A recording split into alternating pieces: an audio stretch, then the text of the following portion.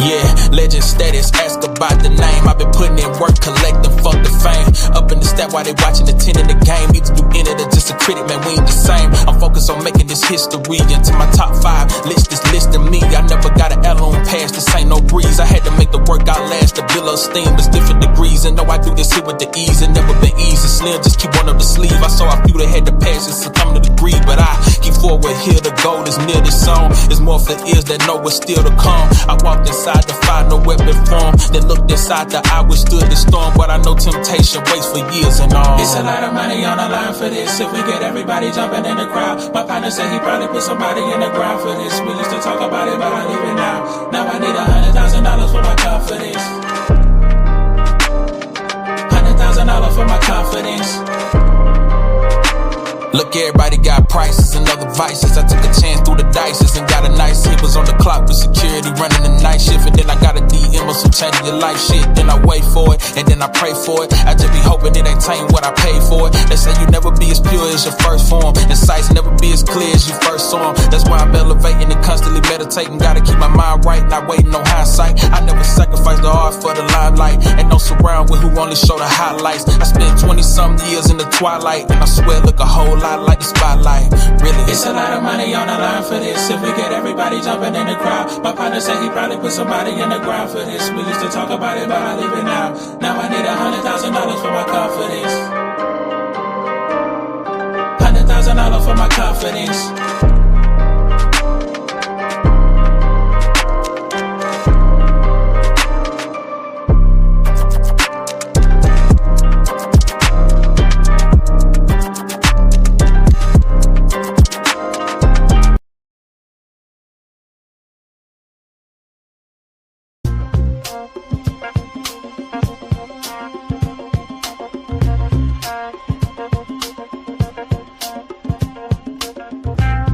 Not this shit again. Oh, the sisterhood on they bullshit again. Reasons you're single, part 5011. You shoot too loud. Man, say.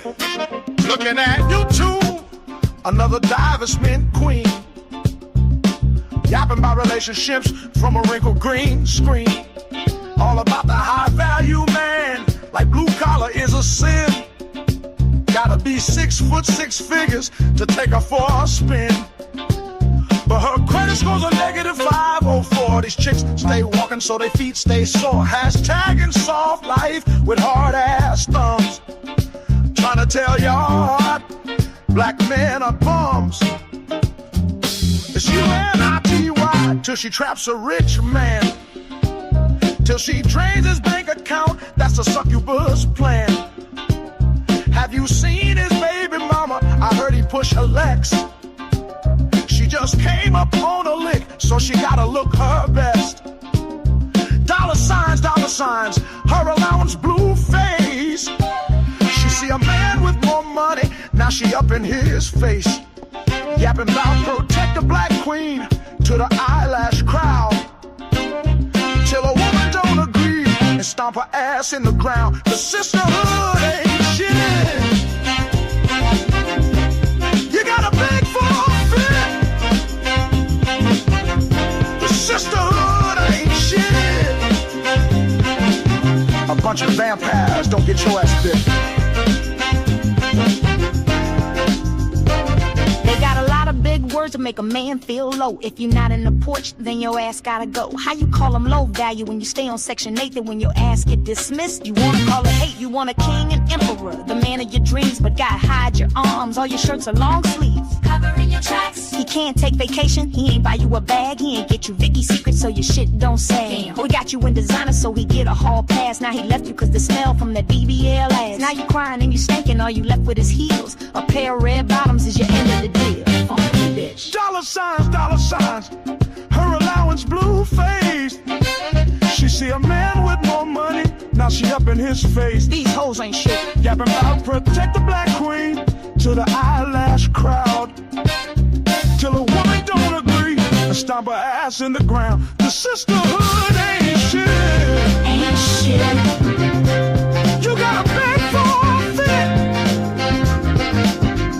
The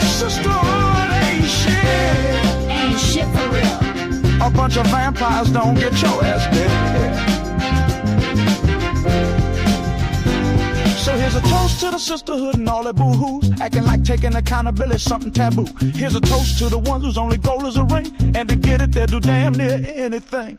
The skeezers, the schemers, the ones you can't trust, the ones that think they caught one but get left in the dust. This ain't for all women, the real ones I love. Real women, keep your head up, y'all as sweet as a dove. The sisterhood ain't shit, man. Pass me, what place are you in? If I'm in second place and you pass me, what place are you in? First. First place. Yes. I'm in second place and you pass me. Well, how would you be in first place? Because I passed you. I passed you, so I'm in first. I'm in second place, though. Congratulations. Now I'm in first because I passed you. I passed you. Are we running? Are we driving? It doesn't matter. I passed you. I'm in first.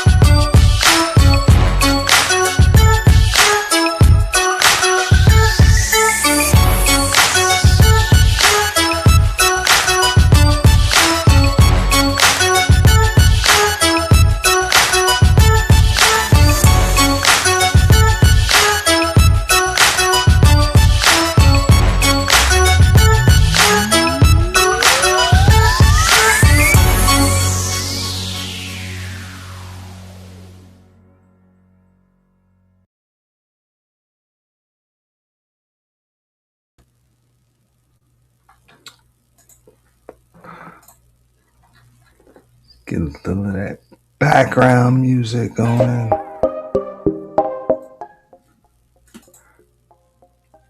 Man, good evening, everybody. Hey, y'all do your boy a favor. Make sure y'all like the stream, share the stream, support the stream through Cash App, Super Chat, Super Thanks if you catching the replay. Tonight, y'all heard the intro, you know what I'm saying, Sisterhood Ain't Shit theme. But guess what? The ladies of the Sisterhood, y'all safe tonight, man. Y'all safe tonight. Right now, we're actually going to go to the fourth part of that shit. All right? Because I've been telling y'all, it's really this fourth part right there, which is to blame him for all of it. Now, I'm going to show y'all exactly who y'all can blame for all of it.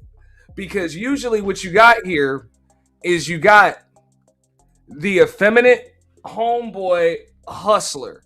You know what I'm saying? Now, this was a game, if y'all remember Kevin Samuels, he used to play this game, right? That's the way he would get him in the building. Motherfucker would light candles and shit and have some shit lighting, a pendulum in the back, and some cool, you know what I'm saying, like R&B / jazz shit playing in the background, you know. And then the motherfucker would just perpetuate goddamn chaos with what the fuck he would do. Now, I got a clear example of the effeminate hustle. Like, that's really what it is. It's the effeminate motherfucking hustle. Niggas, and this is the great value brand effeminate hustle. What you see here, this is a brother named Ask a Brother podcast. Okay. Does some similar shit. Has a call-in show. Supposed to be, going at the manosphere or some shit. And got the homegirls on deck. Hey girl, you know what I'm saying? One of them niggas, right? You know what I'm saying? I'm gonna show y'all examples tonight. Now, the reason why I'm breaking this down is because sometimes, ladies, yeah, it is your fault, but it ain't necessarily your fault, but it is your fault, but it ain't y'all fault, right? Because these motherfuckers, these niggas here are the real problem. And every now and then, actual men have to protect you from yourselves. And I'm going to show you all of the examples because what I saw last night, this was extremely fucking disturbing. It was extremely disturbing because I usually sit in the clouds. When y'all see me break down my content and shit like that on videos, what you don't see is you rarely see me breaking down content about just women going at it with women, unless there's like a nigga in the middle, being a football. But every now and then you see niggas voluntarily get in the middle and be a football and perpetuate goddamn beef. Now, it's niggas like this. Facts. And let me give a shout out to the chat. What up, Chicago Rilla? May the Alchemist. Shout out to the real sisterhood in the building. I got Sheila E., the Quiet Storm. C. Cantrell's in the building too. I got Mella, in the building as well. And you are absolutely right. Now, apparently, because I combed through a lot of content, and apparently, brothers like this be married and shit. So I believe these niggas being like lavender marriages. I don't know for sure, but we're going to break it down. We're going to talk about it. What up, Love Wisdom? Shout out to Love Wisdom in the building too. Love Wisdom, get her a round of applause. You know what I'm saying? Raven Knight, what up, what up, what up? Black Pearl, Cynical One, Big Bridget M, what up, Bridget? Hamblin Jones. Trinity's always first. Even if you're in second and she passes you, she's still in first. What's up? We got to play that one for Trinity one more time. If I'm in second place and you pass me, what place are you in? First. First place. Yes. I'm in second place and you pass me. Well, how would you be in first place? Because I passed you. I passed you, so I'm in first. I'm in Yeah. She is first, no matter what. Shout out to Trinity. Okay. Now, what the fuck is a lavender marriage? Is when these effeminate menstrual show motherfuckers that really are into men just get married to a chick. And it be out in the open and shit. It be in the open. They just do that shit to keep up with appearances, maybe even make babies and shit like that. But they still be in the... That's them lavender marriages. Okay? I wouldn't be surprised if that's the case. But I'm not just going to put that on the dude. I don't know about that. All right? Now, keep in mind, motherfuckers like this... And I'm going to give you guys some context and some backstory without getting too messy. But I'm going to just be real. Motherfuckers like this come around your chick. Because if you to come around my chick, I had niggas like this try to come around before. And you just got to check them motherfuckers. Like, for real. You just got to check them. Get them the fuck out of here. This is worse than having a messy ass fucking homegirl. Because every now and then you got to deal with that. You got some messy ass homegirl that always in this shit. And your old lady don't want to get really away from her. But some nigga...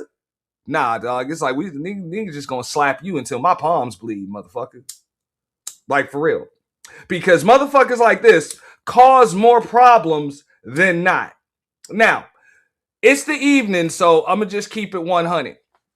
All right, and I'll give you guys some backstory so y'all understand.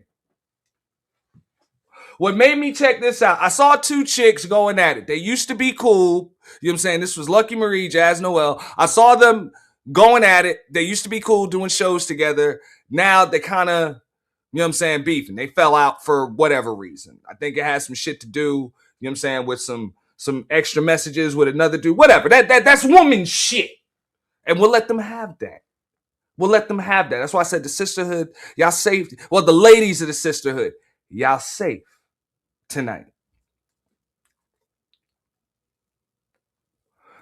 But when I see a nigga that's not a relative or a coworker getting in the middle of that shit, playing both sides, pretending to be cool with everybody, but still commenting on that shit instead of just saying, look, man, that's between y'all, man. I fucks with both of y'all, man. Don't put me in the middle of that shit. Like, that's what grown-ass men do. They don't get up on panels with both of these chicks while they fucking beefing and be talking behind the scenes, laugh, laugh, giggle, giggle, ha, ha, key, key.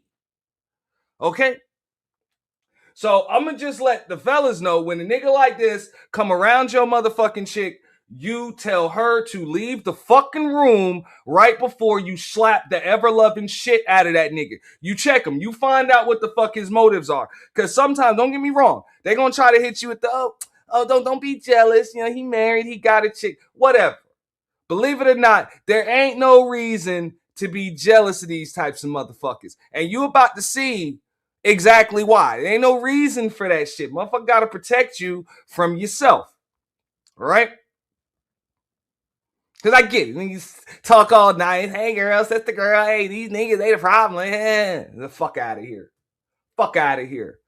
Because to be honest, if you was trying to fuck my chick, I still wouldn't respect you, but nigga, I would understand. I would understand, because you know what I'm saying, she my chick. Of course you want to fuck, bro. All your niggas do. You know what I'm saying? I get that. Whatever. But still, get the fuck out of here. Like now. Well, I was just trying to fix things with the girl. Fuck that. We don't need fuck you. All right? No new friends, nigga. You know, no new friends. We just making enemies over here. Fuck out of here. But niggas like this, oh, nah, that wasn't it. Okay, so what the fuck is it then? The fuck is it? The fuck you around for? Fuck you around for? You up in women's shit? You see these women fighting? You ain't selling white t-shirts and water guns at the door, motherfucker. What the you ain't trying to fuck nothing? What the fuck is your motive, nigga?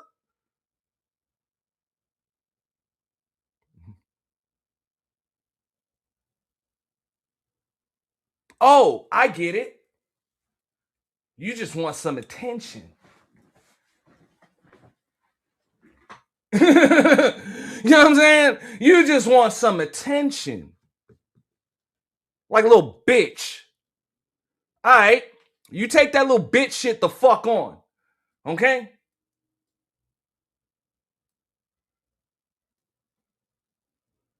My chick got enough fucking homegirls. She don't need your ass too. That's the way you got to check these niggas. So I'm going to show you. I think this shit is over the span of maybe about 48 to 72 hours. The way this motherfucker, this nigga, literally plays both sides. Let me show you this shit. This shit is amazing. Fucking amazing. You cannot make this shit up, right? And immediately, as soon as I saw it, I'm like, yo, nigga got to call this shit out. Real shit. Like, before I even get into this, you got to see the fake ass effeminate homeboy hustle. Like, this great value brand, nigga got the fake plant and shit, fake house plant in the back and shit. Yo. Yo. Fucking polyester blazer on and shit. Yo, you cannot make this shit up. Shout out to Kevin Samuels. Like, for real. For real. Look at this shit. You know?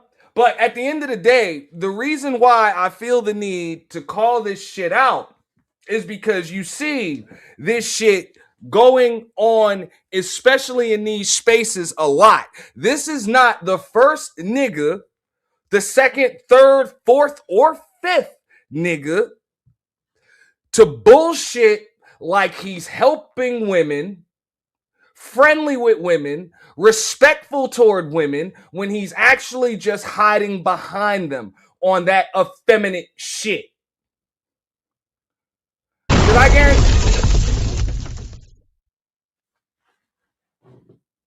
he's tagged. So you ain't got to come up unless you want to, or you want a response or something. You want to do a response or some shit. And fuck out of here, bro. Niggas about to check you, bro. Because at the end of the day, we know you're not friendly, you ain't respectful, you're not protecting them, you hiding behind them like the bitch you are.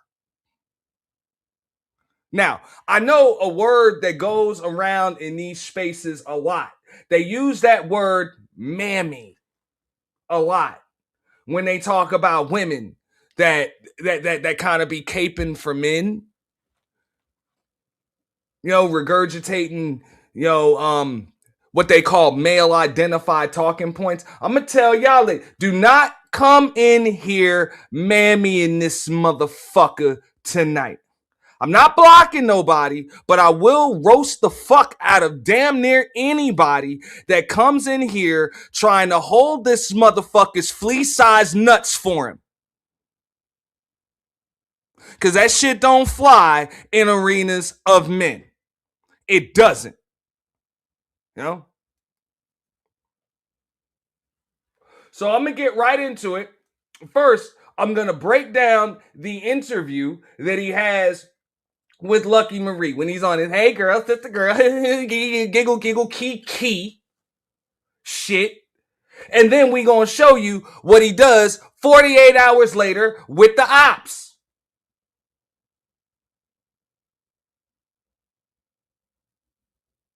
Now, what I'm not going to do is I'm really not going to break down all of the gory details and give you the backstory on why these chicks are beefing, because again, that is chick shit. It does not concern me, and it really shouldn't concern no other nigga, man. You either going to watch that shit, maybe your titty will pop out or some shit, whatever. Hopefully your chick don't jump in, whatever. But if them chicks gonna fight and ain't none of them yo chick, what the fuck you in this shit for? Let's get into it. Jeff, St. James, the revolution is going to be because of us. Do you think that your followers truly know you or the version you've curated for yourself that you put on social media? All versions are me. I think they know the version I choose to tell them, which is the version of, depending on what we're talking about, if it's my struggle with religion, because I was raised Christian, but I have a lot of questions that Christians can't answer. Same. I don't agree with how Christians act. I think everybody who says they're Christian look like the people in the world, So I may do content that's regarding that, and then they'll get to learn my mindset with that. I may do a little bit of funny gossip stuff that they like and they want to chit chat about. So it's just like we on the phone talking. And I'm going to talk about that. So it just depends on what we're talking about, or my rants. I'm like, y'all, this is a ghetto stream. And the reason why I'm breaking this shit down, you know what I'm saying, for the ladies, the ones that are trying to or have some kind of sisterhood going, this is one of the reasons why you fall the fuck out. Usually you get infiltrated by some effeminate homeboy hustler.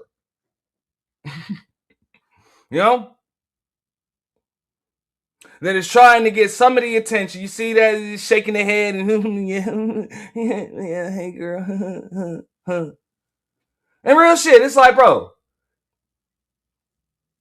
you gotta ask that motherfucker, fuck your motives, bro. What the fuck you around for?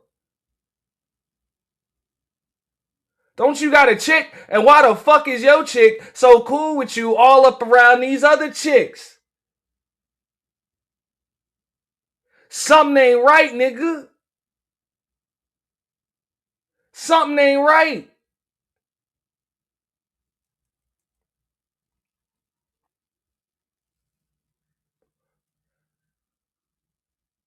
Now, just like I said, whether you're trying to fuck, whether you're just trying to be messy, you trying to get in there, get you a little dopamine rush, trying to get you some extra subs, whatever, nigga, fuck that, dog. That ain't no fuck out of here, bro. That ain't no man shit, dog. And look, I probably should have said this shit in the monologue. I know people say that shit in the space all of the time. They like, yo, why don't y'all niggas check men? That's what the fuck this is. This is a man calling out a fucking man or a wannabe man. Okay? So that is my last warning when it comes to that shit. When it comes to men checking goddamn men, no, it's not just the men you don't like. It's not just the men that talk to you crazy. It's the men that be on that bullshit that y'all might not necessarily notice. The one that done already infiltrated and somehow, some way got behind enemy lines. Real shit. Because this is how they do it.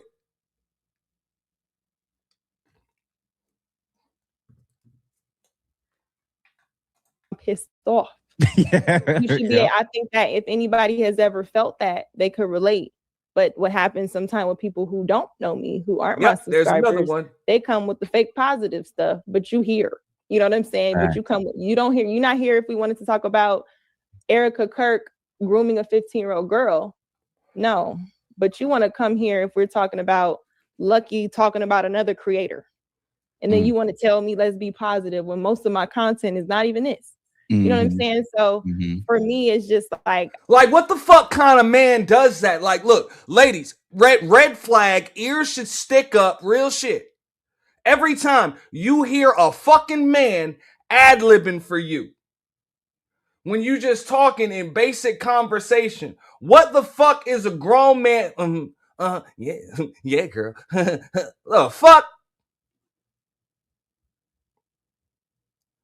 Sounded like Sam Jackson behind Leo DiCaprio in Django. Ad-libbing. Behind a fucking chick, man. The people who have been there since day one and before I done content, they know there's a lot of stuff that I have not said. So at this point, if it's something that brings up drama or something where somebody knows, I feel justified because you created an issue For real. that you knew was an issue in my life and you intentionally did it. And I don't know why. So yeah, I think my audience understands that. And I think, sometime in your life you want to scream. Yeah. Yeah. And shout out to my guy Mont who pulled up at one point and his lovely wife. I agree with you, Jeff, and thank you for the $4.99, bro. I agree with you, Jeff. The way I move, I think if you cool on YouTube, then you cool in real life. It don't work that way. You definitely right, bro. It does not. It does. Like, this space definitely rewards a lack of integrity. This space There's that word again. This space rewards a lack of integrity. I remember there was a motherfucker that was pulling the same shit a few years ago. Always, and you don't even see that motherfucker no more. If you've been around for a while, you remember that punk piece of shit, oatmeal looking motherfucker, you know what I'm saying? Quaker oat looking motherfucker, JL. You know? Joshua London. Yeah. He used to do that. You guys don't have any integrity. Yeah. And then Bomb Cherry told him she'd kick him in the motherfucking pussy and he better not ever piss standing up around her. And then the motherfucker just bitched up and you ain't never see him again. Yeah, those niggas. Like, how the fuck you gonna check a motherfucker about their integrity and you over here hiding behind women to build up your shit? And not even just hiding behind women. This nigga is like a goddamn arms dealer, like a lord of war when it comes to the shit going on with women and niggas. Because if I'm not mistaken, These chicks, I don't think they ain't beefing over a nigga, but they beefing because of another nigga's presence. It's like, bro, another nigga would only complicate that shit. Unless you about to put hands and feet on that nigga. The fuck you around for? It don't make no sense. It doesn't. So don't let the soft voice fool. Real shit. Don't let the lack of baritone fool you. Okay? This is the effeminate homeboy hustle in full display. Definitely targets people who are honestly being themselves. And I loved your answer to that question about all of what I present as me. Because usually when I ask that question, people have to pick one or the other. And you're the first person to answer it in that way. And it's true. The version I'm presenting to people is truly me, but it's the version that I think is one that I think will be received well and that values wanting people to appreciate whatever it is that I put out there. There's a version of me that how I move outside of this where I really don't think about like other people's opinions. I'm just going to do something and that's the end of it. So so that's both, and both of those are me. Like, I'm not completely 100% people pleasing, but I'm definitely not in the whole, I don't care about what anybody thinks. I fluctuate depending on the topic, person around me, and situation. And the nigga just, like real shit, nigga just literally lifted up his motherfucking skirt just now. You heard that. Like, I was listening to this shit earlier, and I'm like, yo, nigga just lifted up his skirt. Nigga told you, yo, man, hey, I just switched that shit up depending on where the fuck I'm at and what the fuck I want. So right now, I'm the effeminate homeboy pretending to be your fucking yag best friend. Even though I'm not really yag or your friend. But it's some drama going on. It's some tea getting spilled. Maybe I can be a part of that. Get me some views. Kiki. Fucking weirdo ass nigga. Sounds like you too. So I actually respect that. Thank you. Couple more super chats. Spit a poem ass nigga. LL Nick, something to think about. Appreciate you, bro, for the $20. Salute Jeff, West Coast Lucky. Everyone like and share this video. Yeah, man. Everybody, please do. We're teetering around 250 plus people concurrently watching as we speak. So definitely appreciate and thank you, sir, for the super chat. So just 2 more questions.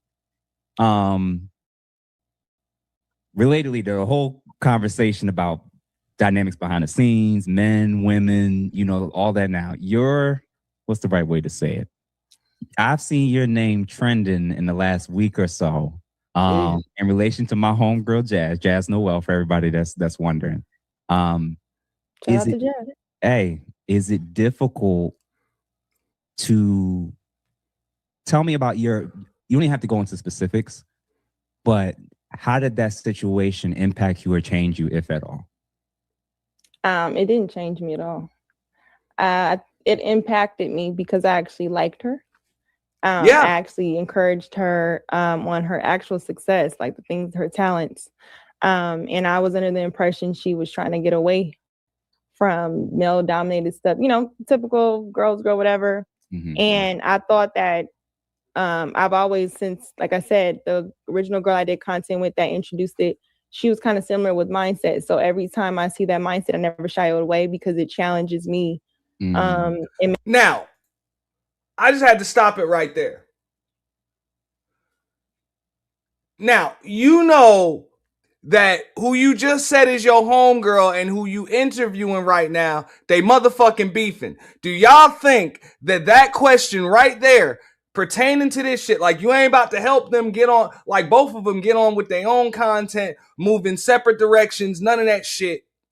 Because that's what a true friend would do. You actually want to talk about the goddamn beef or tea that got spilled in between them. What do y'all think that shit is going to create more problems or solve more? Like, as men, we supposed to be problem solvers. But you got motherfuckers like this that just perpetuate problems. That's what I'm telling you. Man, this is the effeminate homeboy hustle in full fucking display.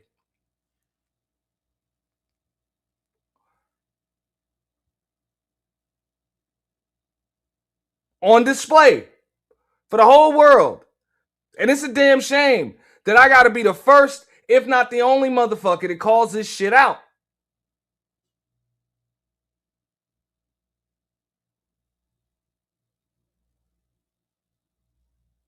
Because even when I did the Sisterhood Ain't Shit series, everybody like, oh, you got a problem with the sisterhood, you got a problem with the... Look, if it wasn't for a nigga that's always trying to be, like, always ready and willing to be a football in the game that them chicks gonna play with each other, even if you ain't there, a lot of this shit wouldn't even happen, man.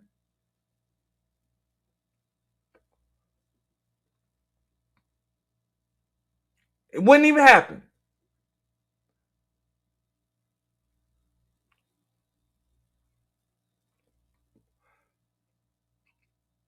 So at the end of the day, you gotta call these niggas the fuck out, especially the ones that create more problems than they solve.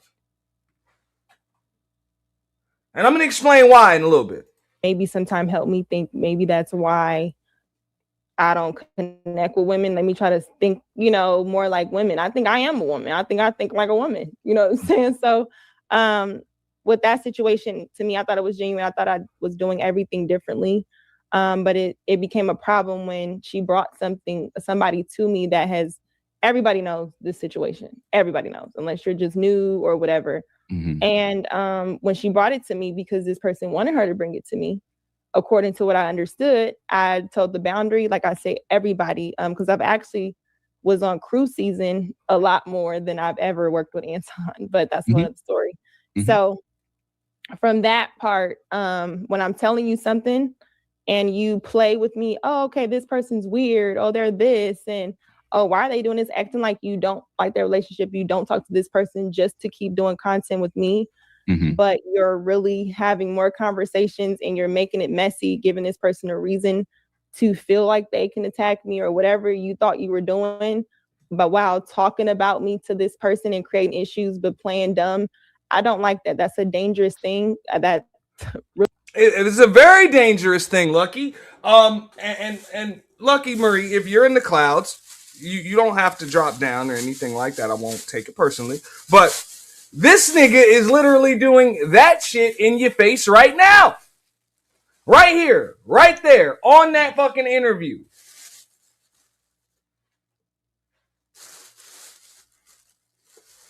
Playing the same goddamn game that a snake-ass, two-faced bitch is gonna play in your motherfucking face, trying to get you to spill your guts just so they get a little piece of the tea.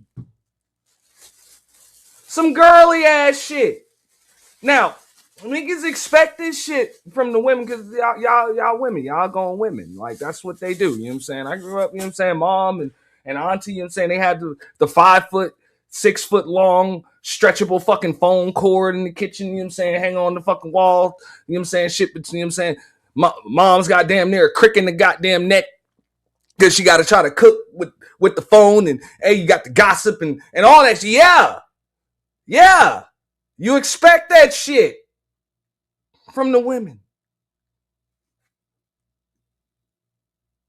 Motherfucking man. That's what I'm saying, man.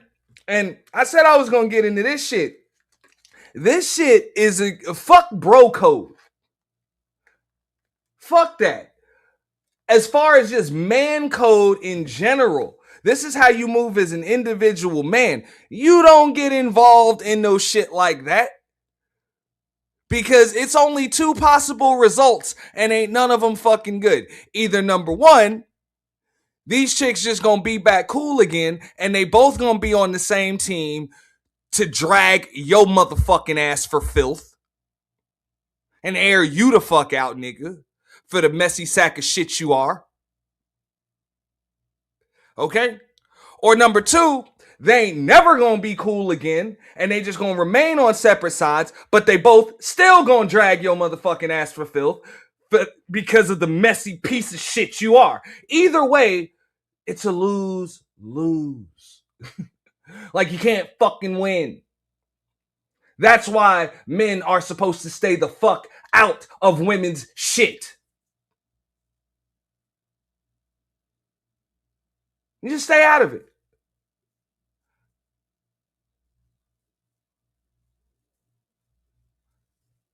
Pick a side if one of them chicks is your chick. But if that ain't the case, nigga, you back the fuck up. Get you some popcorn. Pay attention. And if anybody asks you shit, you don't know nothing.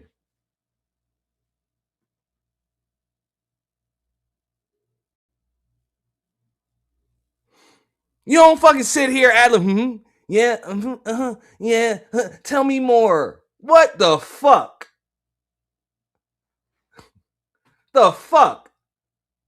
I'm just being real. I know you ain't got no homegirls in real life that actually got a man and you try that fucking shit. Cause nigga, you would have palm prints and shit all over your motherfucking face.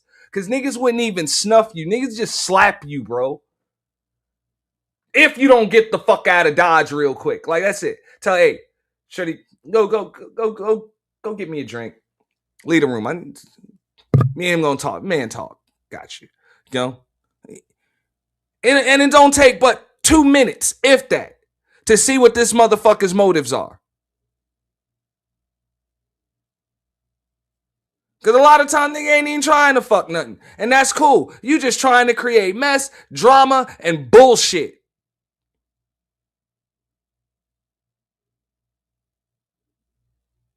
And as far as YouTube is concerned, I guess you just want views or clicks or something. Get the fuck out of here. Facts. That's some dangerous shit. That is the niggas like this is the type of nigga that's gonna, number one, keep your ass goddamn single. Number two, keep you in a fucked up ass relationship that just ain't never gonna work. And they gonna do, but it's all his fault. I don't know why he's doing that. Nah, nigga, it's your fault. Let that woman work her shit out with her fucking man. And definitely keep you up in some shit with other chicks. You cannot win with niggas like that around. I'm telling you. Effeminate menstrual show motherfucker. Really is the reason why I've been in serious situations before where you try to be friends with women and because they're two-faced and you just can't say, hey, you know what, I'm cool with this person. I'd rather not do content with you because you set the boundary, but I'd rather, just kind of keep it, whatever the case may be. We don't know each other. Don't act like you kind of want to build this friendship or you like me on your own or you call me about issues on your own and you want this advice, all this type of stuff. And you're really talking about me. And there's no reason, like, why? Like, I can see if I did, like, why? And you're really just trying to play both sides. You're really trying to get these other creators. And then when it's convenient, people are going to just believe that I didn't know. And then the passive aggressive insults. And then I don't like that. And so to me, when I know it's not going to get anywhere to have a conversation and you are cool with this, I'm gonna make an example out of you the same way you thought you were doing behind my back. So that's just what it was. And I don't really give a damn who thinks it's right or it's not about right or wrong. It was about how I felt justified because here's another female from these spaces who want to use this person according to what I, was under the impression of, or who do messy stuff that is really affecting me in my real life or being able to grow on different platforms. And you're doing that and you think it's cute. But because you get to run to other male content creators like the one that wants to come in my chat and defend you and bring up something about being stabbed, and then you... Shorty ran to this nigga. She ran to this motherfucker.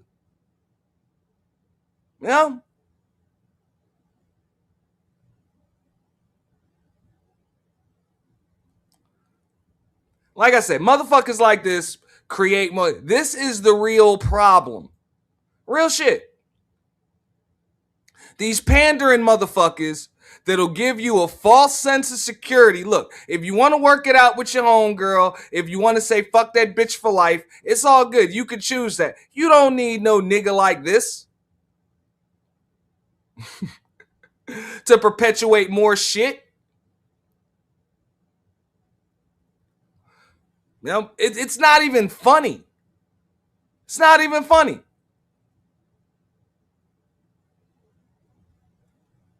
Where I'm from, niggas like this will cause a chick to get busted in her head with a bottle or some shit.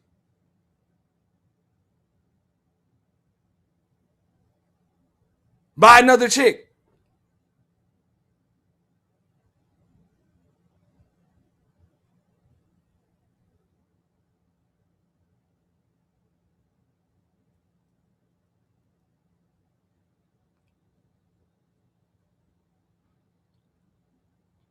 And then as soon as a nigga step to him and check him about his intentions and his goddamn motives, the first thing he gonna do is either bring up some goddamn women or start trying to hide behind one. I'm telling you, man, do not fall for this shit. And that includes y'all, fellas. Don't fall for this shit.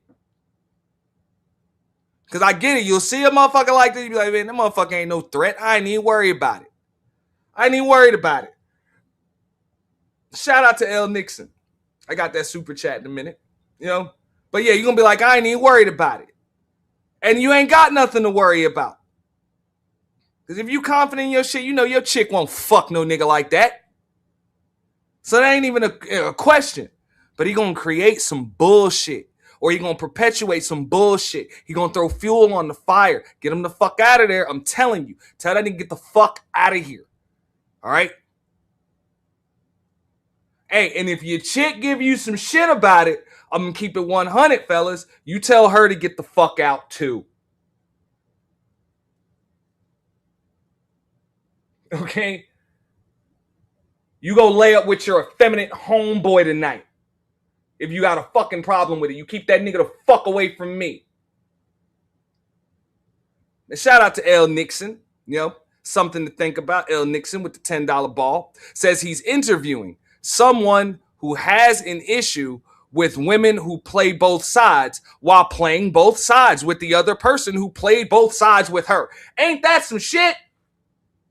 Ain't that some shit? That's what I noticed, and I don't even know this nigga. I think I might have been on like one panel with the motherfucker before. What up, Nisa B? I think I might have Peaches. I see you. Look. But I can see that shit.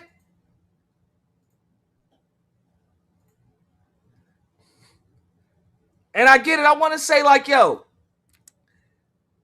like I say, it ain't the lady's fault, but it is the lady's fault, but it ain't the lady's fault, but it is the lady's fault, but it ain't the lady's fault. Because at the end of the day, yeah, it can be avoided, but yeah, they're still fucking women. So they're gonna fall for this stupid shit from time to time. Like often. Like you talk to them soft and pretend to be, yeah, I understand, girl. Hey, girl. Yeah, they gonna fall for that shit.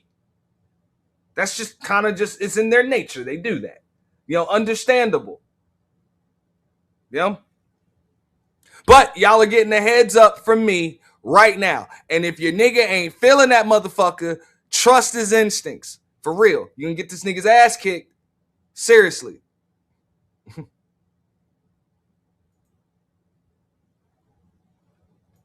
Still work with them, but you're a girl's girl. You cool with that person saying that? You can kiss my ass. That's really what it was. So, you know what I'm saying? And I'm out here again by myself, defending myself. Well, I'm going to ask you this straight out. Listen, I'm going to ask you straight out then. Do you regret the relationship you did have with Jazz, or do you wish it could improve? I absolutely regret it. Absolutely. I honestly want to delete all the videos, never existed. Because it's embarrassing just on my part, because I know where my intentions were, you know? And that's just what it is. And people warned me. I didn't listen. So. And real shit. If you a real friend, because I get it, these chicks was cool before they fell out. So if you was cool with both of them, now it don't make no sense for you to fall out with one of them if it didn't have nothing to do with you. That part I understand. But if you a real friend, like if you a real friend, instead of just a messy ass, effeminate, menstrual ass nigga, what you gonna do right here when she says, hey, absolutely not, no, we ain't gonna patch shit up. A real friend would just say, yeah, I don't want to talk about it. Okay, I guess you don't want to talk about it no more, so I won't even bring it up no more. So what are your plans for content in the future? Whatever. Next topic.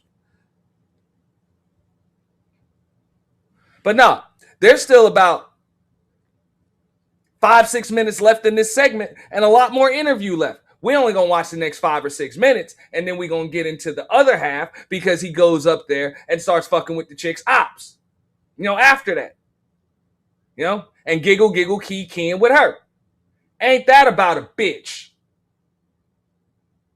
Man, shout out to L Nixon again, man. Y'all be like L Nixon, you know what I'm saying, who is our official show sponsor for the evening. Shout out to L Nixon. He said he saw her live and didn't tell her before asking her to do the interview. That was, oh damn, let me start over, man. Y'all don't mind me, man. I'm gonna have to start drinking so that way I can start reading shit properly.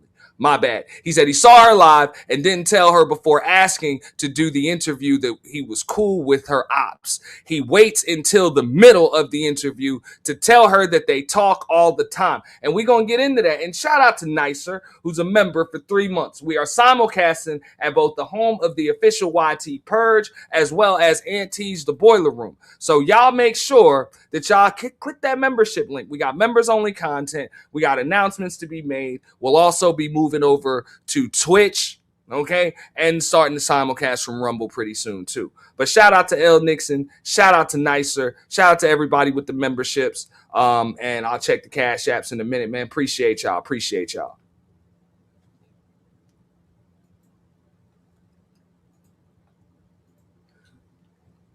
And is there any version of a response? But that's the problem, studio. That's the problem.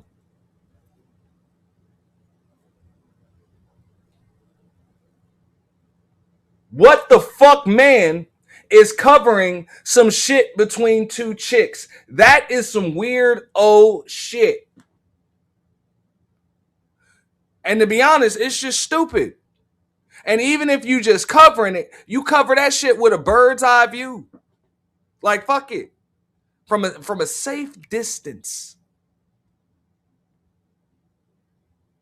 You don't play both sides with no goddamn way. Like I said, that's against man code right the fuck there.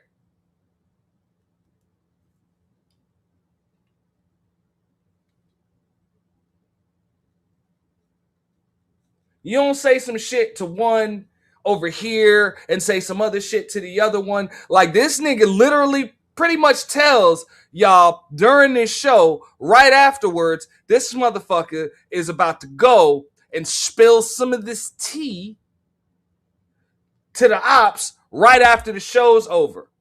Again, I could give a flying fuck about the details between these two chicks because they're fucking chicks and ain't none of them my chick.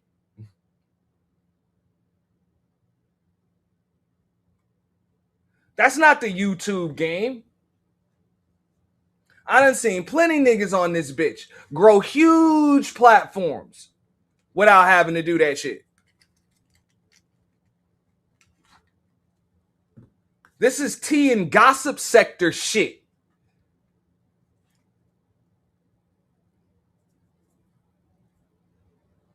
This is some great value Kevin Samuels shit.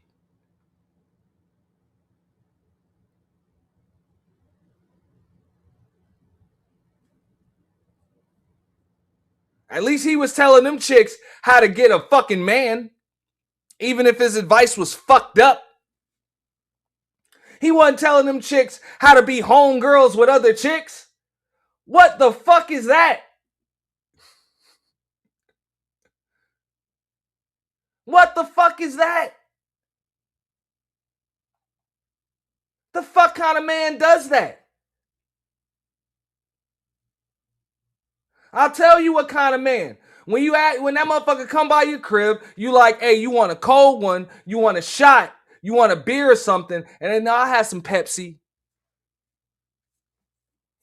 You have any wine? Ass nigga.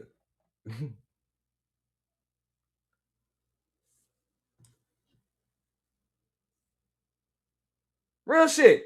Nigga, drink your whole goddamn gallon of fucking orange juice. It's like, bro, that ain't shit but chaser, motherfucker. That shit chaser for the chicks. You drinking that shit like it's the only thing in this bitch to drink. Fuck out of here, man. Ain't no vodka in your glass, nigga. Fuck out of here. She could give you that will cause you to see her in this situation any differently. I would ask you, when people show you who they are, do you believe them? 90% of the time, yes. What happens when you don't? The 10% of the time when I don't, They still are who they are. I'm either proven right or wrong, but it's usually related to more information. And so at 90% I'm with you, but that 10% is it's usually related to curiosity over the value of the relationship itself. If I saw value in you at a particular point in time, and there was a reason for why that was, for why I want to connect with you, why I want to be friends with you, why I'm cool with you being in my life and us connecting together. That was real to me. That existed. Like there was a thing that was actually positive, there was positive energy there. We were building, we were growing, like something was happening. Or maybe you. Possible. See, this is why I think I have a unique space on my channel, because I've learned that lesson so many times. It's what got me stabbed. Being friends, thinking you can defend people, and female bullshit of not being accountable, being whatever, being messy. That's just call it what it is. You're being two-faced. But what I do is consider messy because I call you out. I'm not creating nothing in your life. I'm not going nowhere. But what I get to do is hide behind men who have an invested interest in what they do to be messy to women and go and say the things that they say to me with your support, Miss Woman who can't get support from men. You get a lot of support. But this is the narrative so you can portray a victim. To me, that's a dangerous mindset. And I'm not even putting nothing on nobody. So I've learned that lesson already. If you show me you're a two-faced person, especially with someone who's harassing me, who finds different reasons to bring up to justify why I can't make different content on this platform. I can't go here. This person's behind talking to this person, just making it very difficult. You are participating in that so you can get a little bit of attention, so you could. Boom. I don't even know if Lucky realized that shit on this show, but she is calling this motherfucker out right here. Or maybe she thinks she talking about Jazz. I don't know, but I can tell you, you're also talking about this nigga right here. Just messier than a motherfucker, man. Fuck out of here. Shout out to L. Nixon again. You know what I'm saying? With the $5 ball, man. Making it rain on you, boy. Appreciate that. You know what I'm saying? L. Nixon said, and then he said he not messy and called Fatty messy when he had nothing to do with this interview after trying to get subs from him. And that's messy as fuck. Yes, it is. This whole shit is messy as fuck. And it is being perpetuated by a nigga that has his full on, face first, effeminate homeboy hustle on display.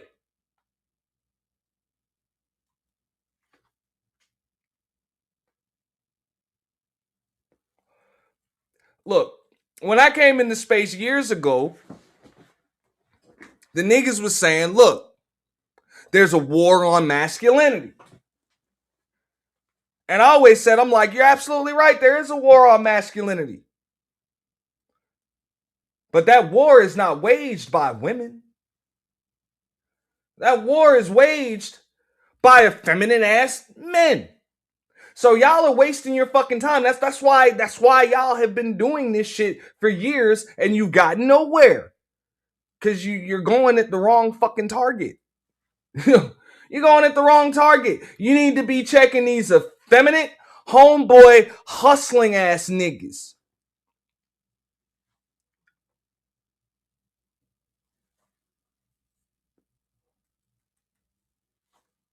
Because they the ones that muddy up your motherfucking waters. They the ones that make it so you can, hey, according to you niggas, she don't allow me to lead or be the man or whatever. Because this shit gets so goddamn muddied the fuck up by these niggas that they think that this is how men move. You know? They talk like they whispering in a fucking phone at 16 fucking years old.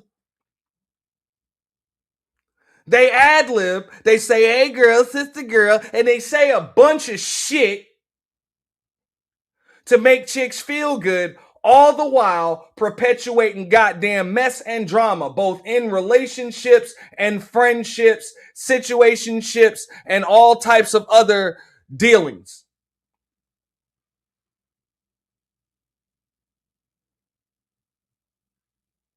80% of that time that y'all niggas spend cussing out and going at women, 80% of that shit, you might as well put it in to going at motherfuckers like this.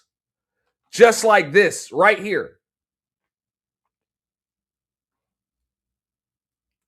This is your enemy.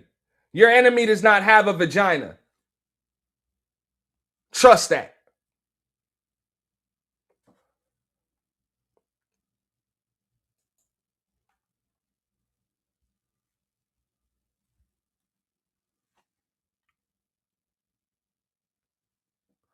Your enemy is up here spilling tea, you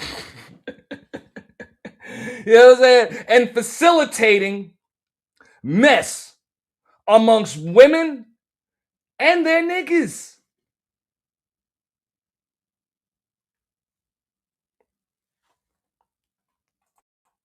That's good for you, but you don't get to do that with me, and people don't get to call me messy because I want to call a person like that a dumbass bitch. You don't just get to do that. You just don't get to do that. So I mean, people can have their little spats when they're on the panels about these dumb topics, but when somebody really in their real life want to be, nah, that's you as your character. I don't care how you look. You ain't. It is what it is. So now, how the fuck is that gonna look? All right. If your homegirl, ladies, if your homegirl got a goddamn YouTube channel or a radio show or a platform or some shit, and she just lets your ops come onto her fucking show and call you a dumbass bitch, without you being there to defend yourself or clap back, is that still gonna remain your homegirl?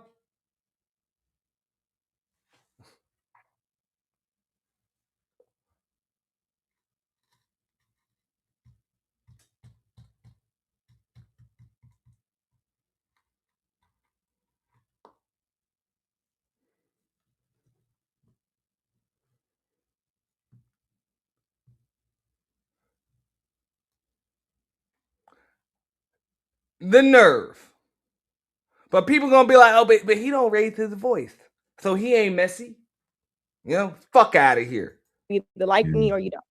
Yeah, now again, you did open up with that answer with stating that you do regret the relationship, and you know the therapist in me. That's literally my background. I'm always gonna be trying to hope to reunify, but now I understand it. I understand your lens, and I'm understand Jazz's as well, because I've spoken to her.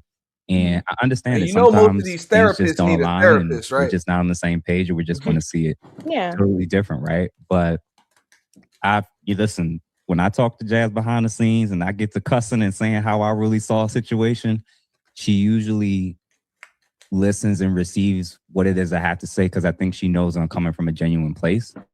And I know, if I could speak for Jazz, apologize, Jazz, if you didn't want me putting this out there. Fuck out of here, nigga. Fuck out of here, nigga. Real shit. We're going to spin that back one more time. Okay? Because I want y'all to get a look at old girl. And I know, fellas, y'all going to want to get a look at it, you know what I'm saying? Because Lucky easy on the eyes. So, yeah, get a look at her body language. Because she ain't really feeling this shit when this nigga's saying this shit. But he's still talking. Just a messy nigga. You know? You listen, when I talk to Jazz behind the scenes and I get to cussing and saying how I really saw a situation, she usually listens and receives what it is I have to say, because I think she knows I'm coming from a genuine place. And I know, if I could speak for Jazz, apologize, Jazz, if you didn't want me putting this out there. What you saw and how you framed it, I see and understand 100% of how you got there. Her version of how these things unfolded totally makes sense to me, why there's such a massive disconnect between you two. When I say the regret you have, I don't have a regret. No. That- The regret of being in a friendship with her or even having a relationship with her. Like you're saying, you regret that. Oh yeah. Yeah. I can Yeah. see. I mean, well, why let that me was tell you said. this. Let me just say this, right? And I get people. I talked to her on the back end without all information. So she just told me shit, and I really just believe she just was dumb. What's and up, no. Fantasy? I- Yeah, what we're doing here is we are exposing the effeminate homeboy hustler. Okay? So, even though this probably should have been part of the Sisterhood Ain't Shit series, but the ladies are safe with this one because y'all really are not to blame for this shit. You got niggas that are acting like little fucking 13-year-old goddamn girls. Okay? Just trying to be all grown and shit, up in grown ass women shit, going back and forth. Real shit. It's the effeminate homeboy hustle. And it is on full display. So I'm calling out this great value brand Kevin Samuels motherfucker here. Yes.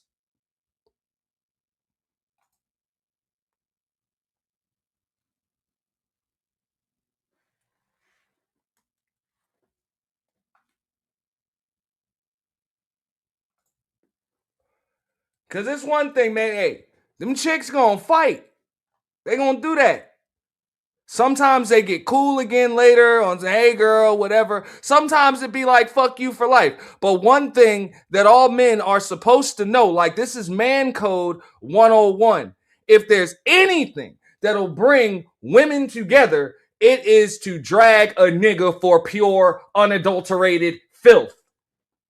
So you can't win with this shit. So what the fuck is your purpose? And you ain't trying to fuck nothing. You ain't trying to stick nothing. So what the fuck is your purpose? I know what it is. You just trying to get some goddamn attention. That is some effeminate shit.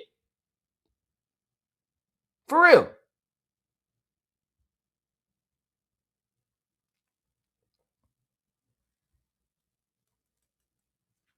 And I don't know if niggas is scared to call this shit out.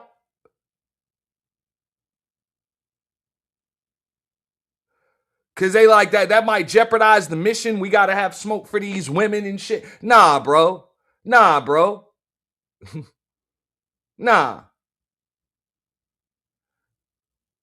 You gotta check this bullshit.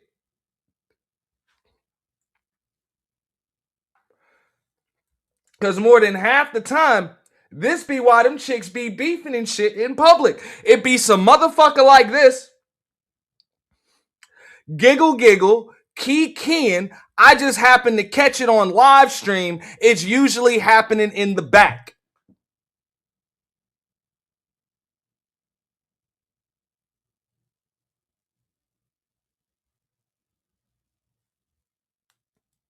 And the shit happened in real life too.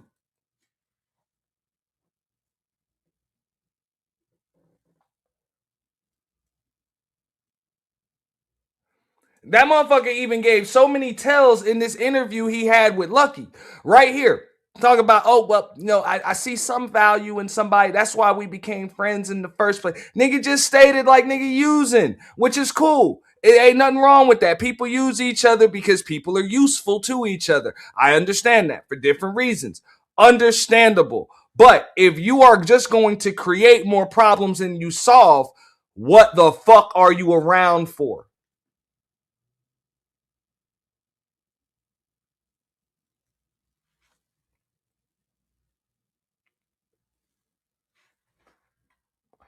Telling you, this nigga says he has a background in psychology and he's a therapist and shit like that. Yeah, I get it. You one of them therapists that likely don't miss an appointment with your fucking therapist. I'm sure of it.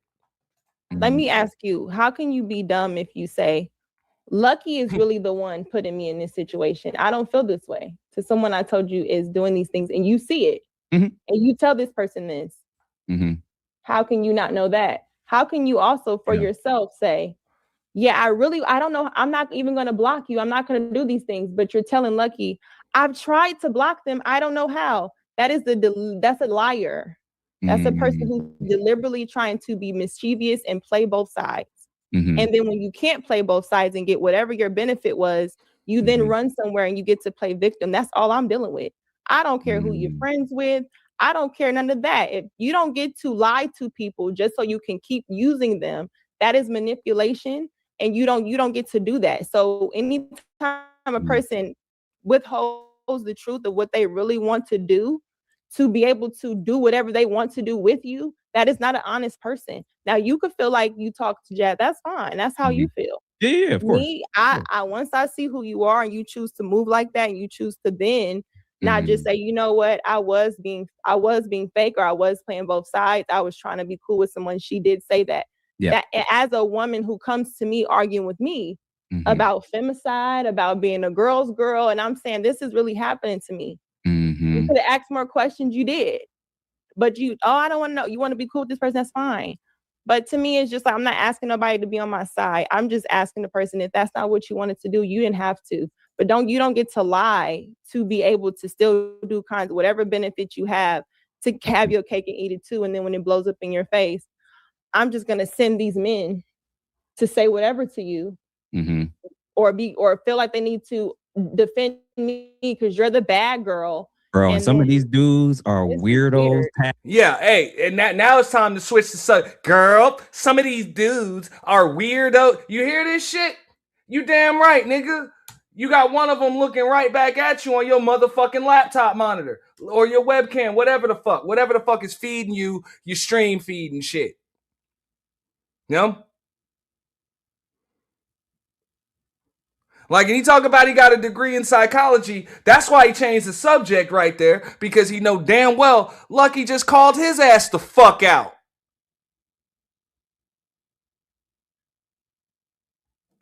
On that bullshit. Now, we're going to get back into the next one.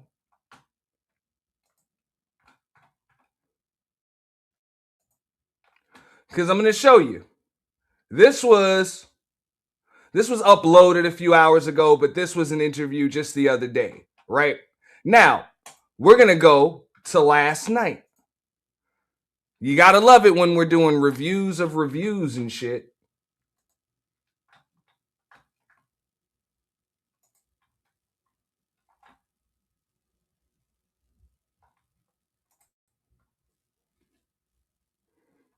Okay? Now, we got the woman in question, Jazz, her stream. She's breaking it down. Now, she has not dropped the link publicly. I'm going to give you guys a little bit of context with that. She has not dropped the link publicly. So that means she had to send the shit out in private. Okay? So she going to make sure one person gets to click this goddamn link. To come up with that when he's just fucking saying, yeah, we talk real, and that's the way we communicate, right? Like that's our banter in the conversation. Ain't no calling me and snapping on me and I'm submitting to him and da da da da da da. Y'all are bozos. I think some of y'all need a break because you spending too much mind power, right? You spending too much mind power creating things that aren't real. It's crazy. But you guys, we're going to get into it just a little bit more. I want y'all to help me welcome to the stage Ask a Brother podcast. What the fuck is up with your What's going on? Ask a Brother. With your messy ass. These chicks know you a messy ass nigga. They know it. Let's go. Saddening. What's going on with you, man? Listen, I my name is out in these streets, and I thought I was just asking an innocent question. I didn't know I was doing so much bad, so much wrong. I'm trying to figure it out too, and I'm glad you're here because I would love to unpack. Just a little bit. I won't keep you long, but I would love to unpack, the reasoning behind your words in this moment. in this exchange with this young lady. So I just played the clip. I don't know if you saw it, but I'll go back just a little bit so you can see where it was. Let's see. Behind the scenes, and I get to cussing and saying how I really saw a situation. She usually listens and receives what it is I have to say, because I think she knows I'm coming from a genuine place. And I know, if I could speak for Jazz, apologize, Jazz, if you didn't want me putting this out there. What you saw and how you framed it, I see and understand 100% of how you got there. Her version of how these things unfolded totally makes sense to me why there's such a massive disconnect between you two. When I say the regret you have, I don't have a regret. No. The regret of being in a friendship with her or even having a relationship with her. Like you're saying you regret that. Oh, yeah. Yeah. I can see. I mean, well, let me tell you this. Let me just say this, right? And I get people, I talked to her on the back end with. I will pause it because it wasn't really about anything she said. It was about what you said. Okay. What you was doing. Okay. Which part? I thought everything I said was cool. When I first heard it, I didn't take it any way either. But I'm talking about the interpretation and the language that you use. Why did you say? What was your reasoning in saying when I talk to Jazz and I get cussing? Explain why that remark was made. Yeah, I mean, basically, like that's first of all, that's a mutual thing. Where like if you think I'm off with something and I could have gone about things different, you can be real with me. You can joke around. You can cuss and be like, "Yo, Jeff, get your shit together." Like something like that's a totally normal, mundane thing that anybody that I'm cool with, both on this social media thing and my real life, if we're actually cool like that, we can have that dynamic. Right. So like, how is it being framed in terms of people talking about it? It's being framed as apparently my nigga. My man is a lame, a hoe, because what? Yeah, because I have a man, right, that I should be submitting to and listening to, but hold on. You are calling me, cussing me out. What? Screaming at me. Yelling at Fuck out of here, bro. Fuck out of here, bro. The fuck out of here. The fuck is that?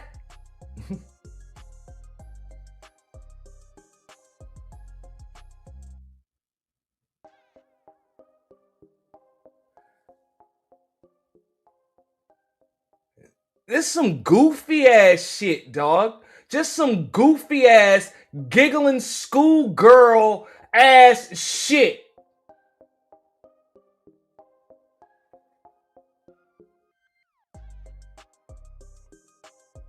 And real shit, somebody said that shit a while ago up here. The devil's in the details. Again, I don't give a shit.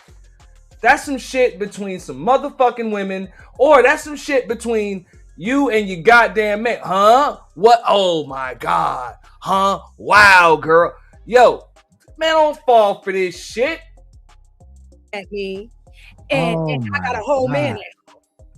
Yeah, that's right, that's how they this is that whole like the combo of like jealous men / manosphere talk thing where it gets. Oh, hell nah. Hell nah.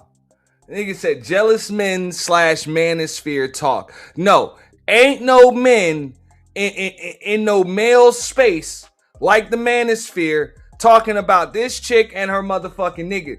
Niggas is checking your motherfucking ass right now. That's what the fuck is getting checked. That ain't no jealous men shit. Niggas is just calling out bullshit. The actual enemy. The effeminate homeboy hustler.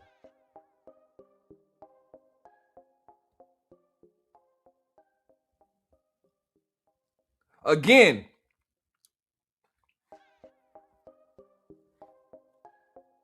Trying to hide behind motherfucking women and trying to direct their attention onto other men.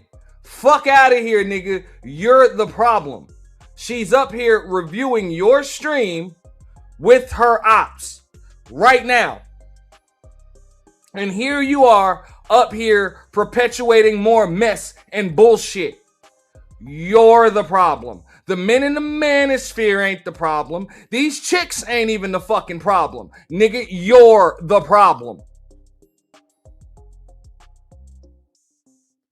Now, if there's any question that comes up that I'm thinking I might have to ask this shit now.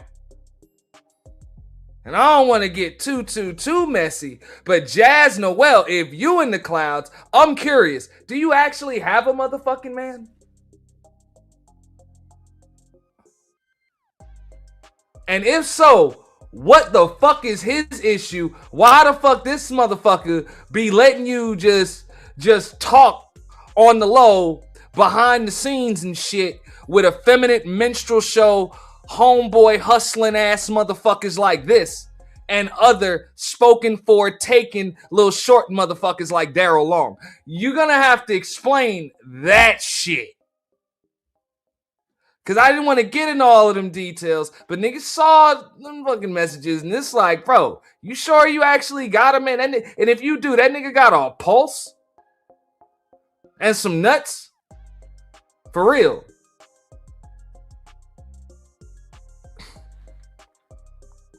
Okay.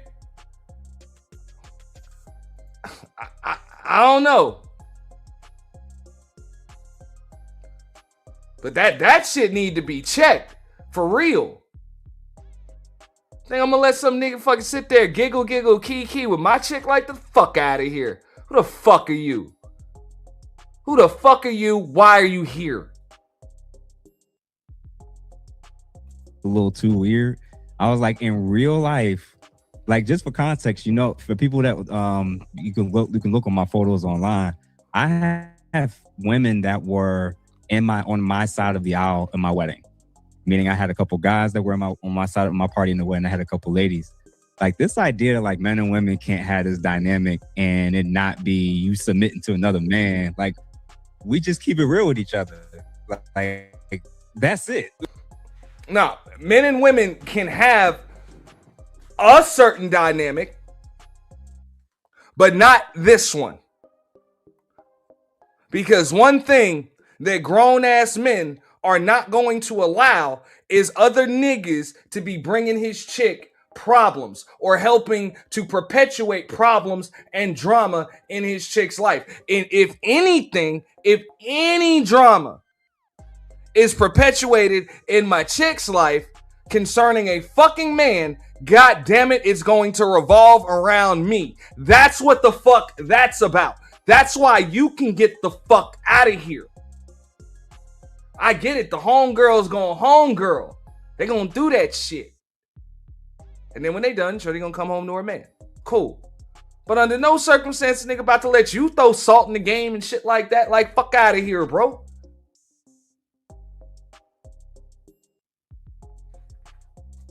Exactly. Nothing more.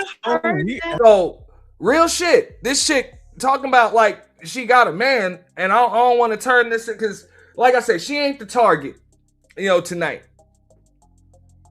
But I know this shit was supposed to start with like Anton Daniels getting exposed, but in the last week, Jazz, you done got exposed for talking kiki and giggle ha behind the scenes with 3 different niggas when you got a fucking man. Am I the only one that noticed this shit? And if this nigga's a therapist and a friend, he can be like, yo, I ain't gonna be around because, hey, I'm gonna just complicate that shit even further. For real. Because I'm confident in who the fuck I am. And chances are, if you got all this other shit going on, I'm about to activate some insecurities in your motherfucking man. For real. So as a friend, I think I need to back the fuck up.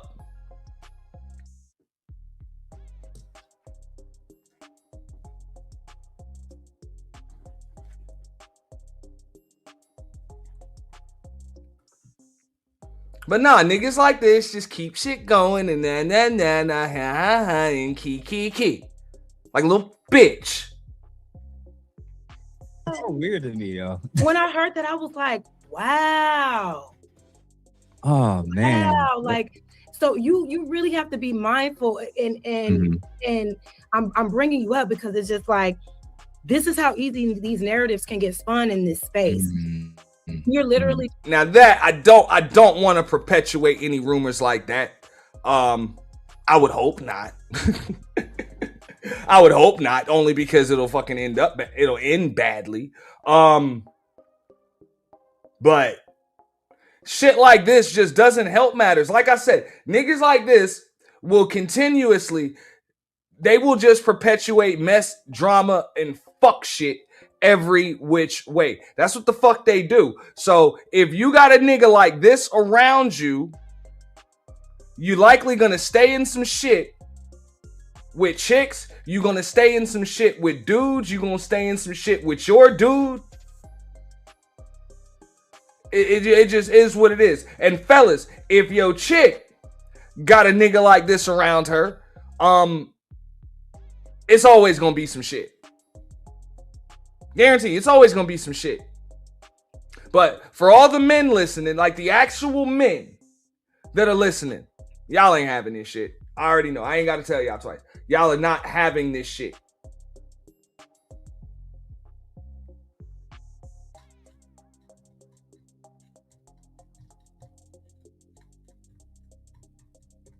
Cause I'm telling you, niggas like this are worse than niggas that are trying to fuck your chick. They're worse. And I'm gonna tell you why. At least niggas is trying to hit something, trying to stick something. Their intentions are clear, and when they realize they ain't gonna get it, they gone. They gone. But motherfuckers like this don't have to get none of that shit, and they still stay around, and shit just be going down. And you be wondering why the fuck your girl's always typing and texting in her motherfucking phone and shit. She always uneasy, you know what I'm saying? Be cussing you the fuck out for no goddamn reason and shit like that. And then, oh, I don't know why, you know what I'm saying? It's always something. You like, damn, what the fuck? Why is it always some fucking drama? You think your chick a drama queen. No, she got a nigga like this around.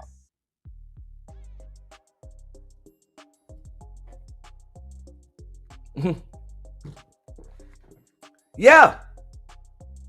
He in the thick of it with her, so they have a common ground that her man can't relate to. That's weird. That's fucking weird. Like, that's just weird as fuck. Because if you got a man, there ain't supposed to be no fucking common ground that some other nigga can relate to you on that your man can't. If so, you with the wrong man. Or your man is with the wrong chick. Or both. That's weird. Like, I can understand doing this shit if y'all co-workers, you kind of want to maybe smooth shit out, so that the workplace environment is still straight, don't nobody get fired and everybody can be productive. I can understand it if y'all family members. Like, okay, you can step in and maybe diffuse some drama.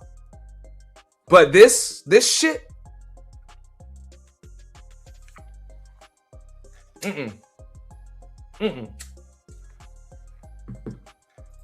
And the reason why I can understand why a lot of people think about it like this. This is like coworkers. I'm going to tell you why it is, but it isn't.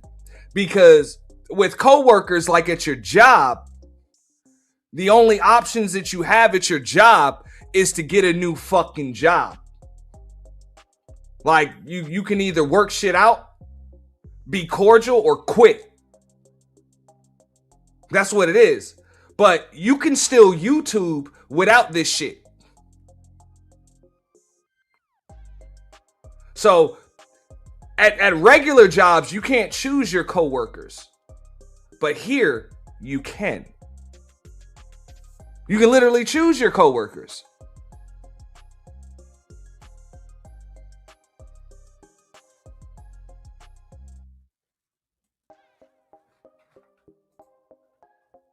just casually just talking and you're just seeing how you interact with me. There are folks out here that want to spin that narrative into something so negative and so far off, right?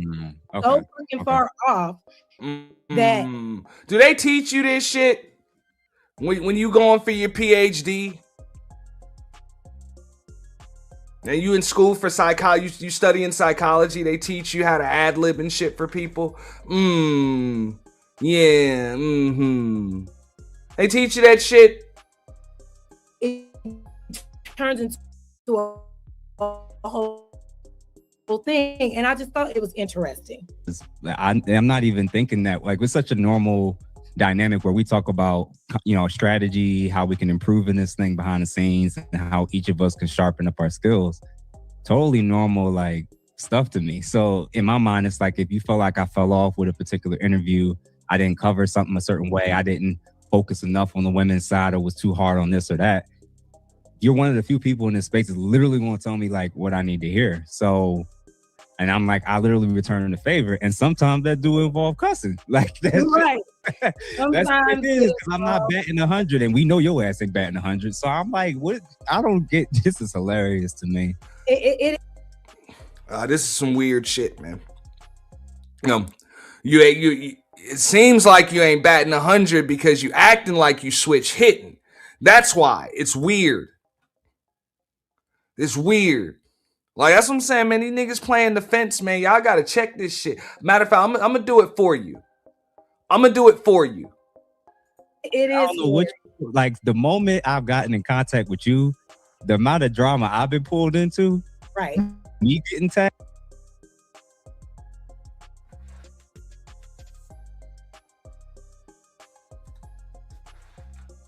This is hilarious to me.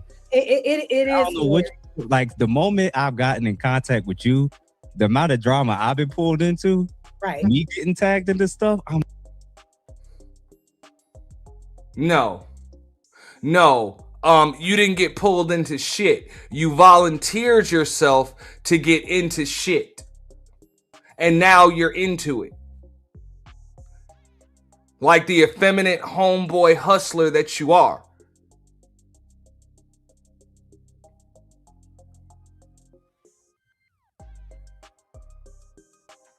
And Mella,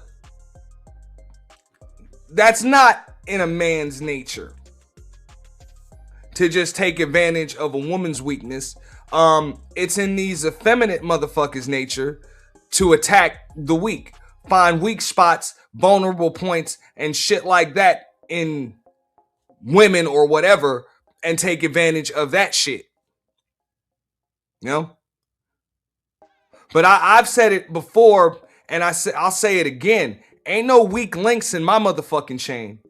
Okay? And that goes for men and women. If I believe that you're weak, I'm about to distance myself, for the simple fact that you'll probably be worthless when I need you the most. I don't look for weak motherfuckers to work with and build with. Or people that are just going through shit, because even strong people can be weak at times. It happens. But you just let them do them. Let time run its course. Let it heal the wounds, and then people come back, stronger. But nah, you don't use that shit as an opportunity to just go ahead and grab clicks and views and shit like that. You do that shit when your ass is desperate, or when you're an effeminate homeboy hustler, when you're a great value version of Kevin Samuels. Like, yo, this is crazy to me. I don't get it. I don't understand it. But listen, man, people in the chat, people really, really rocking with whatever that you're covering right now. So you're killing it, honestly. And I told you this before when we did our interview last year, that if you just lock in on this, the people gonna start to roll in. And as you see, you about to get monetized, I heard. So I'm like, listen, man, you doing your thing for real. Like, you can't. My view, honestly, is like, in these situations, I told you this before, your emotions got to be outside of the shit. Exactly. It really has to be about that, because at the end of the day, if it's going to be emotions, it's got to be like that situation when you're unlucky, where it's like, yo, I really Wish it could have gone different. I'm sorry that it went that way. I wish I would have listened, and I effed up. And this nigga telling you straight up, Fantasy, that nigga telling y'all, look, you thought you had a friend. You thought you had a friend. Ain't no friendship. I'm here for clicks. I'm here for views.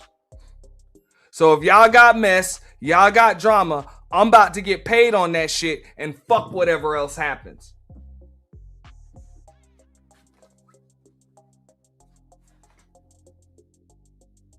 Man, I done heard of people making millions of dollars on this bitch just unboxing action figures and shit.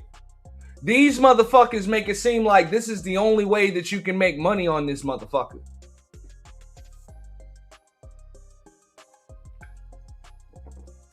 You know? You got people making tens of thousands of dollars a month playing video games on this bitch. It is legit pathetic when I see a grown-ass man that claims to be about something have to do this shit for attention. It is truly, truly pathetic. That shit. Like, that's it. Yeah. You know, but other than that, like, you defending yourself in this space, people get to send crazy shots, say that you don't know what you're doing. And then when you respond, now everybody want to freak out. Now people want to do reaction videos. And I'll be like, that's what I'm learning in the game too. And I know it's a bait. I know it's a bait. I know it's a thing. And I'm realizing now, I'm getting much, much better at anticipating these things. And I feel like if you do that too, you won't take other stuff personal anymore. Yeah, and I definitely have to learn that because I said earlier, I'm a crybaby. I'm gonna cry. I'm gonna be hurt about it. Be upset about it because my emotions are attached to, my personality. I'm not always super pragmatic and calculated and how to maneuver. And I also like accept people for who they are. Like I take it at face value. I'll trust you until you give me a reason not to. But in this sometimes that work, but this time, nah. Not over here. You cannot do anything of that nature here. And I'm just learning more about, like I said, just setting boundaries and just being more pragmatic when navigating this space. And for those in the chat, I guess the young lady that you interviewed in this video, I think she's in her chat.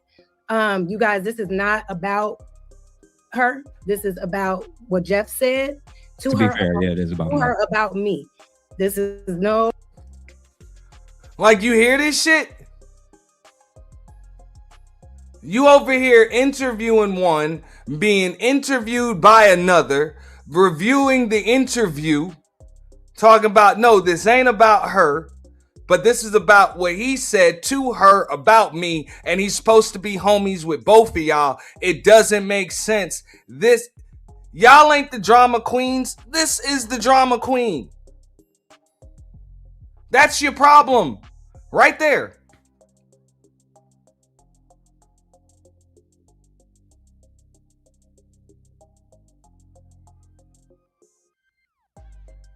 It's like that homie you got that will swear up and down they ain't a thief, but every time they around, some shit come up missing.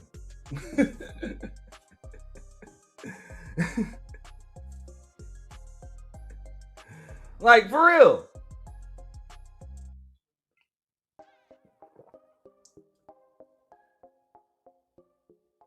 Can't fall for this shit. No issue with what she said at all. So let's not hype that up. But yeah, that's all I just wanted to ask you about, and just get your insight on, So hold on, for me and you having a very simple a back and forth about this situation. Me just saying, like, the idea that I can challenge you, you could challenge me, turned into you're submitting to another man off of this content stuff. Yes. All right, yeah. I'll keep that in mind, man. Bro, that's like I can't acknowledge anything, man. This is weird. It's weirdo stuff. And what I've also realized, man, is I think this content space is set up in such a way to where people that want to see you in a negative light will look at it from that angle to make you negative. Yeah. If that makes sense. Like it almost doesn't, like if I don't like you, then if you're with this person, it's for this negative reason. It can't just be for something you set up 6 months ago, right? So their view is they're going to be looking at you through the lens of, if I have an issue with you, everything you do is going to be negative.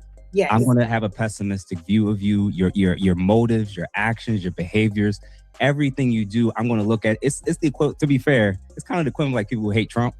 If you hate Trump, he ain't do nothing right all year. But and that's how people I think are going to see you and me and everybody else in the space. You got the people that rock with you, the people that are fairly balanced, and then you got these cats on the other side where it's like it doesn't matter what you do or say. If they've decided that they don't like you for a certain reason, it's going to shape their entire lens of you. And that's probably what's happening here, unfortunately. So it's like me and you having that dynamic. Now people saying you and your man ain't on good terms. Like, that don't even make sense. Like, yeah, we would be cool. Me and him would probably hang out if I was to fly out there. Literally. And you and my wife would have no problem hanging out. Like, literally. That's what I'm saying. Like, it boggles my fucking mind. Like, the lengths that people go to try to just disparage you or to talk down on you or make things up so they can feel better about their stance against you. They want everybody else against you. It's just very immature, like high school shit that I'm just like, hey, y'all keep fucking with niggas like that if you want to, okay? If you want to, but hey, when your ass is always up in some motherfucking mess, chances are that's why that motherfucker came fucking with you in the first place, was because he either saw you in some mess or he saw an opportunity.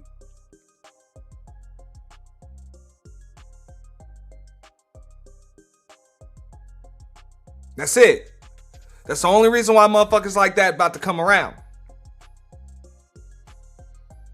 Don't really add to shit. Don't really provide shit. Ain't no motherfucking solutions to none of your issues or your goddamn problems, because if so, nigga would have kept that shit behind the scenes. He wouldn't have did this shit on a goddamn live stream and then another one after that with two different chicks that are going at it for whatever the fuck reasons that chicks go at it for.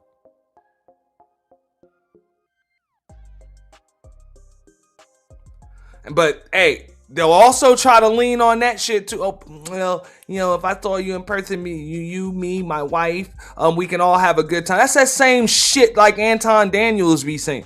Oh, but I got a whole black wife, and yeah, but you still a scumbag, motherfucker. Everybody know that. And this ain't no different. You're a fucking scumbag. Oh, getting a full, I'm getting a crash course in all of this shit right now. So yeah, well, remember, you got to kind of, I told you this before, you got to be like me when it comes to this stuff. Because once you recognize the triggers and once you recognize your crash outs, but also who the crash outs are, right, all you got to do is set things in place. You ain't got to, like, by the time you're saying something, it's usually you planning or doing something in advance. You're not really reacting to people like they think. And when you start doing that, you're proactive. You're not reactive. And I think then you can move so differently in this space where it's like, I think it's just the emotional attachment. It's like 5% of the people in this space you can probably be cool with behind the scenes, but the rest of it is people gonna pick and choose. Oh, for the algorithm, I'm gonna be popular if I go in on jazz. I'm gonna hit if I throw this person. So at that point, you know kind of how people move. And for me, it's like now look at this shit. Does this shit or does this shit not just look messy? Just the still shot alone. Look at this shit. You know these chicks is beefing. There's a still shot of you a couple of days before interviewing the op. And now you up here giggle kikiing with the opposing op.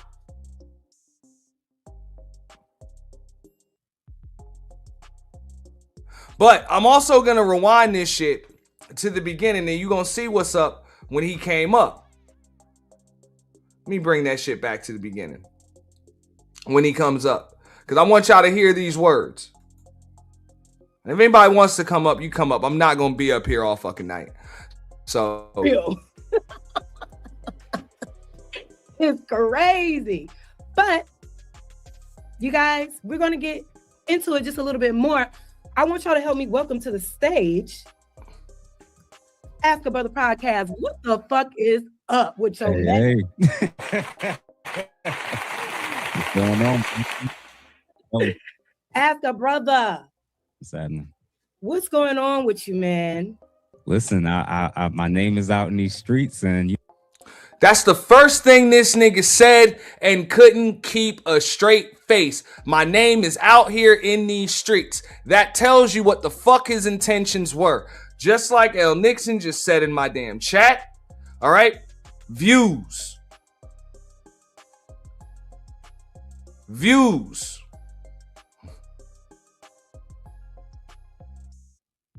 Attention. Like a fucking girl. Like an Instagram thought. Like an Instagram thought with a new booty.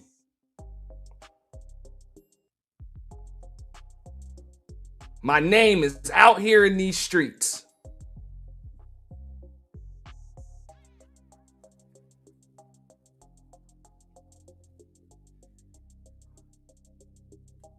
Now, when a motherfucker end up getting hurt or some shit, and I ain't talking about they feeling like, I don't think they understand how this shit be working. Every now and then somebody actually gets hurt. Somebody get ran the fuck up on, get their shit bust open or some shit like that because of some drama and some mess, like the shit actually be on site. You don't know. That's why you stay out of fucking people's shit. If you claim not to be the messy one.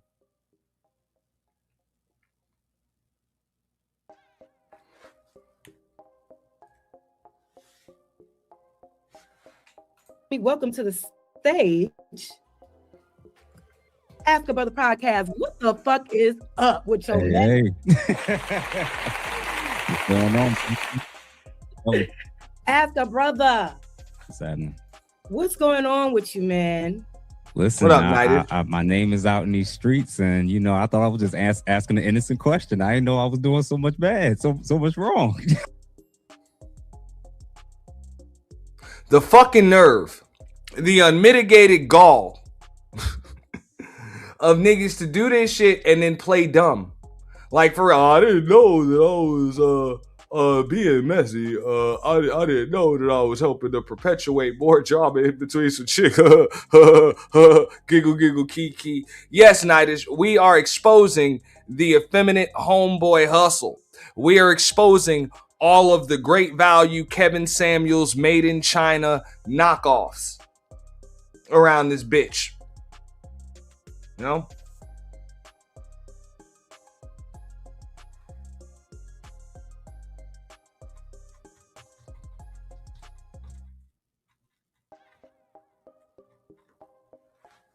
Well, the niggas that come on this bitch claim to be helping and working with and respecting women, but yet the only thing that they do is hide behind them. Those pussy ass niggas. Yes, we calling that shit out today.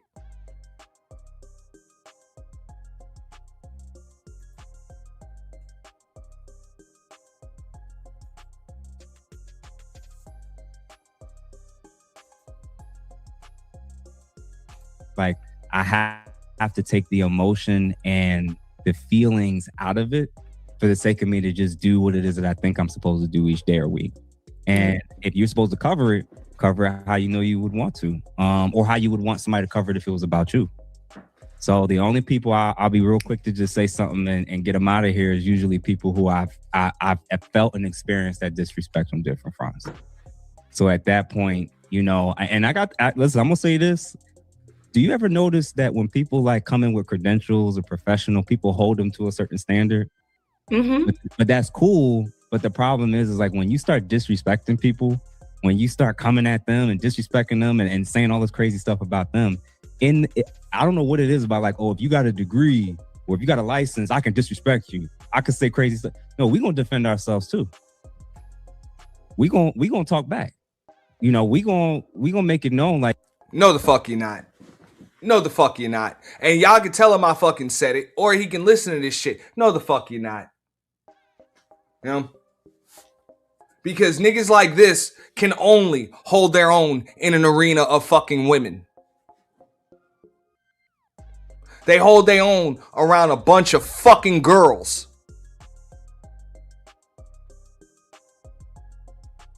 And if it's an arena of men, it's a goddamn controlled environment. You trust that. It's a totally controlled environment. But when you in a spot where you gotta expect the motherfucking unexpected and really handle yourself on men that's gonna pull your bitch card and call you out on that bullshit, niggas like this ain't nowhere to be found. So nigga don't give a fuck about your goddamn credentials.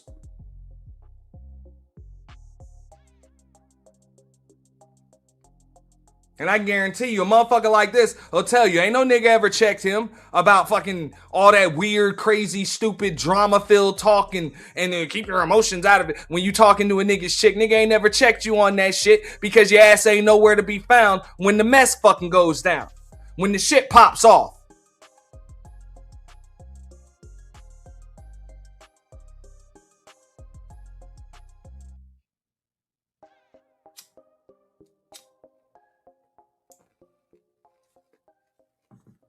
And that's how you can spot these motherfuckers.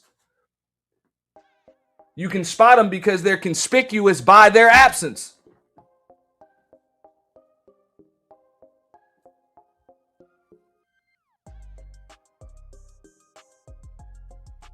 They ain't never around when men are going at it about man shit.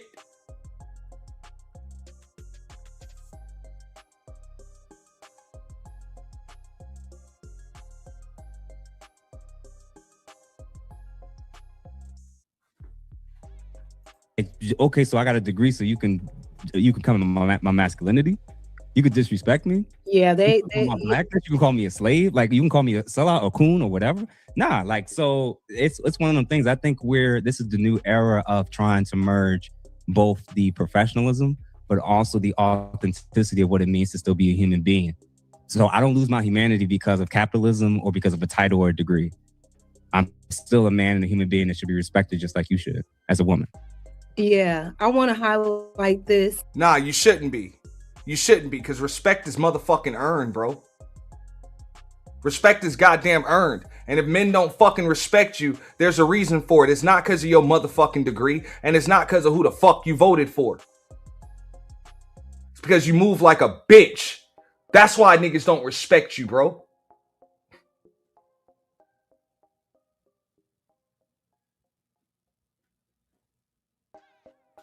Thank you for that, Jeff. I want to highlight this. And I guess I wanted to gave you the link with the simulcast open, just for whatever purposes. But I forgot that your audience do not fuck with me. Oh, hold on. To be fair, there was a whole bunch of cats in this chat before I even jumped on that was coming, and I'm like, I don't know what channel they're coming from, but it's jumping up in here right now. It's a hell of a lot of I forgot that you associate with a lot of people, or just people that follow you that detest me. So y'all relax before y'all get kicked from the chat. Yeah, we're gonna have to wrap this up because that's a little bit much. But I want to talk about this real quick. It says, just regulate your emotions, be logical in the debates you have, and don't allow your personal feelings to rupture the professionalism. Regulating the emotions is very important, right? It's very important. But I'm telling you right now, and I never said I was a great debater. You know what I mean? Like I never said that I know how to precisely debate things. I just know what I know. I say what I say. Easier said than done. Especially when you are in environments or on certain panels or just having certain heated discussions where it starts to feel like an attack. Yep. You know what I mean? It starts to feel like, you're getting beat up for your point of view. So now, instead of remaining emotionally regulated, you're on the defense. Will get you out of that regulation, and now you end up looking like the goofy. Yeah. So the way social media is set up. What's up, Creative Solutions? What's going on? Oh, I just wanted to pass by and say hey. What's up with you? I'm glad that you calling this dude out because he likes to flip and flop. Like, I don't understand. 1 minute he's crying with the men about women, and the next minute he's talking and agreeing with the women. So I don't know. He is a very complex individual. I really don't understand him. But I'm happy you calling him out because somebody has to. Because he's been getting on my nerves lately. I mean, I didn't want to get too messy. That's why this wasn't the thumbnail, you know. But we still have it as a visual, you know. And the main reason why I called it out, look, if he's gonna cry with these niggas, whatever, fuck that. The niggas need tissue any motherfucking way. Fuck them. But I don't like when I see niggas jump up in the middle of women's shit. That's weird to me. So I don't know if you've been paying attention. Have you been paying attention to this story? A little bit so. Okay. Yeah, a little bit so. I didn't break down the details today. I'm not going to. But bottom line, Lucky, Jazz Noel are, you know what I'm saying, they work together, now they don't. They done fell out, and pretty much a couple of days later, this motherfucker's interviewing Lucky. Then he comes up on Jazz's, and you see the way he's talking. So, and he said, like, he talks to one behind the scenes, he does this. I'm like, yo, this is some messy ass shit as far as a man goes. No, I agree with you. I'm gonna just say this, but at least he is messy, but he's not. I would say he's not making like individual videos about the situation. But I know what he does. He likes to go around the Black YouTube spaces, and anybody who got a platform that has like over 5,000 subscribers, he likes to sit down with them, especially if you got like opposing forces and you say some controversial things about the opposite sex. Oh yeah, he wants to interview you. Yeah, look, creative got eyes. She see. Nah, I mean, look, I'm calling out the damn hustle. The reason why I don't like it is because it's clearly just for attention. And I guess on YouTube, clout is the new currency, attention is the new currency. That's what people want. Hey, whatever. That's what you got to do. But there are too many ways to get it than to be jumping up in women's shit if you're a fucking man. And especially one or both of them that you seem to call yourself a friend to. Yeah, so if anything, if you truly trying to diffuse some shit, why are you just perpetuating more shit? Because that's all I see. They're not nobody's trying to diffuse anything. Like I said, man, there's different levels. You know, I keep saying there's different levels, right? To being messy, to being petty, to trolling or whatever. And we all like got our hands dirty. It's just different levels. You know what I mean? Everybody has their limits. So to act like you're innocent, to say, I keep going to places and I got to deal with these attacks, or, you know, people keep talking about me, but yet you keep volunteering to go back. Come on. You don't have to go there, but you go there for a reason. You're trying to get your views, your sub. That's why you keep going back. So nobody's not doing anything that you're not volunteering to do. You're volunteering for. You signed up for it. I agree with that. That's why Fantasy was in the chat earlier. She said, like, this is kind of like coworkers. And I'm like, yeah, but not. Because at a regular job, you can't choose your coworkers. You work with who you work with. Here, you can choose your coworkers. It sounds like new people at the workplace trauma bonding over the issues that they face because no one else understands. You know what I'm saying? You know, I mean, think about it, right? I mean, let's just be honest. You in the clouds or you hear stuff was going on, especially when you know one of the persons that's involved in the situation, right? I mean, it's clear. It's clear to see, right? It's clear as day. One person saying, "Hey, look, you can mess with who you want to mess with, but I got issues with this other person. Just let me know, and I'd rather you stay over there, respectfully." And then you don't do it, and you play both sides.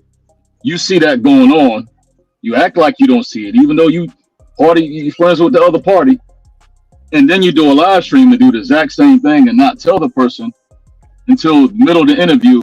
Oh, by the way, I talked to the other person like a lot. So now you in the middle of the interview, like, okay, this is her people.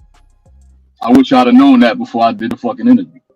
Like you're perpetuating the same fucking thing. So here you are at square one. It's like, well, damn, if you would have told me that, maybe I wouldn't have did this interview. You know what I'm saying? Come on, man. Then we playing dumb like we don't know what's going on. And then you calling out another content creator and saying he's messy when that shit is messy. And that part I didn't know about. You want to add something to that, Creative? I'm about to pop another cold one like men do and take out my jingle bell jingling trash. No, go ahead, continue. I'm over here cooking. Go ahead. Oh, hold on. What you cooking? I'm making some chicken and rice with vegetables. Okay. One pot. But go ahead. Okay, that's what's up. You're hungry. No, I'm just keeping it real. Like, ladies, watch out for niggas like that. They're gonna create more drama than not. They're gonna have you either single or fighting with your motherfucking man, and damn sure fighting with your goddamn homegirls. If you into some shit with some other chicks, the shit only gonna get worse around a nigga like that. And fellas, man, check a nigga like that as soon as he come around, man. You know. If you confident, you ain't they gonna try you with that. Oh, you ain't nobody jealous of this nigga. You know, it's just motherfuckers like this create more problems than not. And as a man, it's my job to help you to avoid problems. I just don't like the fact that That's the best way to solve a problem is to avoid it. And this nigga is a problem waiting to happen. He's multiple problems waiting to happen or trying to happen. Get him the fuck out of here. I mean, listen, we're all adults, supposed to be. And some people claiming that, you know, they're smart, they're intelligent. But for a group of people to say that didn't act like they don't see what's going on. Come on, man. Well, Creative saw it.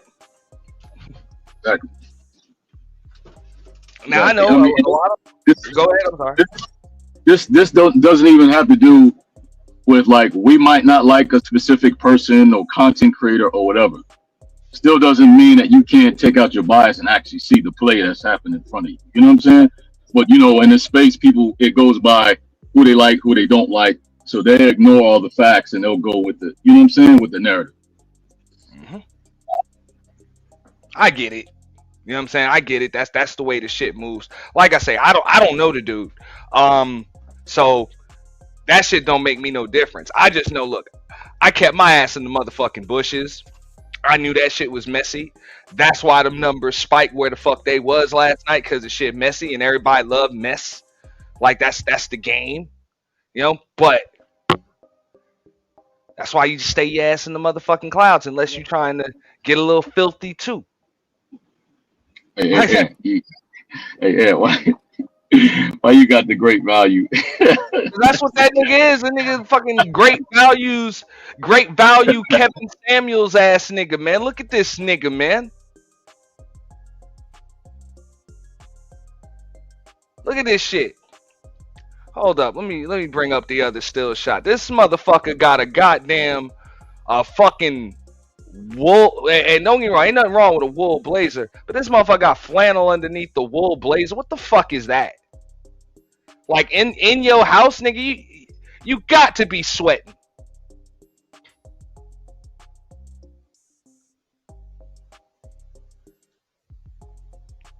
I'm just saying. All right. But now that's some great values, Kevin Samuels. Great value, Kevin Samuels shit. What up, Pastor? What it do, man? Hey, yo, what up, everybody on the damn panel? I had a conversation like this earlier with the fellas, and we're talking about therapy and therapists and affirmations and why a lot of this mess ain't working, yo. Like a lot of these people, most of these professionals see a professional. Most of these mental health professionals see another mental health professional. They got mental health issues themselves. I think that he is an effeminate man. I haven't really seen him on a lot of I haven't seen him really on a lot of the panels where brothers be going hard. I mean, and to see him in the middle of the little girl beef is kind of silly, man. You know, And I you see wouldn't. it too. That's what I'm Yeah. saying. I'm like, bro, I don't see you ain't in no arenas of men. Mm-mm. I don't never see him around or nigga with like where it can get kind of challenging yet. But yeah, he in the middle of all this, and I think this is what's really going on with the American psychiatry, and he trying. It's like he trying to get in with the girls' club and work and try to work amongst the girls' club to even control even the men. 'Cause you know the men co-signed him. Yo, when he first came into the set, all the men kind of co-signed him because he was a brother with a degree. So he got co-signed by a lot of the fellas when he first came in, only to turn out to be like this. Well, Yeah, but Obsidian is co-signing them now, as far as I know. yeah, but the thing about him being a therapist, you can go to school or get certified to be a therapist. You know what I'm saying? They don't make you a good therapist, but that don't mean that therapy is not good. Hell, you can get a YouTube account and try to, and you can get a YouTube account and start a channel. Don't mean you're a actual real fucking YouTuber. You know what I'm saying? You could be auto mechanic. Don't mean you're actually good auto mechanic. You got to actually know, who's actually good or not. You have to have basic knowledge of certain stuff, especially in this space. Because this space, whether you got a therapist or not, this space is full of crazy ass fucking people that talk about the same shit for the last 10 years and nothing not got solved. And you see a lot of motherfuckers on some weird shit. So if they don't need therapy, they need something because talking ain't fucking fixing it. That's why I think he just started making that tea content, yo. Like I hate to see the so many of the brothers falling for the tea, the gossip content. Man. I mean, and we talk our shit, we talk our trash about the situation, but we don't like. I don't know, man. He done went full gossip, bro, on us. It is what it is, man. I ain't mad at him, man. He had to do what he gotta do, but it's very unlikely of a brother on YouTube. I mean, look, I'm even paying attention. I mean, if y'all want, I can even spin back, the interview he had with Lucky, or at least that clip of it. You know what I'm saying, when she's talking about that, and he tried to allude to maybe a resolution between them two chicks, and Shorty's like, nah, I ain't got no regrets. I don't fuck with that chick, man. Yeah, that's simple. And it's like this nigga ain't even trying to hear that shit. It's like, yeah, but what about the show? Like, we need some mess. Like, I'm just not fond of that shit. It's too many ways to get views. Like, for real. And why would he though?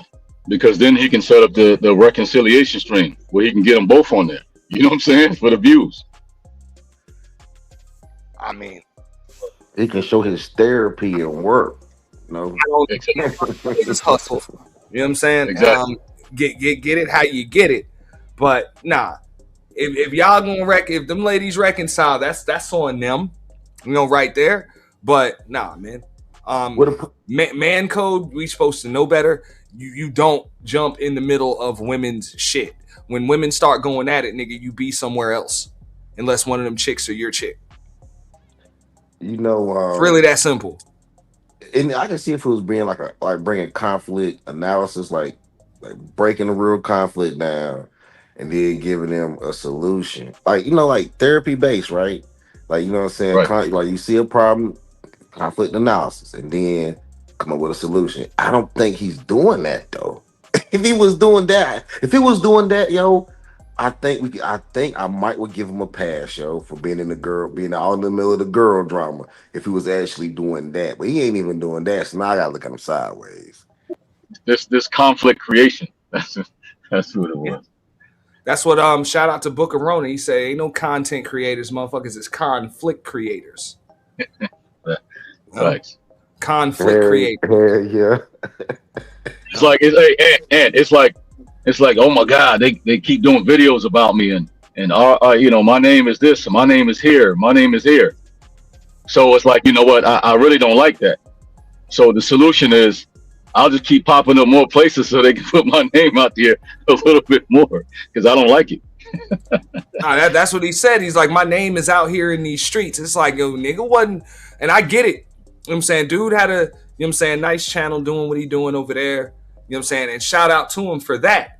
But as far as these streets over here, ain't nobody give a fuck about no Ask a Brother podcast. Get the fuck out of here, bro. Yeah, ain't nobody really ask him nothing, man. Like they didn't want his advice.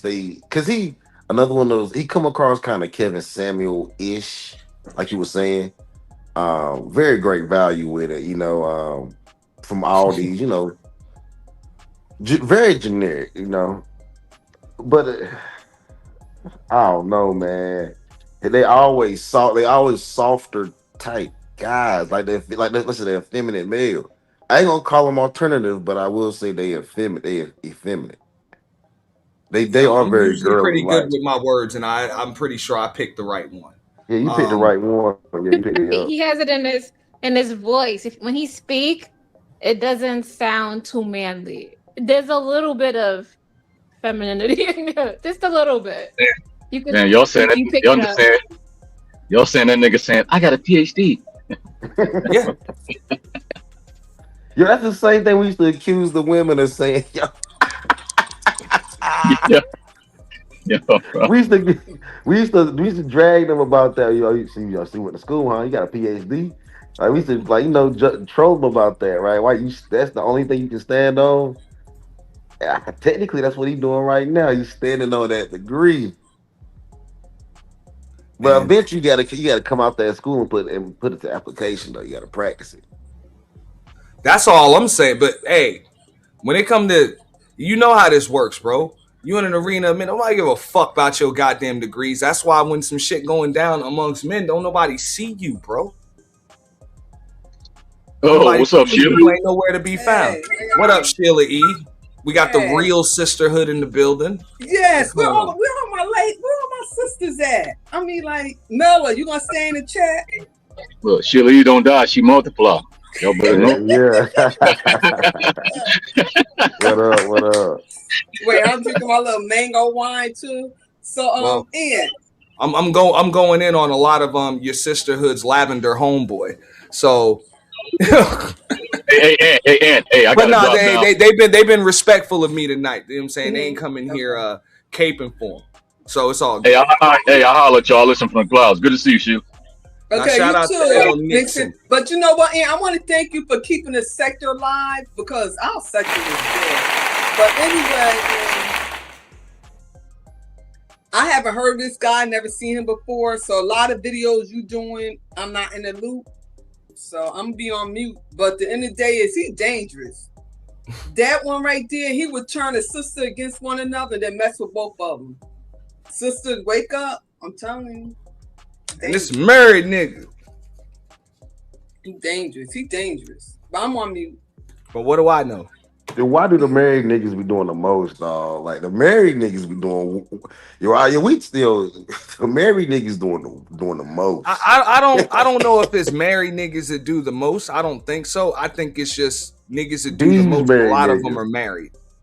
Yeah. These married niggas. Yeah. You know what I'm saying? Yeah. That's all it is. I wouldn't put that on all the married dudes, but it's just especially niggas like this, them niggas that be doing the most. They like to hide behind being married to mask their bullshit. I like how you say that too, because you can't, because what he doing, you can't put that label on all the marriage guys. You know, some of them make mistakes and they feel sorry for it, and won't do it again. And then you got some like him, just messy. I mean, you heard what I'm saying from this video. He dangerous. And that's just look. I'm not gonna break down all the dude's content. I'm not gonna. What up, Bolo? I'm not gonna go through the entire catalog. But that's what made me come up with the great value Kevin Samuels thing. He has a call-in show. You know what I'm saying? He has another show that he does with two other brothers. and Obsidian. I think like once a week or some shit like that. And I know thought some of the sisters was gonna hit the piano in because I got on my pajamas. So let me go up there. I got my PJs. Let me go up there, whatever. I thought Love, Wisdom, Mella, somebody gonna hit the piano, you know. Now I appreciate. I would love to hear their point of views. I would really, hear their point of views because now we got other sectors trying to come up with the manosphere, these other women and stuff like that. But I'm ready to crush that. So, well, no, the manosphere has been acquired by the gossip and tea sector, so that shit's over. Right now, they're in the middle of merger acquisition right now with the gossip and tea sector.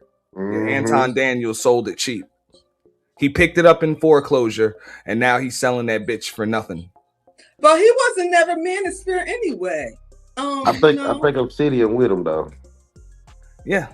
Well, Obsidian ain't even allowed on this bitch, man. Yeah, that's something. I have him as a friend as on my Facebook, and I be getting invites for the the yearly thing they be having the manosphere. Even the first one they had in Philly, I didn't go. Really? Yeah, so that's the main invites for those. So what? He sent that shit to everybody on Facebook? No, just remember I was with them when he was on here. And I gave my email stuff here. So every year when it was, and then it broke up. The first one, it was a lot of confusion after that. So yeah. But what up, Coach Ferg? But I'm on mute. I'm listening. What's up, MT? I was gonna say this. I'll say this.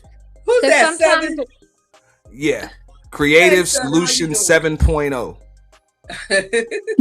What's up? So I'll say this. If I'm arguing with a woman or me and another chick, we got beef, and a man just intrude himself and he has nothing to do with it, I'll probably get mad at him if he has no, he don't know what's going on, or he just want me to fill him in. I'll probably go off on him. Like, mind your own fucking business. Right, 7. We gotta stay Men on are supposed to know that. Yeah, he already know. Like, men are supposed to know that. That's why you stay out of women's shit. About the most I will do, because I am ignorant at times. I stand on the sidelines, but y'all need to shut the fuck up.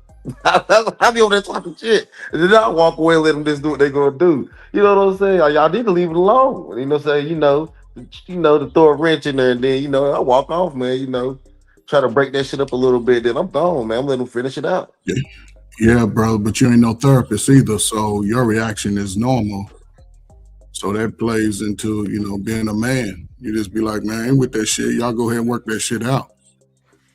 There you go. But you see what this nigga doing, right, Coach Ferg? Oh yeah, man. He got on the African American attire. Listen, man, I don't know how old y'all brothers are, but a nigga that wear a hat everywhere he go, hide his head, I don't trust that nigga. But y'all different. I'm sorry. He said he don't trust him. That nigga dressed like the huckster, like Bill Cosby on his business. No, he cool, man. He probably just turned 40, just found himself. He in America now. He don't look like, I don't know where he from. Where he from? Don't nobody know where he from? Okay, but I don't know.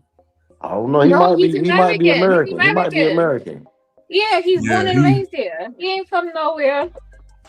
Yeah, he knew. He found himself, though. That's all I can say. He found himself. He turned 40. He found himself. He finally got married. He finally got married. That's what it is. Yeah, this got married. Got his degree and everything. I don't want to be hating on a brother, but he's doing some real. A lot of us got a degree and got married. A lot of us, man. But these are not my sisters, like blood sisters. So it's you two fight. Y'all can talk it out amongst each other. Yeah. I think I'm the oldest one on the panel, so I'm Generation X. I'm Man, that old ass nigga up here, Ferg, is older than you, Philly. I'm gonna throw my weight. Look, Ain't That's our nothing Gen getting X past sister. my generation. We know all Yeah, the games. tell her, sister. everything. Tell him. Yes, We ma'am. know all hey, the games. real we shit, done, man. we done I'm set proud the to be stage called for an y'all. old ass We nigga, the man, and that's trailblazers. okay. They scared of us, but they You ain't think gonna they shame tough. me for being an old ass nigga. No, I'm just saying. Well, No, man, it's beautiful to get older, man. I just want to say something about marriage. Listen, man, the dude and women that run around after they get married, they already skankly. You know, most people, once you get married and you realize that you're doing something, everybody eating in the house. The dogs eat, the cats eat, everybody got a job.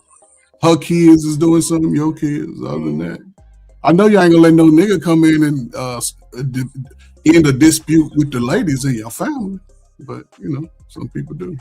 but that's what I said. I'm like, look, if these ain't none of these chicks are your chick, and you not a family member or whatever, the fuck you trying to diffuse some shit for in public? Right. That don't make no sense. So I'm gonna ask Ferg, the married brother on the panel, what would you do if you had a nigga like this consulting in your wife's ear? How would you handle it? If I can only imagine. He's a therapist, but your insurance company ain't paying him. Go ahead.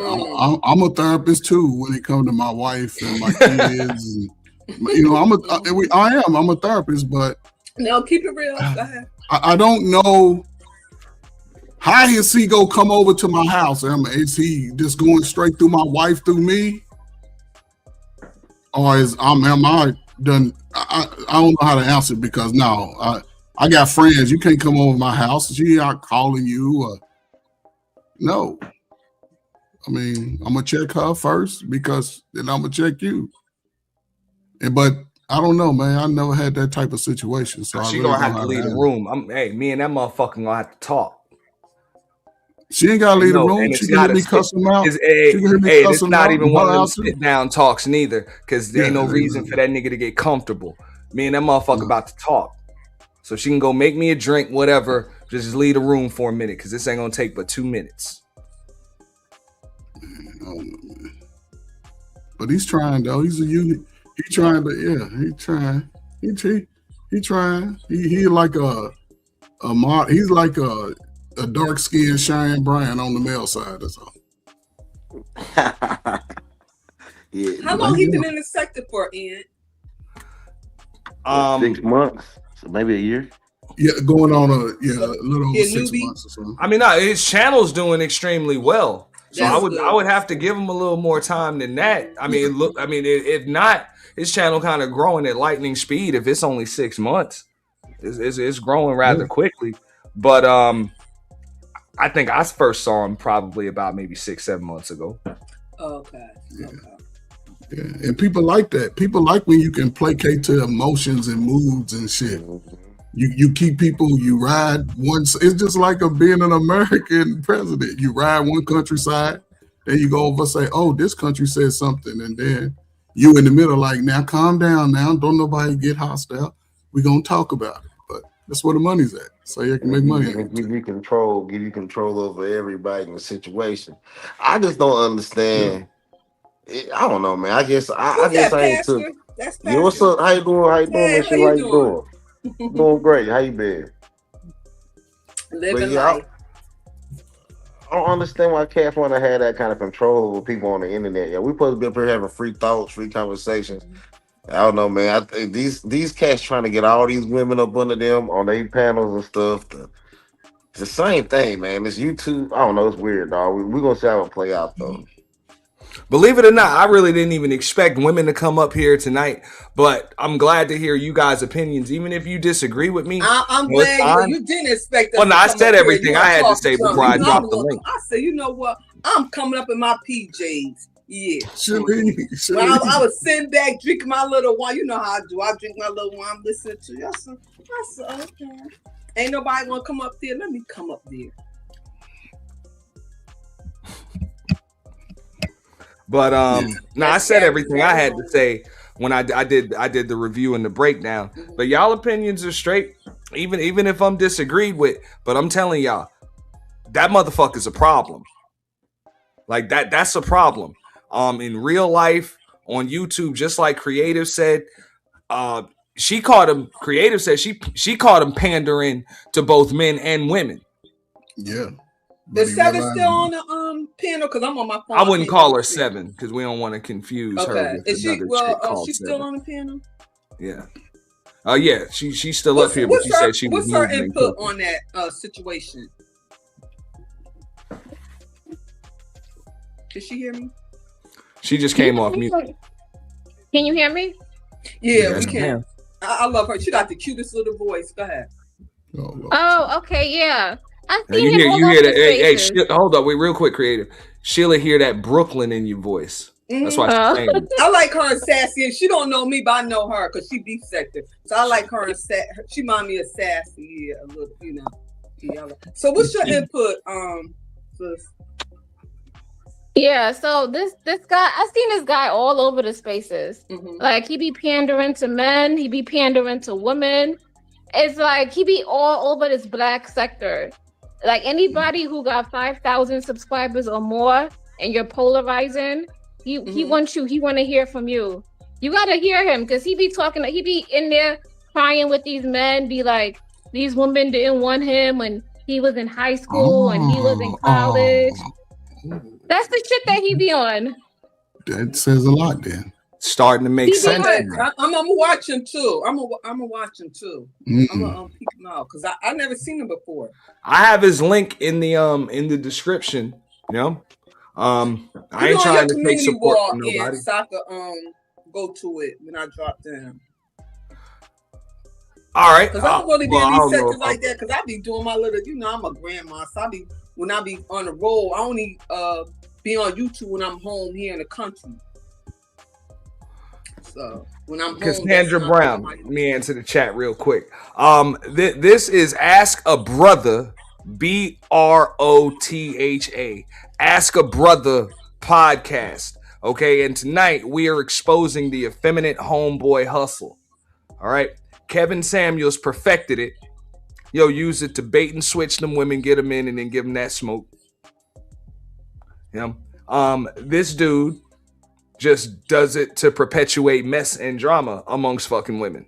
So we just broke down how he tried to play both sides with Lucky and Jazz. And yeah, he's doing all types of slimy shit. Both behind the scenes, in front of it. But then I'm pretty sure, just like a lot of these motherfuckers, and not even just the effeminate motherfuckers, but a lot of these motherfuckers, they like to perpetuate mess, but they refuse to get dirty. They refuse to get filthy with it. You know? So, they'll go and they'll start fires and perpetuate fires, and then when the smoke come, oh, that ain't got nothing to do with me. Ass niggas. Yeah, how they hand ass niggas. Yeah. That nigga It was just for content. Yeah, there you go. Because I think there's a lot of money in keeping the women crazy on YouTube. Of course it is. Crazy.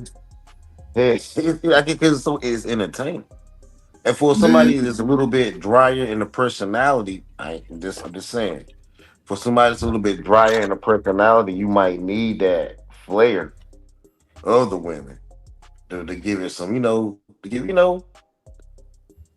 make it exciting. Ain't nobody trying to sit here and ain't nobody trying to sit here and hear him break down the whole DSM-5 and psychiatric disorders, and ain't nobody trying to get that shit, man. Because he got it. He just repeating what he learned when the therapist was talking to him.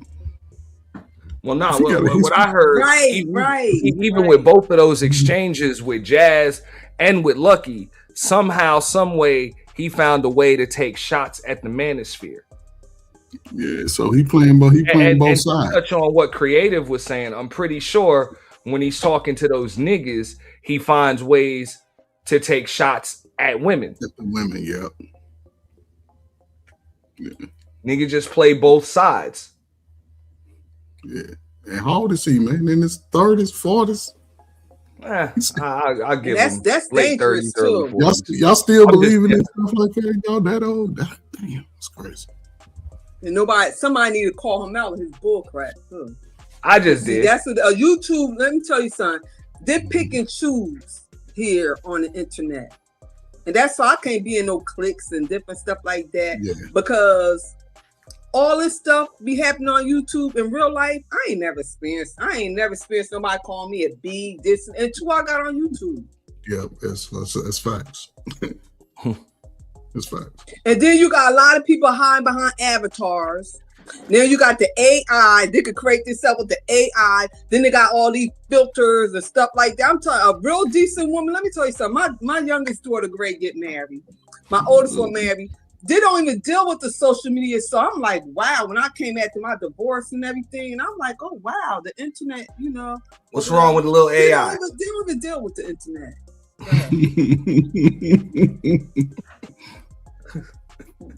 Make some of y'all niggas look better anyway. So yeah, it's all good. Y'all can use it. Bullshit. I That look way AI, better. that AI. Now You know, you got the men. They be 60 and 70 years old. They got the picture when they was in high school. Yeah, shit. I'm 58. You see my 17-year-old avatar up there, don't you? Hey, yo, I can't really see niggas because I'm on my phone. be, niggas be superheroes and everything in they avatar. Yeah. I'm gonna start being Wonder Woman. Especially if they was hurt 25 years ago by the girl that they couldn't get. Man, it's like I don't know. These therapists, and I need some counseling. But so creative. That's what he said. Because I combed through, skimmed through a little bit. I really just broke down just these two scenarios. Yes. He be saying, and then he says that the marketplace always decides. Don't be mad when all these women end up alone. Really? He say stuff like that. I wonder where he got that line from. But they don't say nothing about when Kevin Samuel died, who we died with. I mean, like different stuff. I mean, you gotta watch what you say. You know what I'm saying? Because in the day, ain't nobody dying alone when they have family with them. Nah, you know? Somebody gonna come see about your shit. Even if you got a wife or husband. Eventually. Let's do the real world stuff. I'm down here way in West Virginia, and I'm like, I want to buy me a little some land with my daughter. Like, we ain't living. I want me a little condo, whatever, and I'm like, God, wow. So if I pass away, I'm not even gonna buy no big property, whatever. Buy me something little, or whatever. So they're not even really talking reality talk stuff. You know what I'm saying? I'm just saying, look, dying alone. All right, if you're talking about companionship, that's actually a good thing. Yeah. Because dying alone means you died last. Yeah. Usually, right? But understand what they're saying, dying alone. Yeah, because you could be alone and still be rich, got it going on. Whatever. I mean, if you're talking about no kids and a cat and no friends and shit like that, I get it. But shit, Hey yo, I'm not gonna be is dying alone or not dying alone a flex? Not if I died first. not if I died at fucking at damn 52 years old or some shit. Like that old lady that had it all, that got kidnapped and shit. You know what I'm saying? Like, I ain't saying shit. Hopefully they find her, or whatever. No, she But actually she didn't even go along. Whoever did was with her. That's even messed up, man. You know what? It made me look at that different when it said dying alone. Cause my brother, he was 62 when he passed away. He didn't want to be no woman. He had decent women, whatever, and he died for all us right there by his side. Yeah. He ain't ever want to get married or nothing. So when you saying dying alone, when you have family and someone in your family that love you, you ain't gonna never be alone. A damn dog might be up in that mother. A cat. You never know, man. You know what, Pastor? Now let's keep it real. Now you doing that YouTube stuff. We doing reality. I am talking about reality. In reality, your dog might be there. The nigga that coined that phrase in this space died at 56 years old of a fucking Viagra overdose, allegedly. Who? Okay. Kevin. Oh, that's what they with a damn Instagram thought. So damn that. if dying alone means I died last, God damn it, that means I won. Yeah. If I ever get divorced, I wanted to die alone in my own little private spot doing what the hell I want to do. I don't want to leave this earth arguing with a bunch of niggas. Yeah. No, sir. And then No you got people who've been married for 30 years, almost 30 years like me. We don't want to get married again. Okay, we living our life. Okay. Right around them getting it. Yeah, I'm gonna pull up everybody's aunties and grandmas. Like, what's up? You riding or what? But you know. But that fear tech that work on certain age demographics and certain people. Yeah, don't got nothing to do with age, because shit, niggas still scared. But you know, I always tell my daughters is no perfect marriage, you know? Because I was the first one ever, my family, nobody in my family never got divorced. I was the first one got divorced. That's good. I was the first one. Nobody in my family never got divorced. In no generation. I was the first one, so I broke the mold. And, now, let me ask you this, Sheila. What would you think about your husband, you know what I'm saying, over here, you know, talking behind the scenes with chicks like this and Jazz Noel and just other chicks and shit behind the scenes talking about I'm a therapist giving consults and shit for free? My husband wouldn't do nothing like that because I would have knocked him upside his head. Oh, damn, you see? Y'all fight back. See, Gen Xers, y'all be ready to fight. Like, what? You don't do stuff like that. And then she a married woman too. Some things you don't do. You don't do stuff like that. You know. What's up, Candy King? We don't do stuff like that. Nah. If anybody gonna minister to a woman, it's gonna be me, not him. You minister to a man, not a woman. Hello? A lot of people say I hear you. Yeah, it's some things you just don't do because the enemy could come in through that, you know. So no. But in his profession, he's seeing women too. He is seeing women. Oh no, that's his job. Yeah, but on YouTube, yeah. No, that's his spare time. No. The only issue is he presents him like I have a job too, but I don't present myself as my job on YouTube. That he actually does that. That's the only difference. My husband don't even know. My ex-husband don't even know nothing about no social media. I mean, it ain't about understanding about social media. It's understanding people too. Yeah. In his job, but that's in general. Even in real life, he wouldn't do nothing like that. Right, but in his 9 to 5 already, no. But in your real 9 to 5, and you sign a real contract, if you're giving therapy under real guidelines, you can't promote it to the world. That violates client, policy. You're going to violate the laws, and YouTube is different. He can just pull up. He's doing this on his spare time, so he's doing it for And it brings money. It's gonna bring money because but that's the issue about that. When you giving like that's I wouldn't be a doctor up here giving people medical advice. I wouldn't be. It's hard to even give the financial advice because then people going to be like, well.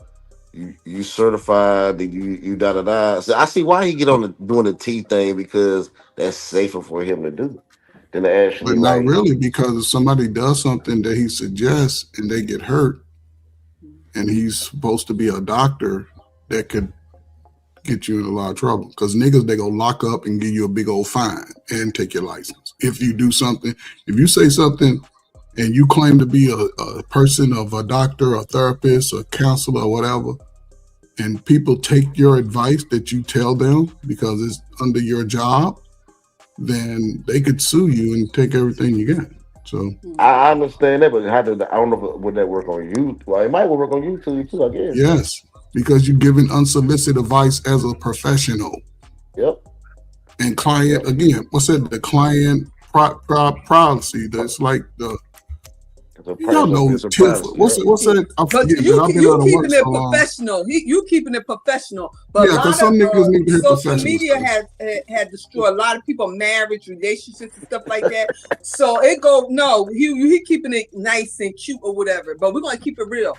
It had torn up a lot of marriage and relationships. So that's why communication with you and your spouse or your boyfriend, your girlfriend. You got I got to let you know who going to my DMs and stuff like that. You know what I'm saying? Yeah. Shit. YouTube has had some wild shit. Niggas attacking people's jobs, attacking people's relationships. Yeah. Money, taking niggas' money. This shit wild, nigga. Buying tires and stuff like that. Can you buy me some tires? Oh, I'm sorry, Ian. Yeah, can you buy me some tires?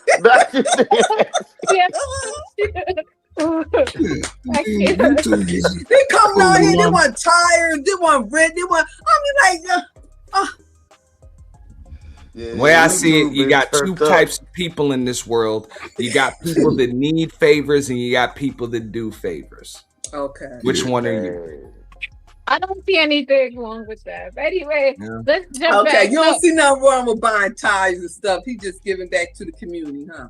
No, I mean, if that's their relationship, that ain't got nothing to do with me. Yeah. That's them. But that's what I'm saying. It don't have nothing to do with us. Why y'all bring it on YouTube?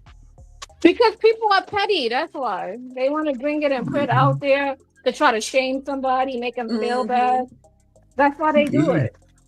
Well, hurt people hurt people. That's an old therapist saying.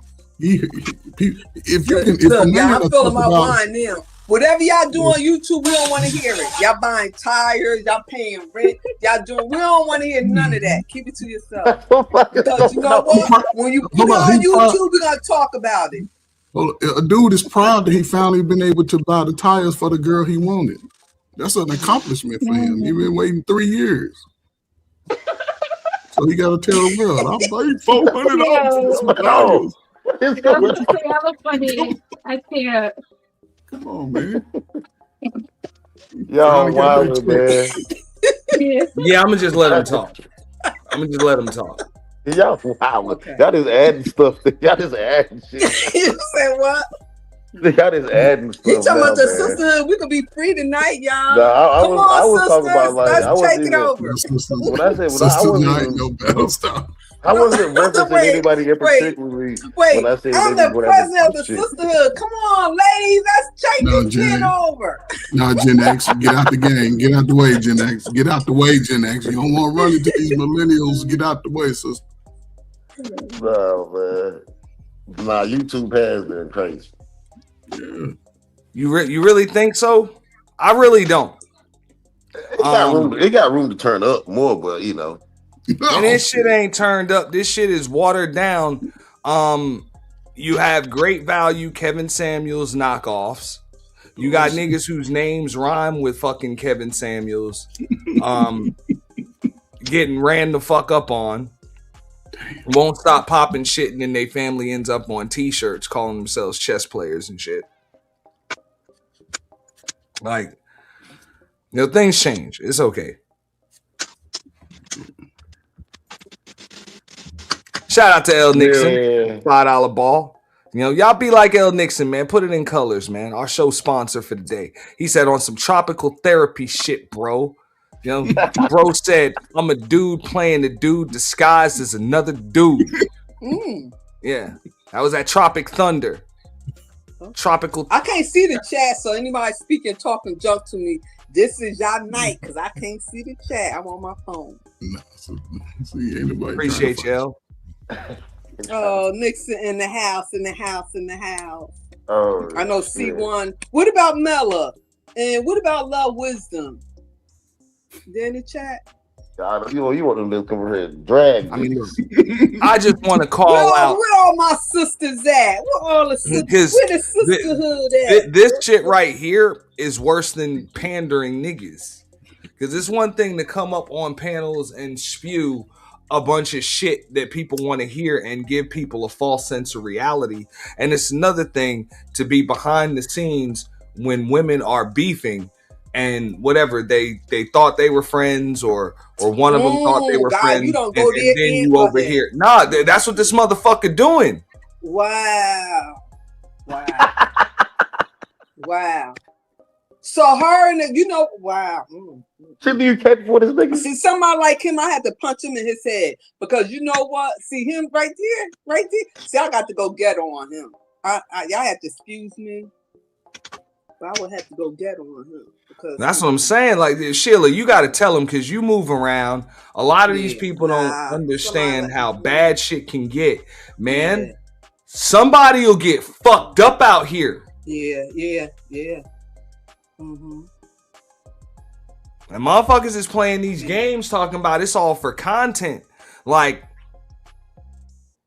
man. And these chicks will do that shit faster than these niggas will. And see, one thing, we dangerous. We real dangerous. In the Bible, you would talk about us. We dangerous. So y'all can't put nothing past us. You know? But when you trying to turn us against one another, one of the sisters got to know, that's when we're gonna turn on your tail and whoop your tail. Yeah, but they say I'm crazy when I said that. No, As a man, you're supposed to know that shit. Like you're supposed to know that. That's why you stay out of women's shit. You know how many guys in the graveyard for women that set them up? Man, that too many. Y'all ain't ready for this raw stuff. Y'all ain't ready for this. Most of them niggas with no calf muscles and shit.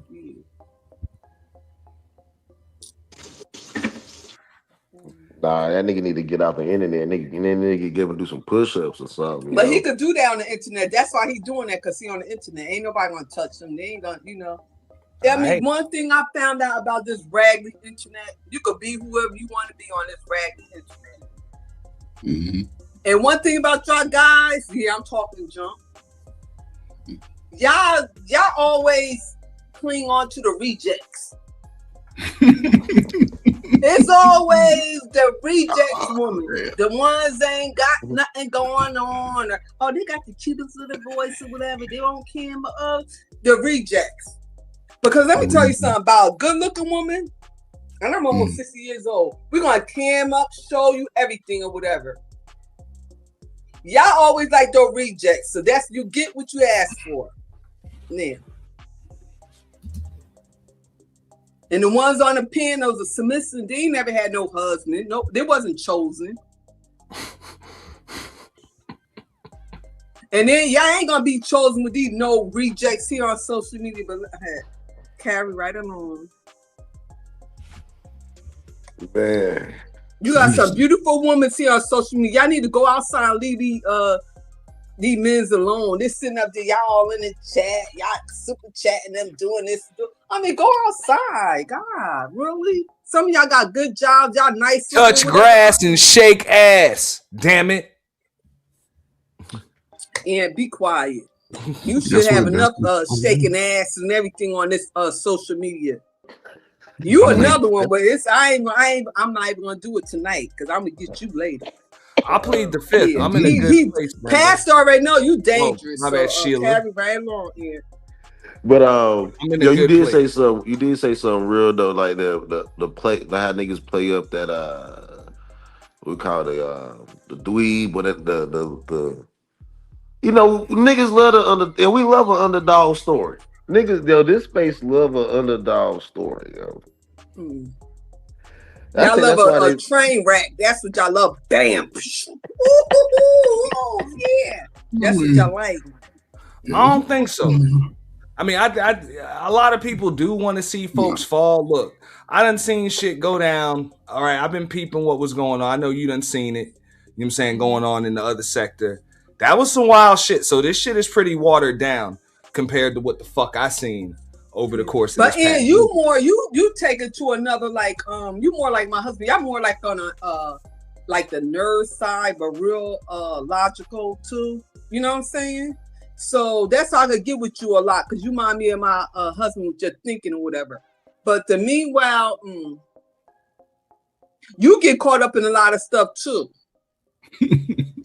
When was the last time it haven't been a while, but you get caught up. But you some way, somehow you wiggle your tail up out and you come on top. I ain't in shit. Nothing. I'm in a good place. You went through a lot. You still here, and I give you your props for that. There you go. You know, that's why I call you my little brother. You know, props for that. But let me be quiet. You ain't shit neither. Go ahead. I'm on mute. And you know what? I'll agree with you.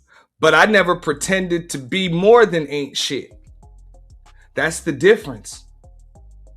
A lot of these motherfuckers come up here and pretend to be more than ain't shit. Nah, man, I know I ain't shit, man. Whatever. I don't give a fuck. So leave me alone. You know how many girls don't be bothered with me because of you? Cause you let him. And I'm like, God, like both y'all. But I mean, you broke up a lot of nice relationships between me and the sisterhood. That's not true.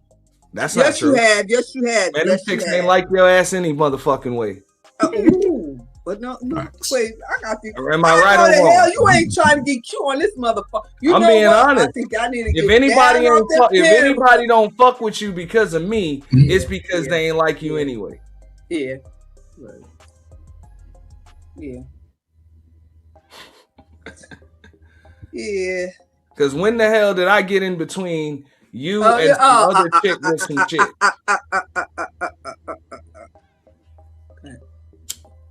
Okay, so we ain't gonna go there. This is like years. I mean, you know, I be having flashbacks. If the women stop supporting you because you didn't withdraw your support, probably because you didn't withdraw support from me, fuck them. They wasn't no real supporters of you. Yeah. They weren't no real sisters in the sisterhood. Yeah, a lot of stuff I didn't even know was happening. I'm like, okay, I had ranch and they took it. I'm like, what's going on? Then I find out months later, shit. Aunt done did this or that. I'm like, because I don't be on here every day or whatever, you know? And what does that have to do with me? But that's what I'm saying. For you to do that, you ain't like me. I knew that, but I'm saying, God. And that's another thing about here, too, because everybody got their clicks. And some people, I ain't do nothing with them. They don't like me because this one don't like me or whatever. You ain't never like me anyway. There you go. You know? So that's why I roll by myself. I like who I like. And stay the fuck them. That's what I said. Mm-mm. And there's some of the women, I ain't no sister. In real life, I do have a sisterhood in New York, and we bad.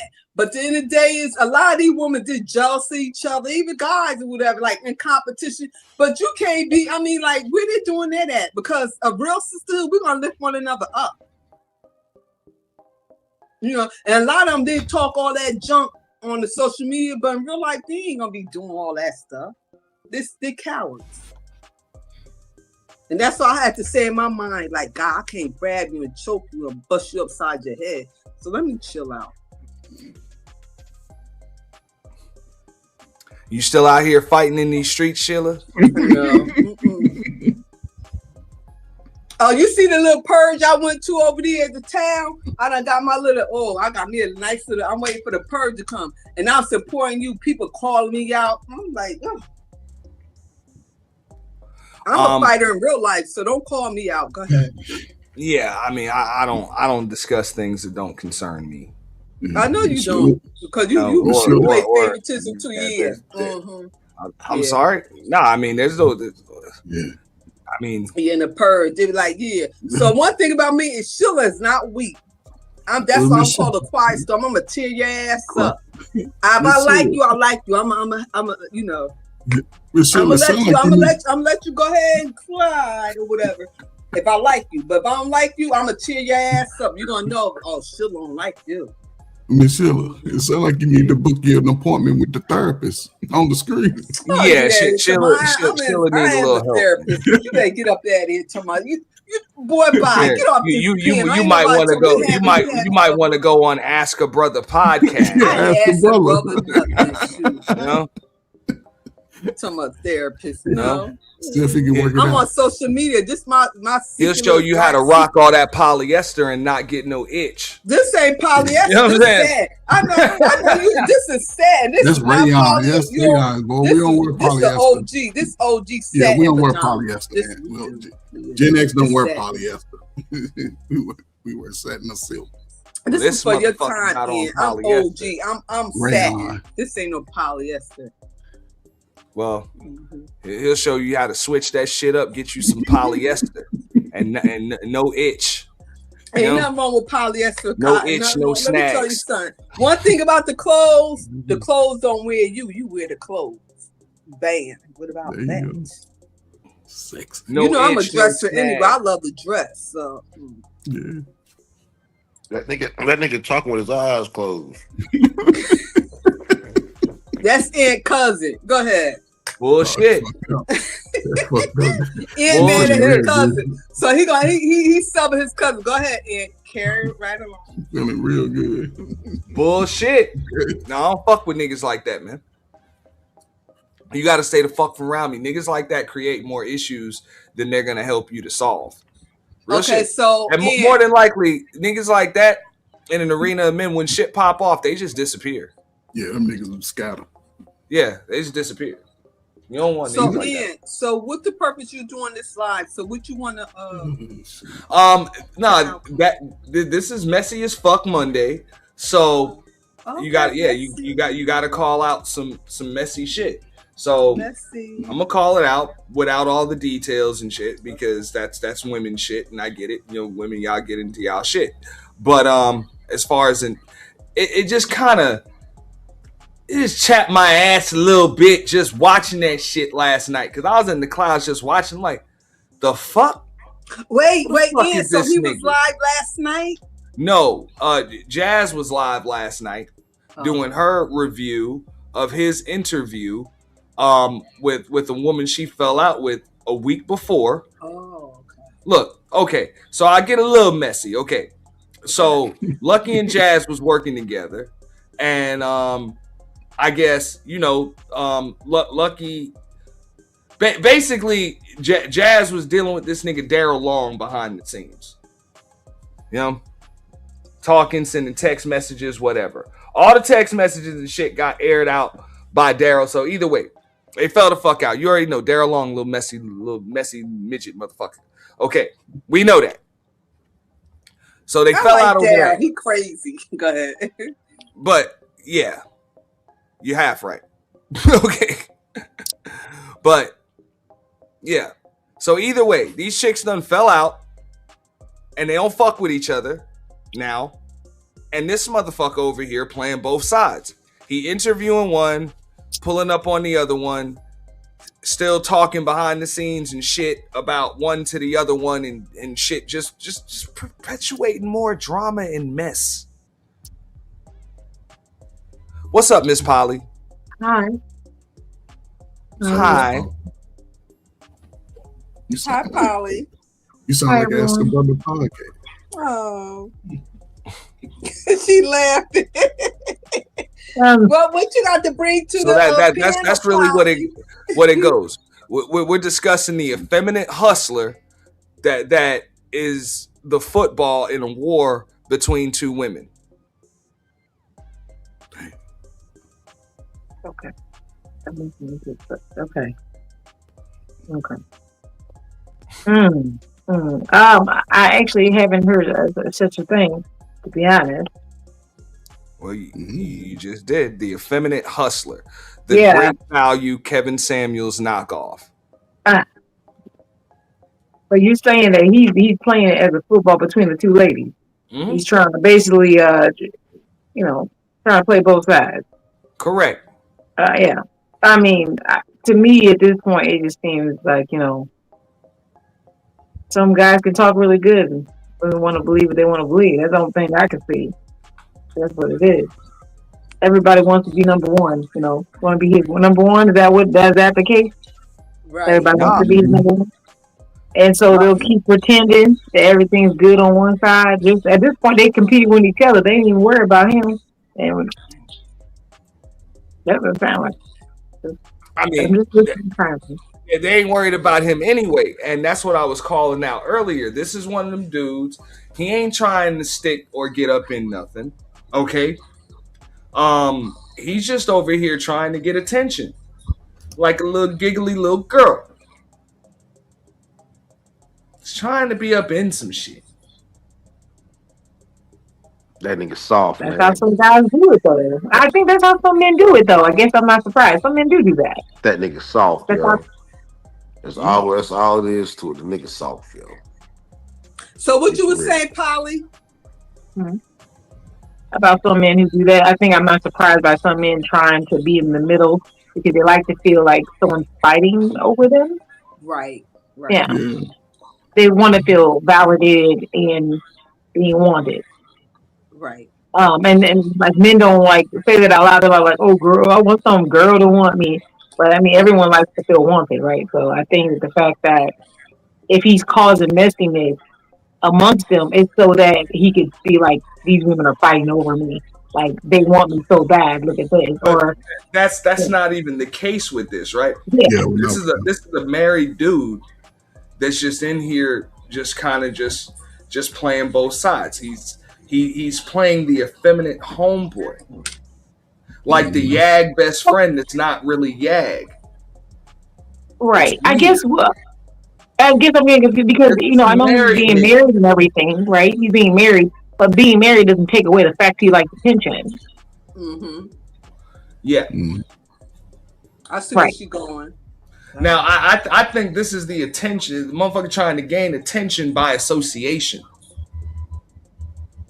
I see. And I get it. A lot of dudes on here like to do that. I'll get attention by just saying that I'm around these women or these women are around me. Because it still makes them feel empowered that they're around women. That's pretty whack, though. I mean, okay, this is going to sound so wrong. Please, as we have all stated multiple times, there are a lot of men who have a lot of feminine attributes. If that is something that's feminine and it's about what he's feeling, he feels like this feels good and I like this attention, regardless of him being married or not.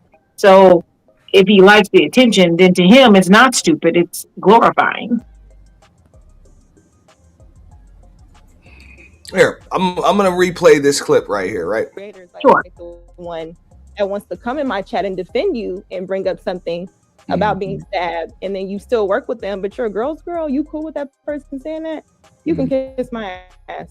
That's really what it was. So you know what I'm saying? And I'm out here again by myself, defending myself. Well, I'm gonna ask you this straight out. Listen, I'm gonna ask you straight out then. Do you regret the relationship you did have with Jazz, or do you wish it could improve? I absolutely regret it.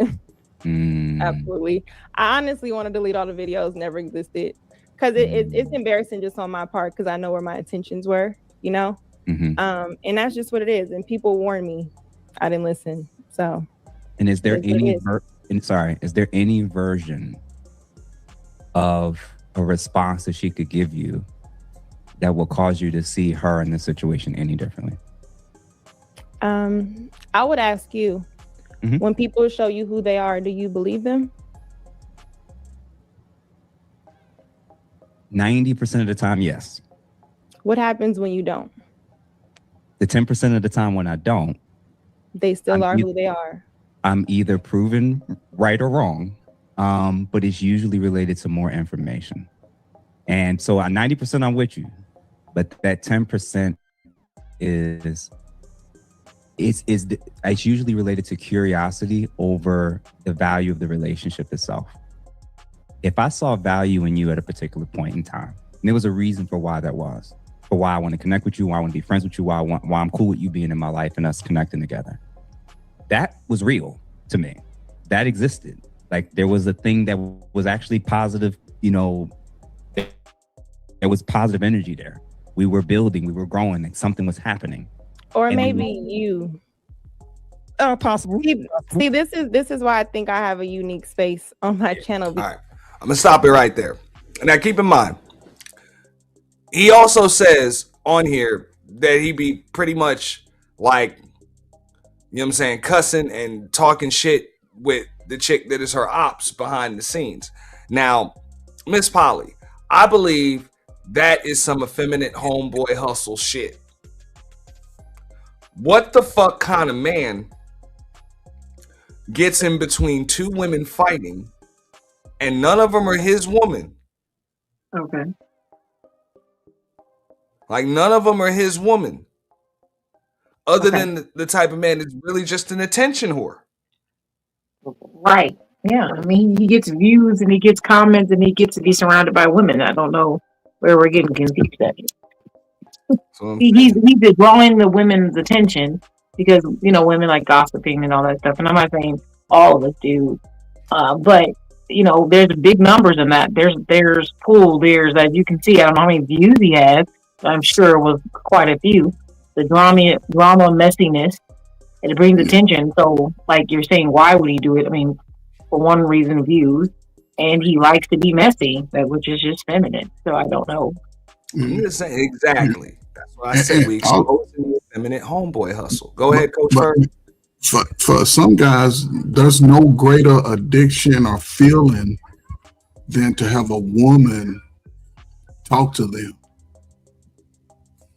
That's an addiction within itself, to have women that you probably would never meet, never have access to, talk to you, and you can sort of help them mind through whatever issue you believe they have, or just your course of building a relationship, because therapy also builds a relationship. Would y'all want your woman to build a relationship with old boy? No, that's not happening. Fuck out of here. Like, literally, get the fuck out of here, nigga. Like, what? Nah. Nigga always want a hat inside. That's weird to people. Just like Candy Cane said, she said, "Let me handle my smoke with women. I got it." Like, we gotta saying as men, like, that's what I'm saying. Fuck the bro code. This is man code right here. You supposed to let them hoes fight. Let them chicks fight. Like, the fuck?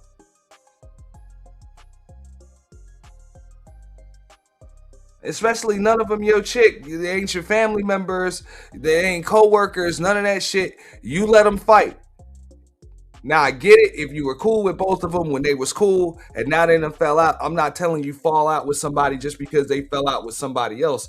Understandable. But that shit just supposed to be between y'all. You don't fire up live streams and interviews and put people on the spot with questions in front of a live goddamn audience and shit like that, and then go right over to the ops channel and laugh it up, giggle, key about the same shit.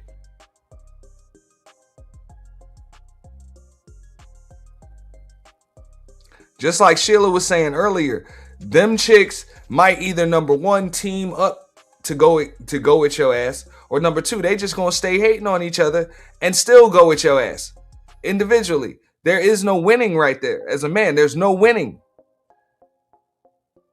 So why do it?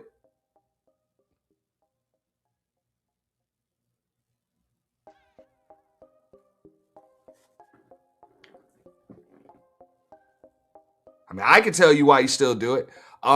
Because you're so stuck on goddamn attention that you're not really thinking ahead, which is some girly shit. That's some little girl shit. That's some effeminate homeboy shit. So I'm calling that out. That's what they say in this space. Men are supposed to call out men. God damn it, I'm calling this motherfucker out for this effeminate homeboy hustle.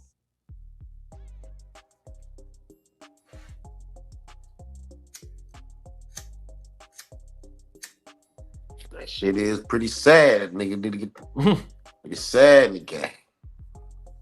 That nigga in the he out here wanting to be on the friend zone. Worse. Like that's worse. I can get it. Like, look, I could understand, like, if you trying to get with somebody and you still get friend zoned. No, I don't respect it, but I could still understand. Apparently you're not even trying to do that. You just around, perpetuating drama and mess, nigga. You just around, talking about and ad-libbing and shit on goddamn panels, and behind the scenes in conversations which you admit to publicly. Like, nah, man, nah. Ladies, beware of niggas like that. You better off with a nigga that'll cuss your ass out. I'm just telling you.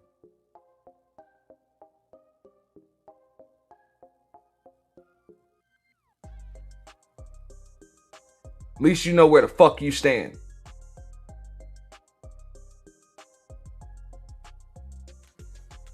That nigga sneaky. So you saying he's sneaky? Yeah.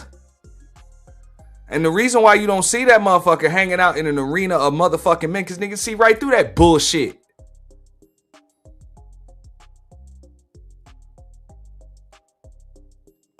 Just like you say, you done seen plenty of panels, discussions, all of that shit with men going at it for various reasons about shit. We got niggas now coming up in goddamn chats and starting up streams talking about I got the tea and shit.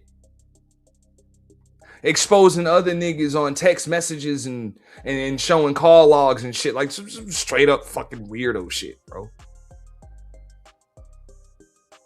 This nigga ain't nowhere to be found for that shit. Where the fuck your therapist skills at now? You could really utilize those talents. Nah, you already know niggas about to check you, bro. That shit don't mean a goddamn thing. So, like I said,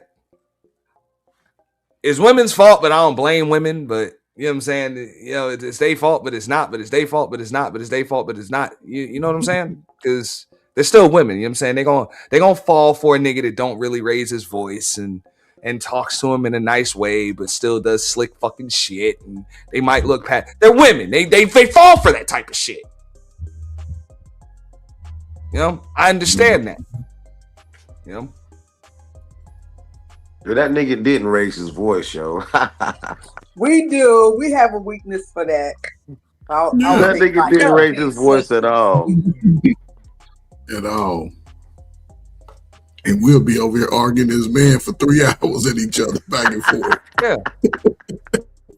Come on. So, you know, if he mastered, you know what I'm saying, his tone and inflection and shit like that shit's gonna work on the uninitiated or just a lot of women that y'all are gonna fall for that shit.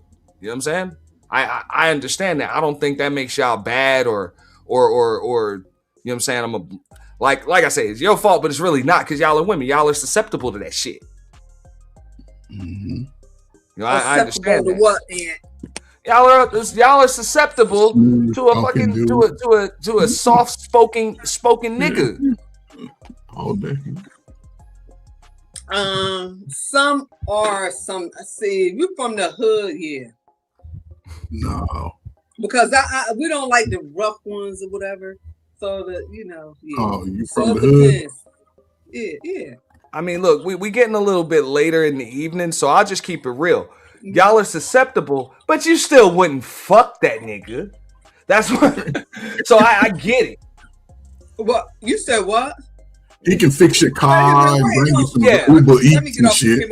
Because you know what? But you might just spill your guts to a nigga like that. Mm-hmm. You might just give him some extra intel. I can't say that because not you in particular. No, yeah. I'm saying I'm going to real world now. Those are good ones though. Because he comes off like a friend, but he's really a piece of shit that's trying. God, a red flag. He need therapy around here. The brotherhood. No. There is no brotherhood. I never claimed that there is somebody one. Get angry on a piano. No, that's not anger. I'm just keeping it real. Like we see through that shit. Like I know when a motherfucker's insulting me, and I don't give a fuck if he raised his voice or not. What you do is how they do it. And I know it's not. Wait, hold on. You think the sisterhood? We want a man with intents and all, with the gold teeth and all that? Yes. They getting a lot of freaks out there. I don't give a fuck.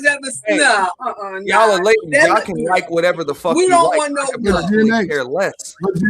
And I was raised in the projects. We don't want no tins, no gold teeth. We don't want no all that stuff. Nah. But Gen X, my husband's too old for that. A nerd, educated. No, we don't. Cause we're from all that environment. We don't want that. I mean, sitting up there like turning on with a 40 ounce and smoking weed and all that. Where they doing all that at? No. Yeah, Gen X. That's like you. What? What? I can't hear you.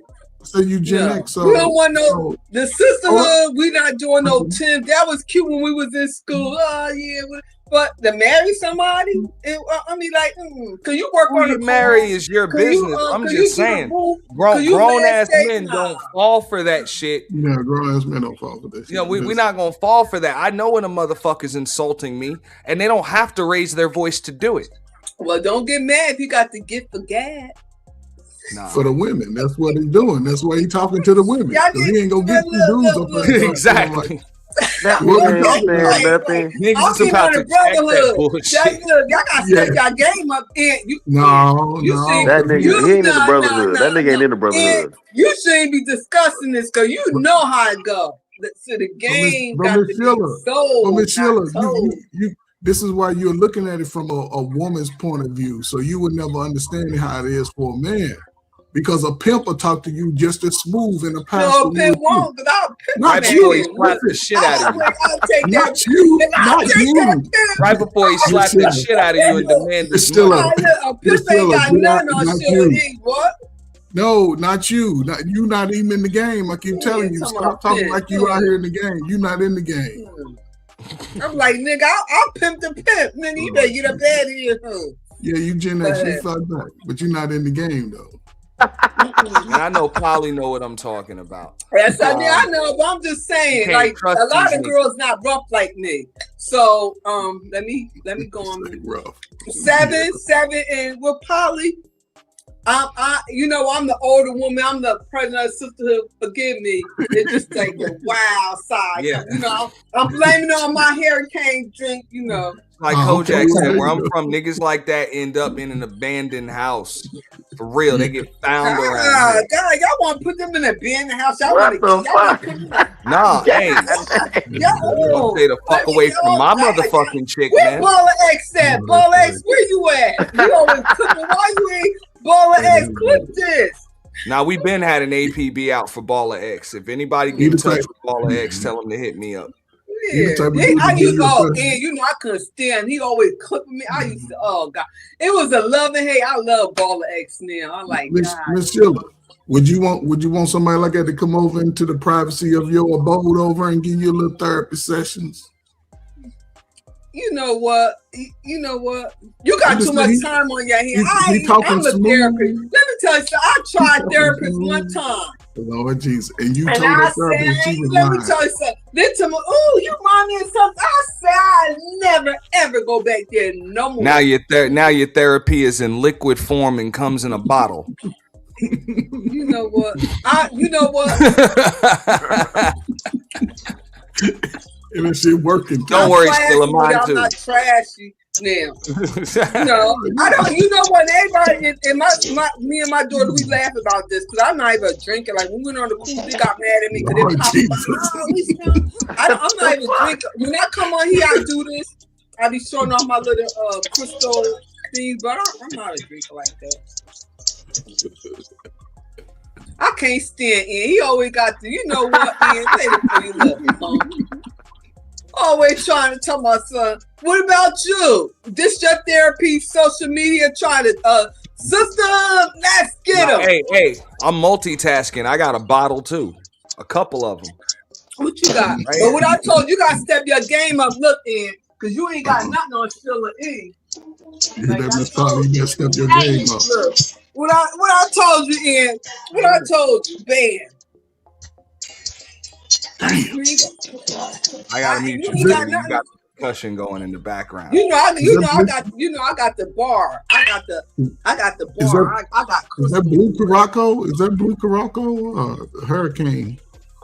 Yeah, I got that. Yeah, that's what that is. And then I got. That's why, ladies, man, get you a man that will not tolerate. I do my little God damn it! Sunday. I'm sorry, Trinity. I gotta drop you. She keep on unmuting herself and playing that damn percussion shit, man. And then I got this look in. See, when I'm gonna pop my champagne, look. One thing about me, I'm here in the country, but She proud to have a little bar together, even though she don't think it.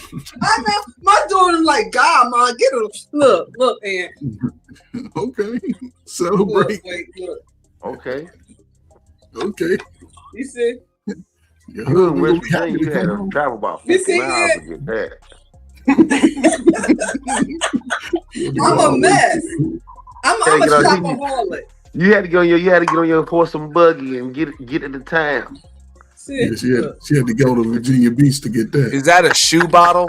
Yeah, it's a shoe. It's a wine holder, a high heel shoe with the wine. Now put it down before you. Now put it up before you break it. Put it back where you got it before you break it. My daughter be like, Mom, really? You need to get a life. Put it back before you break it. You done showed it. I'll put it on back. We'll clean it. Put it back. I don't want to sit by your put head. this together. Oh, you created that? Yeah, I created it. Oh, you can sell those online. They'll buy those up. Yeah, I did that myself. Yeah, put a little initials on it and birth dates in there with some different colors. Yeah, they'll buy that up. Yeah.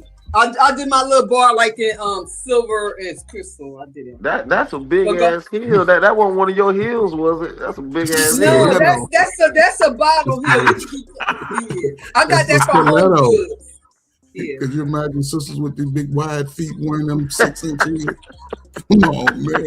I couldn't fit that. That should be too big. You know what? Y'all, why the brotherhood always be hating on the sisterhood? Y'all Ain't nobody hating, man. You some can laugh at haters. that.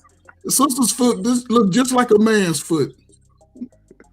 Maybe the woman's you mess with, but we dainty around here. You better get up ain't out of nobody- here. most You sisters used got to wide men ankles. looking. No, most women got it for the No, last most 40 women years. what? No. Got nice fat feet. No, we don't.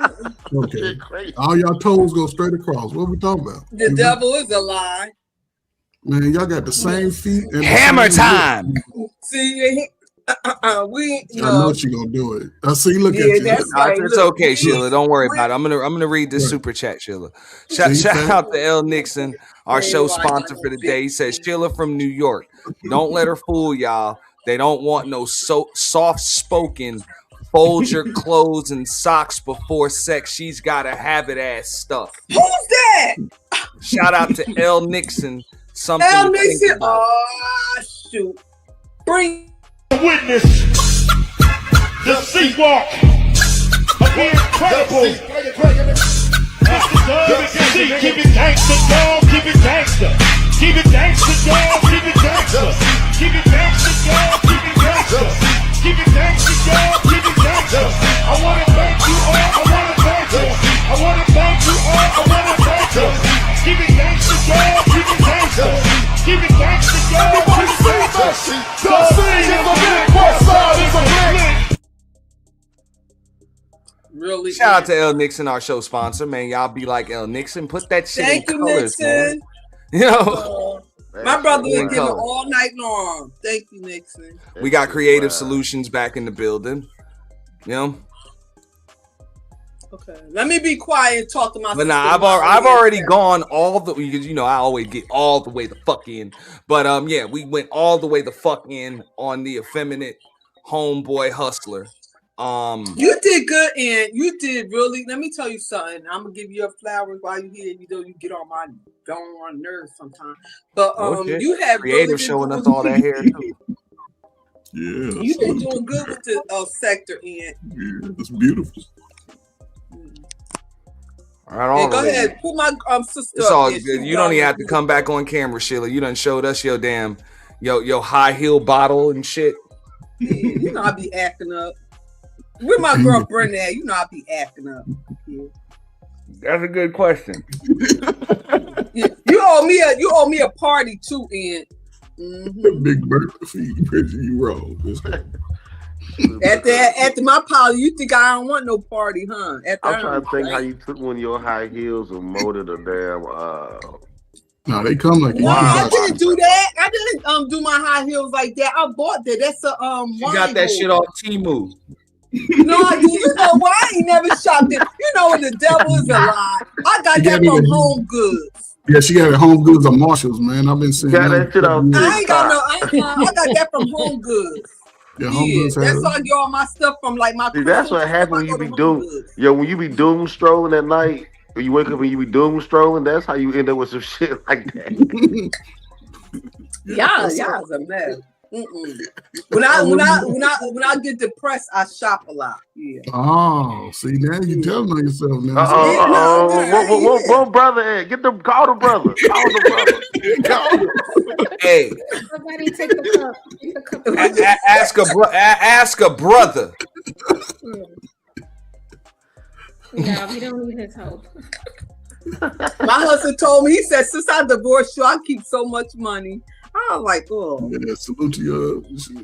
And that made you sad? That made you sad? I was like, yeah, I just want to say something to my sister. I was divorced. I keep so much money. I was like, oh God. I mean, like, because that's the play. Man. Trying to see if you rocking poly. Oh, who is that? Oh, okay. I want my other sisters to shine. Who was that? Was just on the That nigga finally free. Oh, look at them. They're so beautiful. That's what I'm saying. Y'all always talking about we got some beautiful sisters here on the piano. Let me be quiet. Go ahead. Well, I opened the show with the Sisterhood Ain't Shit theme. Shout out to Just you know what? I'm not gonna let me tell you something. You ain't gonna talk about the sisterhood because, like I said, we in the house tonight. We in the house tonight. Go ahead, sister. I'm quiet. Sheila on that oil. Who was the auntie you wish you had? That's what Sheila is. I can't lie. Sheila is the president of the Sisterhood, and Sheila done came to Sheila done went the fuck off on some folks, not just on my behalf, but just for the hell of it. So shout out to Sheila. Yeah, just for the hell. Thank you. I appreciate it. We ain't gonna talk about you. We ain't gonna talk about you. Sharing out the great value purge though. We ain't gonna talk. Oh no, because see, you know what? I did that. I was like, you know what? I support him because he a sweetheart. He said Ant gave me the motivation, so I was sharing it out to give you a hint. Come on over, Ant. It was nobody wasn't purging nothing. He just said, you know what? Because I like Ant. I said, yeah, that's my brother. Yeah. So that's why I shared out. You see, I wasn't trying to hide it. I shared it out. I wasn't trying to look. Ain't no shit. Let me tell you something about me, Ant. Ain't no shame in my game. I had my little mask on there. I like, where's my brother coming over here? He said, yeah, because I like Ant, whatever. So look. Now your black people on YouTube up here doing some shady shit, playing both sides, and then gonna try to like explain. Well, hold on, I know they ain't pastor talking junk. Yo, I ain't been on the internet. I'll be up here. Pastor, I know you ain't talking about Pastor. You better not even say nothing. I've been really playing both sides. Pastor, you can't even say. We heard about you too. Pastor, you don't want to cut you up. They own you, Pastor. Don't say nothing. You better not, Pastor. You can't. Let me tell you something, Pastor. Now I'm feeling good now off this hurricane.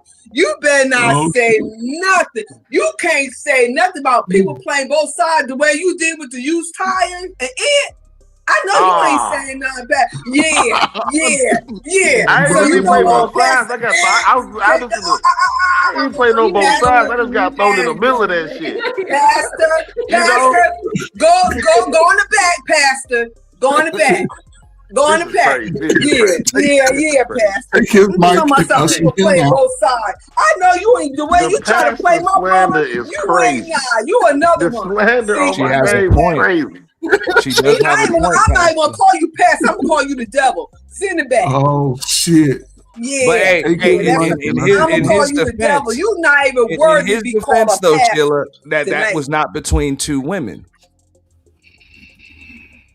Be quiet, you know what, yo, and I got thrown in the middle of that just as dangerous that guy you was showing on there. He talking about somebody playing each other. He was playing in your face. Not really. You went and shared the damn screen. You went and shared the purse. The purse. That's wild.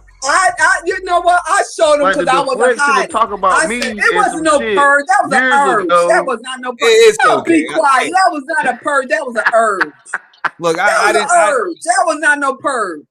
I didn't address it because it wasn't nothing to take personally. It wasn't no purge. It was an urge. That's what I mean. It wasn't nothing. I gotta talk shit. I ain't got no. Yeah, and then he gonna see somebody playing both sides. Pastor, I know you ain't gonna come with me because you know I'm gonna tear your ass up.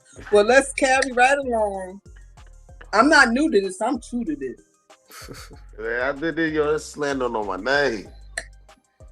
Are you slandering on your own self when you play the game? When you ain't play it right? I ain't even see one thing about me. One thing about shit. I'm gonna keep it real. See one thing about me. It wasn't even no game like that shit. My channel Pastor, back then. you tried. My channel back then. You tried to play had a lot of shit going on. Like niggas used to come out there and just do crazy Pastor. shit. She tried to play both of y'all. Yes, she did. She was dangerous. She was Oh, dangerous. she tried it, yo. She tried it, but this shit was just crazy. You know what I mean? Niggas would come on my channel and do some crazy shit. That a woman like that brother, she was one of those women. She will have y'all turning. Somebody be 6 feet under. But look, it's not about me and Ian. It's not about what I seen or what I heard or whatever. We're gonna carry on and let my beautiful sisters here.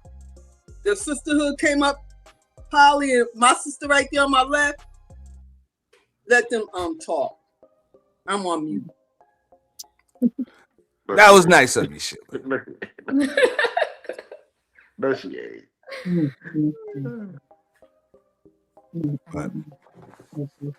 But those things are in the past. The things that are dead cannot affect the living. It's okay. I'm thankful for Pastor allowing us to use his channel and platform as a fucking war zone because I got to blast. You know, so yeah, that shit was crazy, man. But you know what? That is what it is, man. You know what, Sheila? But one thing about Sheila, I'm gonna keep it real. We though. still I thought you was on mute. What? Yeah. See, you gotta watch what you do because they're always gonna come back and snap you, bang. It's YouTube, like niggas do it. Like, that shit was really, man. We were entertaining back in the gap, yo. These niggas not entertaining no more with this shit, man. Pastor, just leave it alone. Leave it alone. No, I'm talking about this. I'm talking about brother speech. I'm talking about the brother, man. I'm talking about the brother. Because people are growing up. That's why, Pastor. You can be grown up and still entertaining. Look at Miss Sheila. Yeah, that's right. Yeah, but the problem The is old people can't be growing up entertaining and no they- more. The old niggas can't be old entertaining. Hey, yeah, I'm about to get messy real quick. How the hell you gonna talk about where Brenda at, right, Sheila, and you ain't show up at the high heels challenge to defend your crown? Oh man, I was contracted to do the visuals, and I'm glad I didn't put the defending champion on any of the damn visuals because you ain't even show up.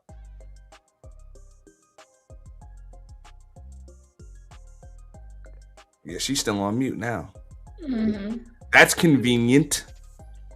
High heels challenge. I ain't got no. She on mute. She's just talking. I can't unmute you, Sheila, because you muted yourself. Wait, you know, every year I go to New York, right? So I had my shoe. I was in Georgia because my daughter had her engagement party. Her fiance, because that's my baby daughter. She get married. So then I went to New York. I was there for a week, and then I went to New York, and then I got the super flu. Let me tell you something. It's like I was gonna die. Oh God. So I couldn't, and I was like, oh, I was getting better. Then I had a setback. I couldn't attend it. I couldn't attend it. And then after that, I had a lot of tests or whatever. They thought maybe I had cancer in my chest, and we did a lot of tests, and I was throwing up or whatever. So Sheila was going through a lot. Yeah. Mm-hmm. So next year, it's good to see you. I told Brenda. So next year I will be taking my crown back because if I would have went this year, I would have won it again. Well, the show goes on. And one thing about Brenda, she always bring it whatever. I love my sister. That's my little sister from me. But yeah.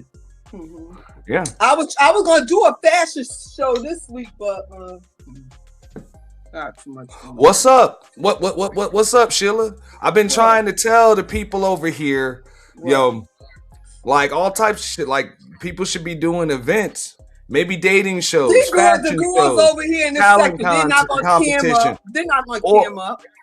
No, hey, those are just suggestions. No, I mean that's kind of like the new thing. Everybody comes on camera now. Not in the manosphere. Those women don't. Only Mahogany. The only one. Hey, you ain't been around for a while. Trust me, it ain't just Miss Polly on camera. And Bunny, she came up, but Molly ain't been there when she knew, right? You Rogue C. Yeah, she ain't been around for a while. They all coming on cam now. Okay, see, she's beautiful. Yeah. Well, I'm not gonna say they all coming on cam. There's still some scary ass. Hey, and when I say scary, I don't mean they just scared. I mean they just scary. Like they scared me ass motherfuckers. They're scared. So won't you get an event, Aunt? Then, cause you got Molly, you got me, you got the. I mean, do an event. I anticipate. I can't do no event for that space. Like I can, but people for the women you can. People will deliberately boycott my events from over there just because they're my events, no matter how creative they are. And so that's okay. we can collaborate. I understand because I'll fuck with them anyway. Let's do a fashion show. And what? Yeah. Why can't you? I'm in that sector too. I just don't be over there. Y'all wildin'. You ain't over there. No, they're wildin' because they're sitting up there and they're sitting up there. They don't want to come up always talking junk. Especially you got the older women all broke down. They want to hide behind the avatars and then always talking about the young girls and stuff like that. You got some beautiful young girls, they camming up and stuff like that. You know what? If you want to be old, like I'm saying, the end of the day is I'm 58 years old. I don't have no author, but let me tell you something. No, because you got the old hags younger than me, 50, 55 years old, showing no pictures when they was in high school. Let me tell you something. When you 58 years old looking this good, like me, yeah, looking this good, and I mean, we ain't got no arthritis, we ain't bent over all that. Nah, you supposed to promote our young looking beautiful girls. They be hating because don't be getting mad because you all broke down, you ain't take care of your body, whatever. Don't be bashing out with young, beautiful young girls. No.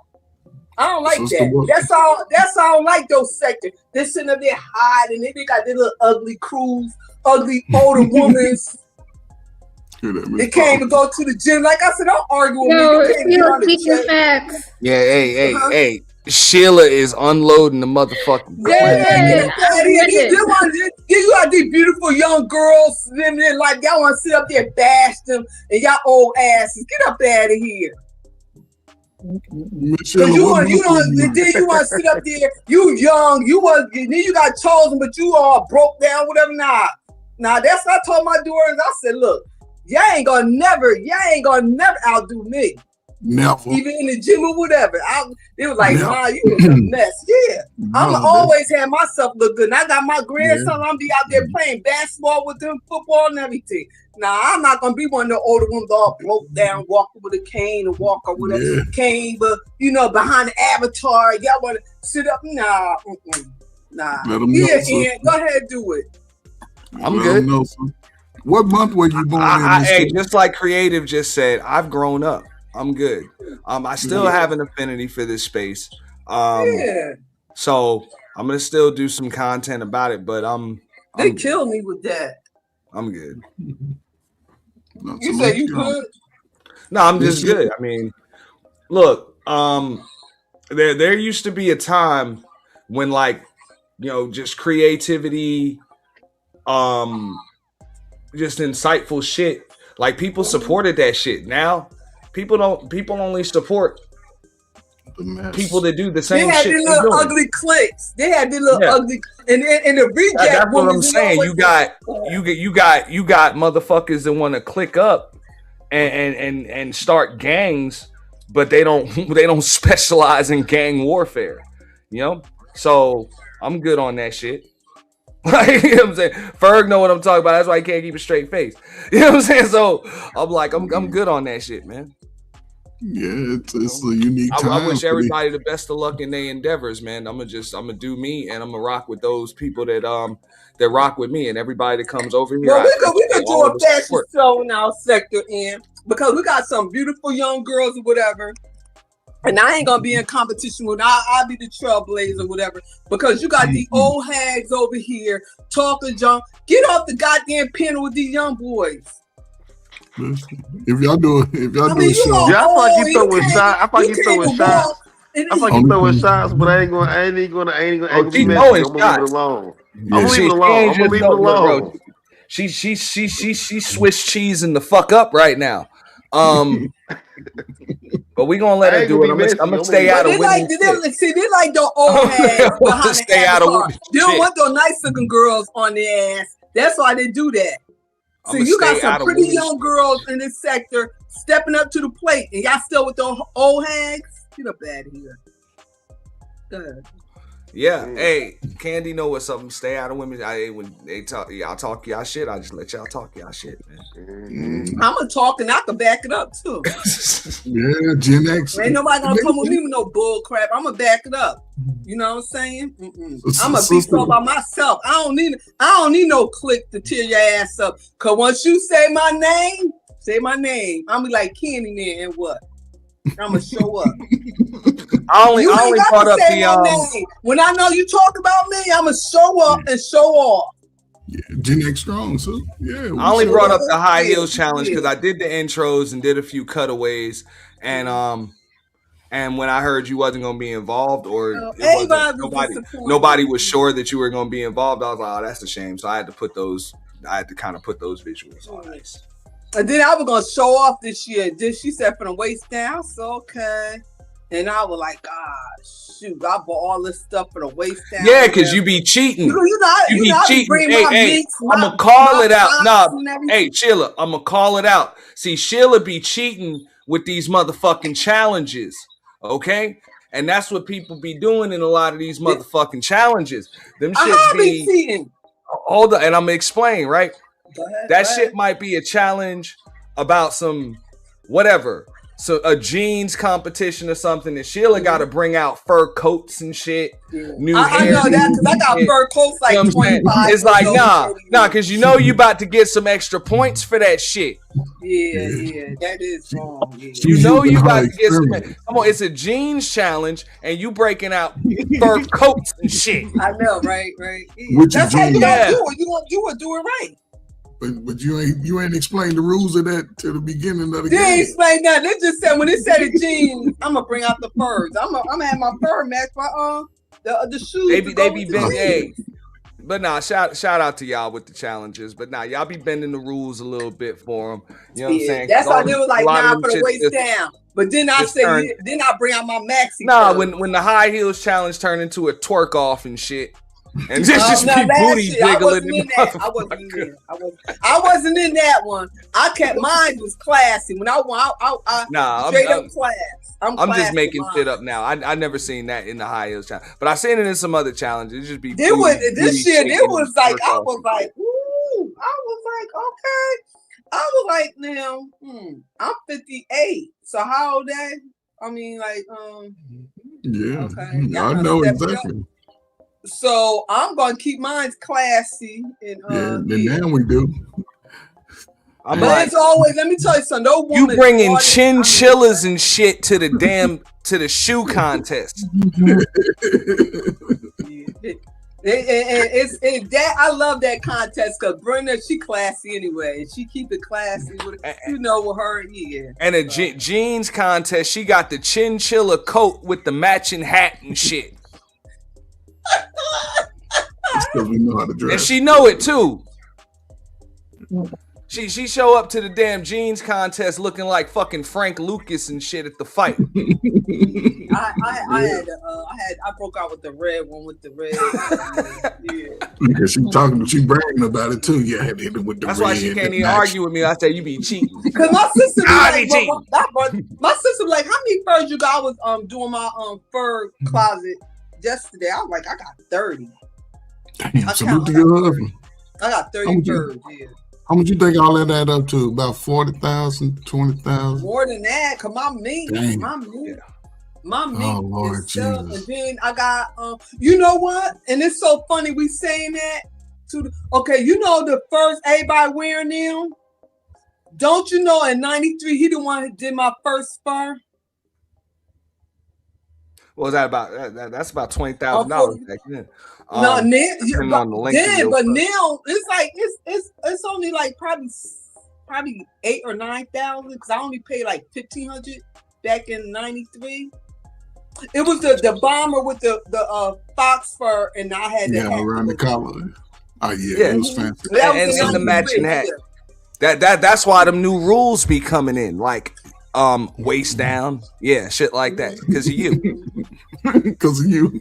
But let me, when I found out as I got older, bought my house and all that or whatever, and I started really doing in my house or whatever, it ain't, you don't wear the clothes. I mean, the clothes don't wear you, you wear the clothes. And my sister taught me that, because I would go to a store and I would spend all this money and she was like under $300. I'm like, her stuff look better than mine. Yeah. So it don't have to be about name brand stuff. But that's the thing about it. Okay, so even if you do a fashion show, let's say you do a fashion show with just the women, you know how many women about to show up with like hardly any clothes on? Yeah, same shit. Now, I don't and likely gonna win because they're not gonna do that. The less shit you got on, the higher your chances are of winning.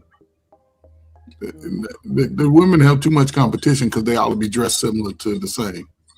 It'd be a few. But when you got somebody with class, me, I'm classy. I don't show, and you should know me by now. I don't show my body, so I could be classy with all my body covered.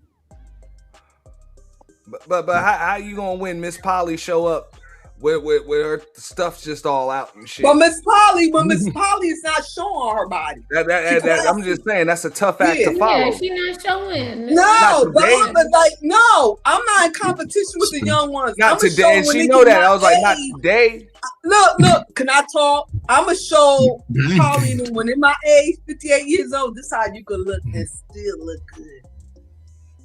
See, those my youngest right there. Yeah, but hey, that's the thing, Sheila. Hey, you get older, you can still look good and be classy. Go ahead. Ain't nobody grading you on a curve, goddammit. You don't get extra points for your age and shit. Not at all. Be quiet. Yeah. But that's Gen X. When I got Bobby Bird's older than him, really. Yeah, we get points. I guess. What's up, Nightish? What's that? Damn, somebody been fucking with your mic settings. Nah, you all the way up, Nightish. Well, am I too loud? Nah, you good now. I can't really see them. We up here acting up. I know they tearing me up in the chat. Do you see anything? They really not. Cause they probably said that don't sure. Cause they said, hey, I said it was messy as fuck Monday. Y'all gonna have to dial it back. I might clip this shit up. I done got my messy ass monologue off, roasted the fuck out of this nigga. I didn't even roast this nigga that bad. Wait, who was that just came on? And he remind me of my brother-in-law. Who was that just came on? I'm Coach Ferg's little brother. Oh, you remind me. You know what? You look just like my brother-in-law. He passed away a couple of years ago. Oh, yeah. His name was Barry. You look just but But maybe Nightish want to chime in on this. So what's the topic? Okay, so we're calling out the great value Kevin Samuels. I was watching this earlier. Yeah. Effeminate homeboy hustle. Hey, can I say something before you start real quick? I just want to say that just real quick.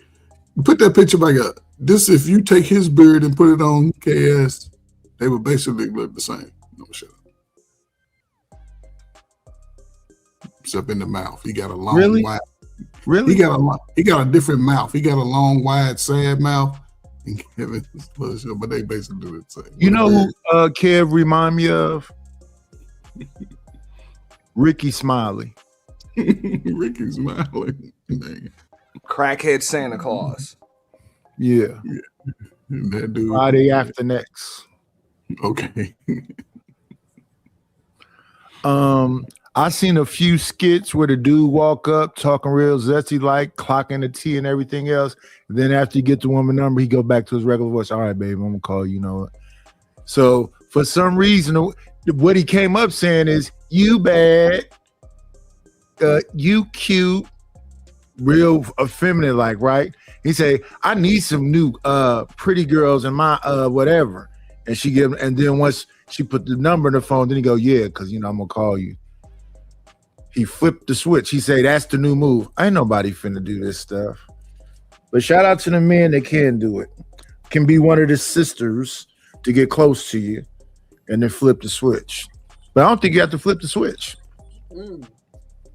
Now, I understand, just like I said, I understand that women can fall for that shit because they're women. It's, it is what it is. But they say that men's supposed to be calling out other men. So I'm calling this motherfucking whackety do ass shit out. Okay. This fucking ghetto Mr. Rogers neighborhood ass shit. Look like he linking up though. He getting the crew together. Really? Yeah, when I went and looked at the interview he did with Lucky, he was talking about getting panels together and having certain people on. It's been done. She come up. It's been done. Okay. Oh, it's already been done? Nah, I'm pretty. Look, what I'm saying is that shit has been done in space. Messy motherfuckers like this, the fallout is going to happen. Like it's going to happen. I think that would be a cool panel though. It's him, Bruiser, Lucky, the few people I did see. I wonder who all is going to be on that panel. Hey, Miss Polly, you done lost weight? Yeah, I'll say yes. Since some at some point, yes. I don't remember the last time you saw me, so I'll say yes. It's been a minute. Okay. Yeah, sure. Yeah. I'm just not fond of dudes jumping in the middle of women's shit, just like I said. Creative Solutions said earlier that she's caught him pretty much pandering to both sides. One day he's talking about, oh, well, these manosphere dudes be saying this and that, blah, blah, blah. And then when he's up there, with those, as Obsidian would call it, those non-select niggas, these women are the problem and shit, blah, blah, blah, blah. Oh, he flips? So, yeah, motherfucker be code switching. Just, yeah. I'm sorry for interrupting. Obsidian stepdad now? Yeah, I mean, what's the big deal? Remember he was promoting that being stepdad and all that or whatever? I don't know if that was Obsidian though. Yes, it was back in because I was being a stepdad. I was always in his chat and everything. Yeah, he always. Yeah. I mean, I always check these niggas about that shit. He always, yes, he was. Him and Kim saying before. But I always said that I didn't see a need to make a lot of content about it. Niggas have a problem. Most of these niggas on here. Well, I'm just saying. Most okay. So I get it from the dudes that have a perspective because they were stepdads and they got fucked around, whatever. You know what I'm saying? The chick's sons beat their asses and shit, cussed them out, whatever. I get it. Or they ended up spending a bunch of money and then they end up losing the chick, and I get it. But for all these motherfuckers that ain't got no chick anyway, them crying about being stepdaddies and all of that shit, like what the fuck you concerned with it for? You just don't pick a chick that got kids. Oh, my bad. You don't even have options to pick a chick. So I get it. You don't have a problem with stepdads or being one. You have a problem that the chick didn't pick you to be her baby daddy. Like you're not even worthy of being a woman's first mistake. So you pissed off about that. You got to get in where you fit in. That's a lot of these motherfuckers. But Kevin did give me advice because I was telling him, when me and him and sitting, we was all on in platinum, we was all on piano about me being divorced and going back. And like he said, the same thing I said. Don't get remarried if they ain't making more money than my husband. Then what I'm getting now, and that's where a lot of women make a mistake because at the end of the day, I'm not back in the game. I'm not dating or whatever. And back then, I was much small or whatever, so I wouldn't date now or whatever. Like I said, I wouldn't tell dudes not to be stepfathers. I would just say that's not a role that's made. Like, if you're not ready for it, don't fucking do it. And let me ask you a question: Will you want to get married again? Am I willing? Yeah. Okay. I thought so. You had that personality. Let's give me an applause for Auntie. Everybody in this space talks so bad about our marriage. Oh. No, but Ian must be younger than me too. So come on, man. I'm not that much younger. Yes, nah, I you mean, is. I'm willing, but that's only because, like, look, anybody that'll hold all that previous shit against like every woman or most women, like, fuck that. I know what evil looks like, smells like, and sounds like, and all that shit. So I couldn't even put that shit on most women because, nah, y'all, most of y'all don't have that level of evil in you. No, I understand that. No. And then we very simple too, just like you guys, simple. Very men's one thing about y'all very simple. Make them what most women are doing are not a concern of mine. Y'all, miss, let me tell you something about y'all. Y'all simple. Oh my God. Yeah. Only thing we gotta make sure, let me tell you something. I learned from the best, my husband. Totally Only thing you gotta women. make sure the house is clean. Y'all got if he drinking, make sure he got all his Heinekens, his whatever he drinking, whatever. I mean, when he come home, his bath order, his shower, his clothes on the bed, he want to go out with. I mean, that simple. Massage their feet, rub their head, have a movie night, whatever. I mean, like, y'all, we get whatever we want out of y'all. Ain't you lucky your husband saved you from the streets? I saved him from the streets. What you talking about? But I thought he was. I saved him. I was a street person. He was. He was a nerd. You can't say. Hold up. But that's not a nerd. Is not a bad thing. But you said right. You said you learned from the best. I saved him. He ain't know nothing about the streets out there. That's a good thing. But that's a good thing. He saved you from the streets that you was well involved in. He saved me for nothing. I saved him. I had to minister to him a lot of times. He ain't know nothing. I mean, like, he was like, he was out. He lived way out in nowhere, whatever. He ain't know nothing about. So I had to hit him up on game. Oh, so he wasn't running the streets. That's a good thing. He wasn't running. He ain't know nothing about church. He was in the church in his books. He ain't know nothing about. Oh, that's a good wholesome man. Man, that ain't Sheila type of man, though. Fuck him out of here. She like him in the streets. Yeah, be quiet. She just so and then when he got to the try to get a little game, I had to smack him over a couple of times. Hey, wow. Yeah. So you had to. I had to smack him to reality. Let me. Wow. I had to look. Sit here. Let me teach you a little thing about one or two. Now maybe y'all ladies can say that. Like, I mean, can you really respect a man? I was rough. No, I mean, can you really respect a man that lacks street smarts though? No, I'm just saying because y'all so vulnerable. He was so. Let me tell you something. Because I'm not saying you got to be out in the streets. But I told my husband if he didn't divorce me, I would make his life miserable. Damn. I told him that. I told him he was. You gave him a fucking warning. I told him if you don't divorce me, I will make your life miserable. He got scared. Yeah. Mm-hmm. At least you gave him a warning, though. You said that out loud to him. Did you say that out loud to him at that time? He said, yeah. No, we was when we got divorced or whatever, because they had like. How long ago was the divorce? How long ago? What like 10 over 10 years ago? Yeah. It was so you said that to him. You said that to him. I was married. I divorced him on my 26th anniversary. Wow.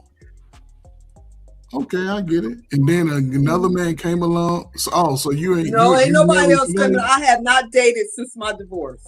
I have not dated. Wow. Yeah. So are you telling he did something, and I made his life miserable. Dang, it's crazy. And I didn't do all that, but anyway, it's not about me. I'm just saying. Even with what he went through, he's still thriving, and he's still getting to the. No, he got to be married again. He's still a good man. Dang, okay. Salute to the husband. I get it. He got him a new wife. Like, yes. Yeah, he got a new wife, but. She's not better than me. But okay, then. Okay. You gonna lay, you got to pay. Okay, then. Said a little street is necessary. I can't be more street than you. Once you get Sheila in, you can't. You got to do better. If you ain't getting no movie star, somebody that's singing whatever. Hear that, Miss Polly? If you don't do better than that. Polly, let me tell you something. You married, Polly? I have been married, yes. Oh, you have? Okay. You divorced? I'm divorced. Mm-hmm. Oh, okay, Polly. Yeah. All this American beauty going to waste. It's great. I mean, I've been asked to be married a couple other times after that, but you know. Oh, you've been married a couple of times? No, I was married one time, but I've been asked to be married a couple more times. It's probably running too from. I don't believe. Leave Polly. You are not gonna sit up here. Hold on, you're not gonna sit up here and torture my sister. You better leave Polly alone. I'm not torturing her. Listen, I'm not torturing Miss Polly. Why are you talking with Polly talking then?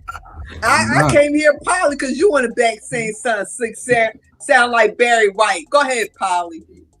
At least he got some baritone in his motherfucking voice. He better be quiet. Sound like Barry White. I'm gonna knock him in his throat. He's gonna be. I could just let you ladies work it out, and understand that. What did you feel during that time? Let me go talk to somebody else. After I talk to you. Well, after my divorce,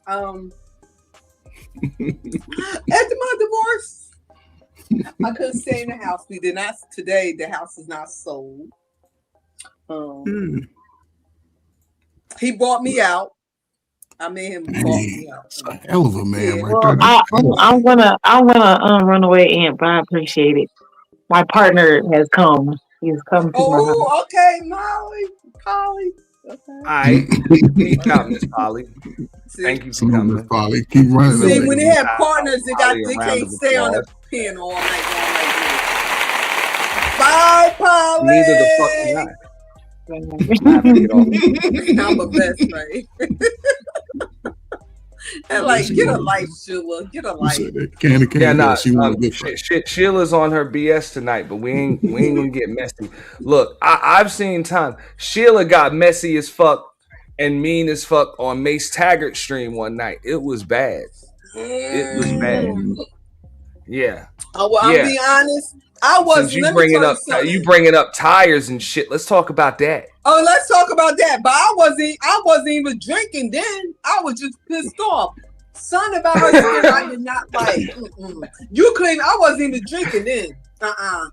She said I was just pissed off. I did not like her spirit. And then afterwards, it's so funny. Afterwards, I did start liking her.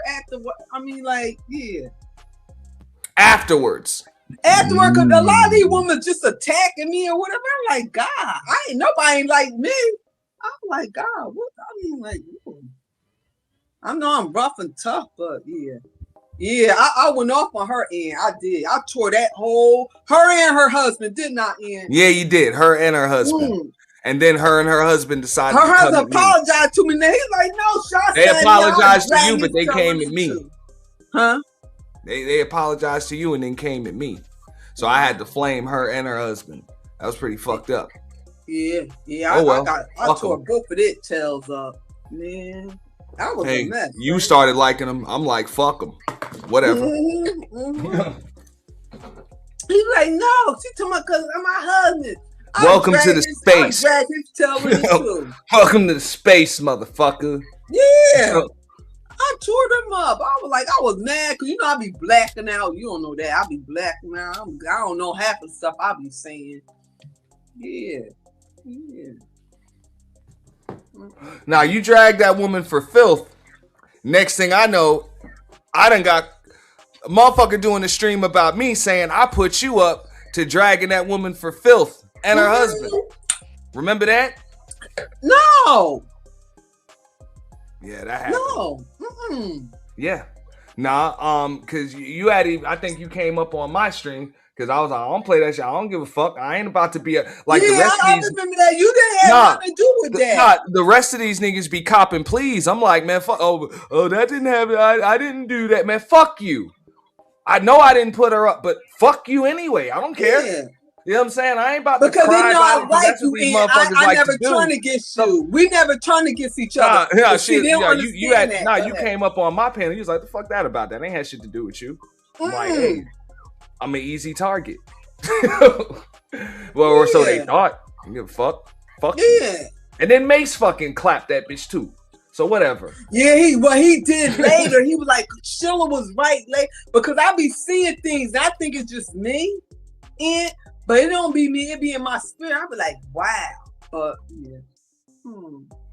Yeah. But Ian, thank you for keeping the sector going. I appreciate you. I really do. Nah, yeah. I mean, you want to say that? I think it's kind of dead. I don't know if I can swim against it. No, and you do. I think you need to do a panel though. We need and then Kuda, if you hear me, let me tell you something about your rag and tail. I was over Soul Provider last night, and you ain't even say hi or nothing. I was over there because I like he came to my feed. I said that was God because I'm not describing him. And Kuda was on the panel. So, and then Kuda was on there. He was doing, after that, he went live and I shared him out, whatever. He still didn't recognize me, but I'm going to get his tell when he get live again. All right. You know, I like myself some Kuda and you. Yeah. And then I got my I missed that stream last night.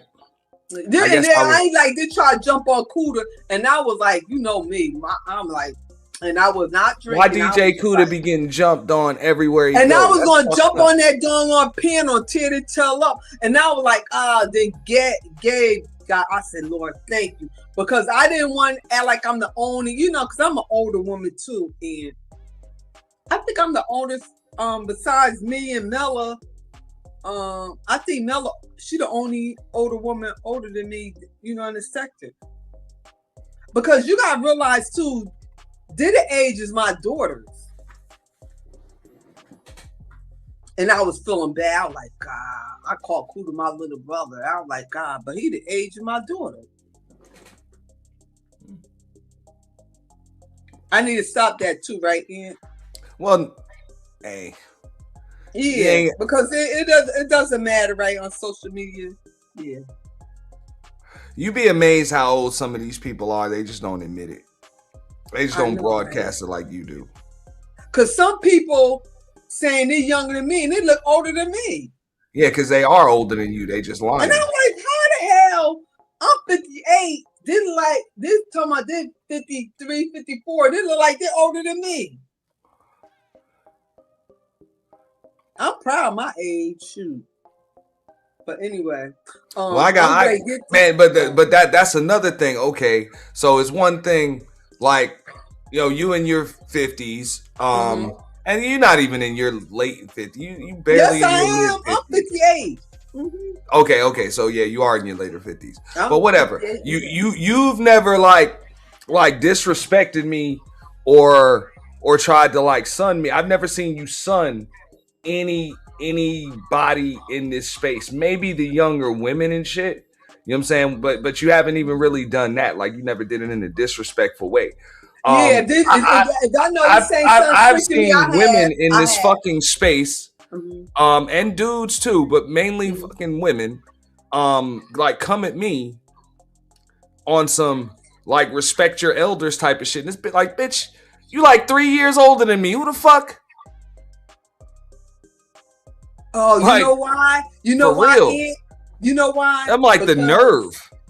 You know why? Because I got nephews.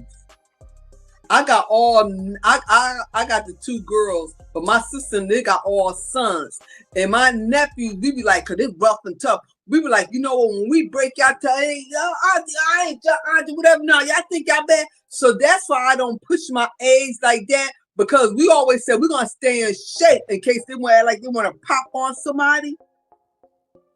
That's why I think that me and my sister, we stay in shape and we work out and stuff like that, because we got nothing but boys in our family. And my sister, she a tomboy too, so she be rough and tough on her. Like in school, she used to beat guys up. So that's why I think we don't really push our age. We like, I ain't no age, cause y'all older. That's why I think I don't do that on social media too. Cause we be torturing our nephew. We like, y'all wanna act up? Okay, we're gonna take it to the back. I just be like, the internet, the great equalizer. I'm not gonna try to son or disrespect a 25 or 30-year-old dude or whatever just because I'm a little older. Like, that really don't mean shit. Now I get it. there's some topics that you discuss that some people just don't have enough experience in life. I'm the crazy really, auntie. check people on. I'm the crazy I can understand that, but I'm not gonna, be up here trying to, flex on a 10-year age gap or some shit like that. Like I'm above you and you should listen to me and shit like that. And you got people on here to try to do that shit. Same with a lot of people that are, in marriages. Like I think maybe you've kind of been away from, this space for a little longer, but that's the new flex. Like, oh, real? People are, yeah. I'm married, so I can speak on this. It's like, but how's your marriage though? You know what? Okay, now my thing is, okay, I was my husband for 30-something years. We were married for 26 years, but then you got somebody still married. But how's your marriage? Because I'm be honest, and I'm gonna keep it real.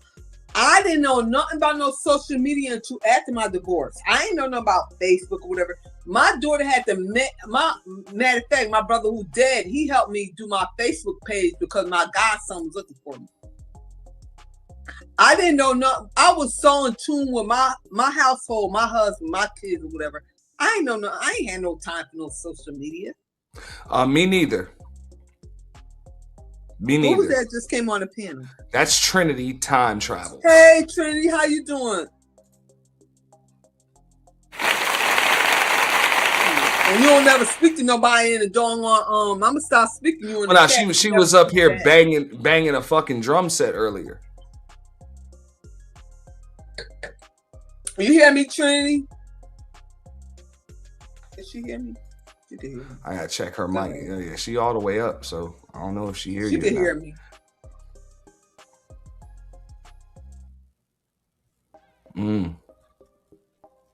But the thing is about them old days and shit, them shits ain't coming back.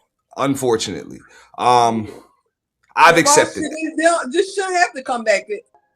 If you stuck on a path, that means you don't have nothing for the future. I always tell my kids that anyway. You know what I'm saying?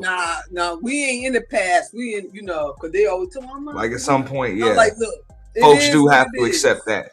But just like, any like transition from one era to the next, you know what I'm saying? There's good things about the past, there's bad things about the past. But and like I said, and I'll keep on saying it, you the one keeping the sector going. You and Big J, y'all too, and Reg too.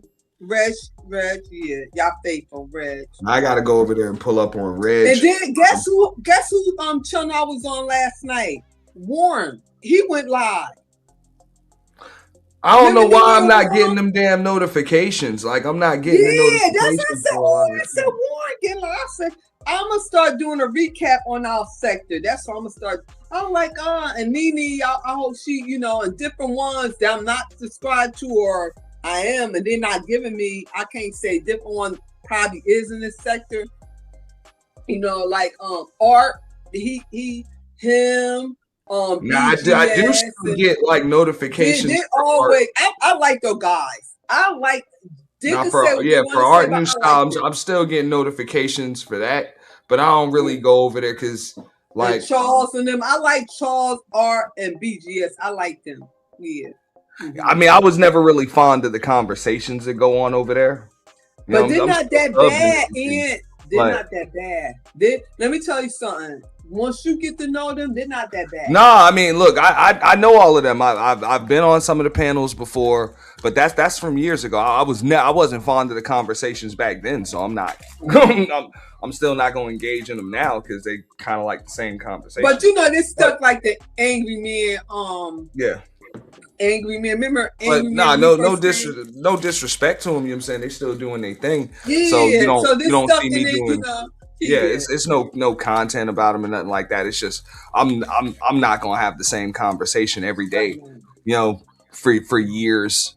Like motherfuckers been having the same conversation every day for years. Yeah, they respect me, and I don't, But yeah, I've never been like disrespected or got it even into no heated shit. You know what I'm saying, over there on Charles or I like Charles. Charles is so big. He is so he went through a lot. He went through a lot with his baby mother left him. He raised his son. He had raised his son and stuff. So those guys, he went through a lot. But okay, so Sheila, let's talk about it. I get that, but god damn it, the son got to be grown now. Oh, he is. Fuck, like, come on. Like, kudos, bro. You raised your son, your kid grown. Like, when I came into space, my son was a teenager, barely a teenager. My son grown now. He grown and moved out. On his own.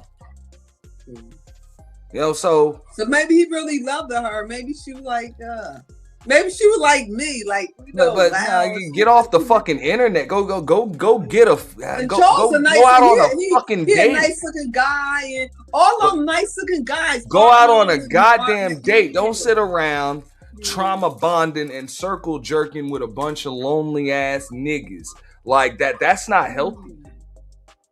I'm just keeping it real.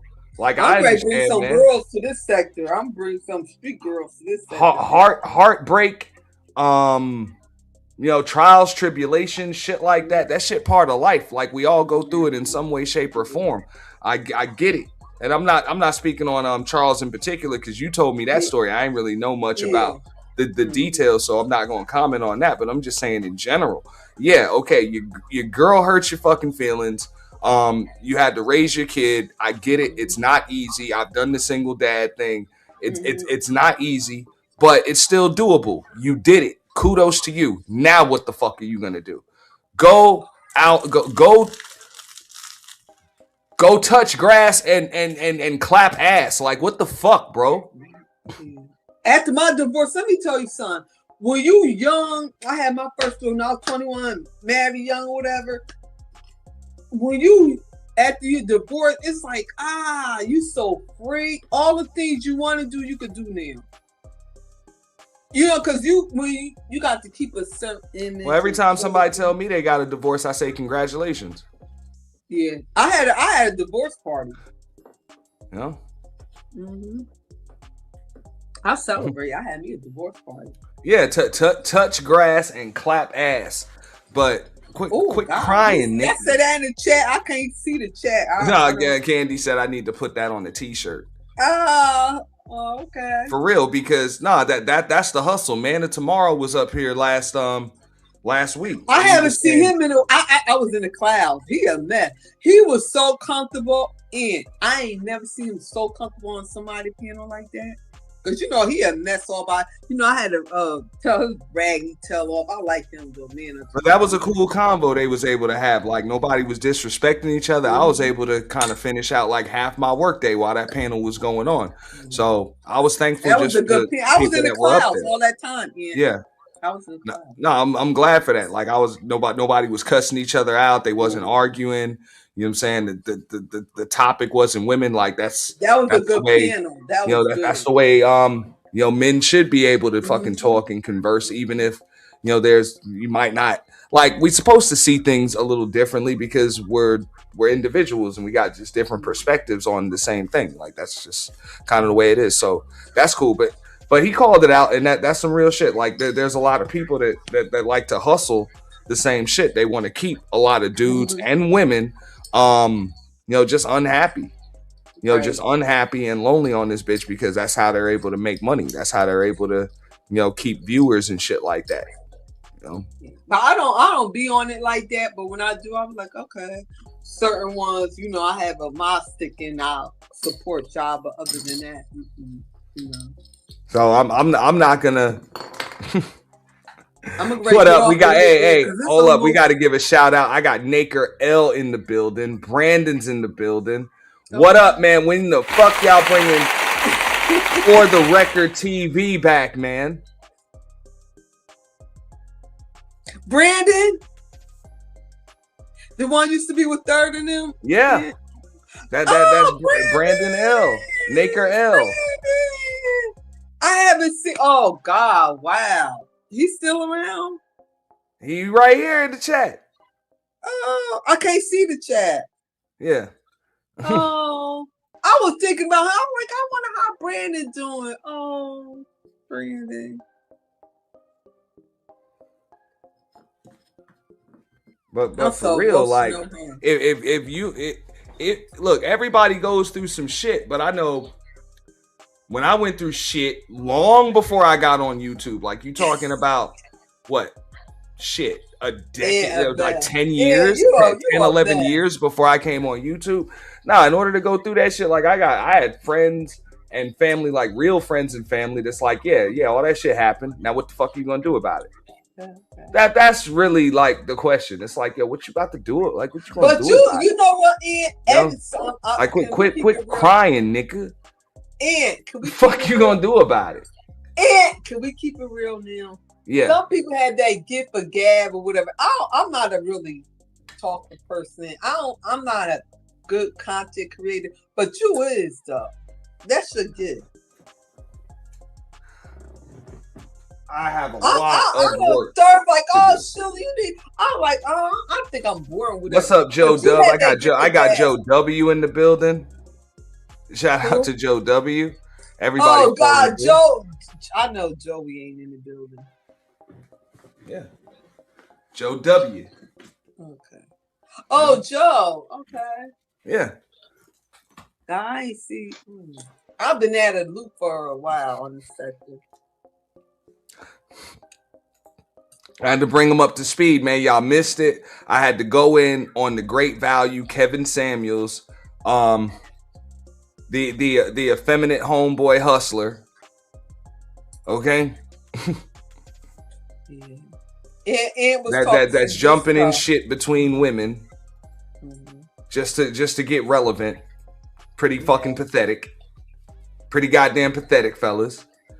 You know. So maybe that's just me. What, you need to do this. You need to do this again with just a minute. Yeah, there you go. A great value, Kevin Samuels. Yes. Like I know I did the Kevin thing, but that was fucking for Halloween. Like that was for Halloween. God damn it. When is the next purge, Ian? See. Stay tuned. Stay tuned.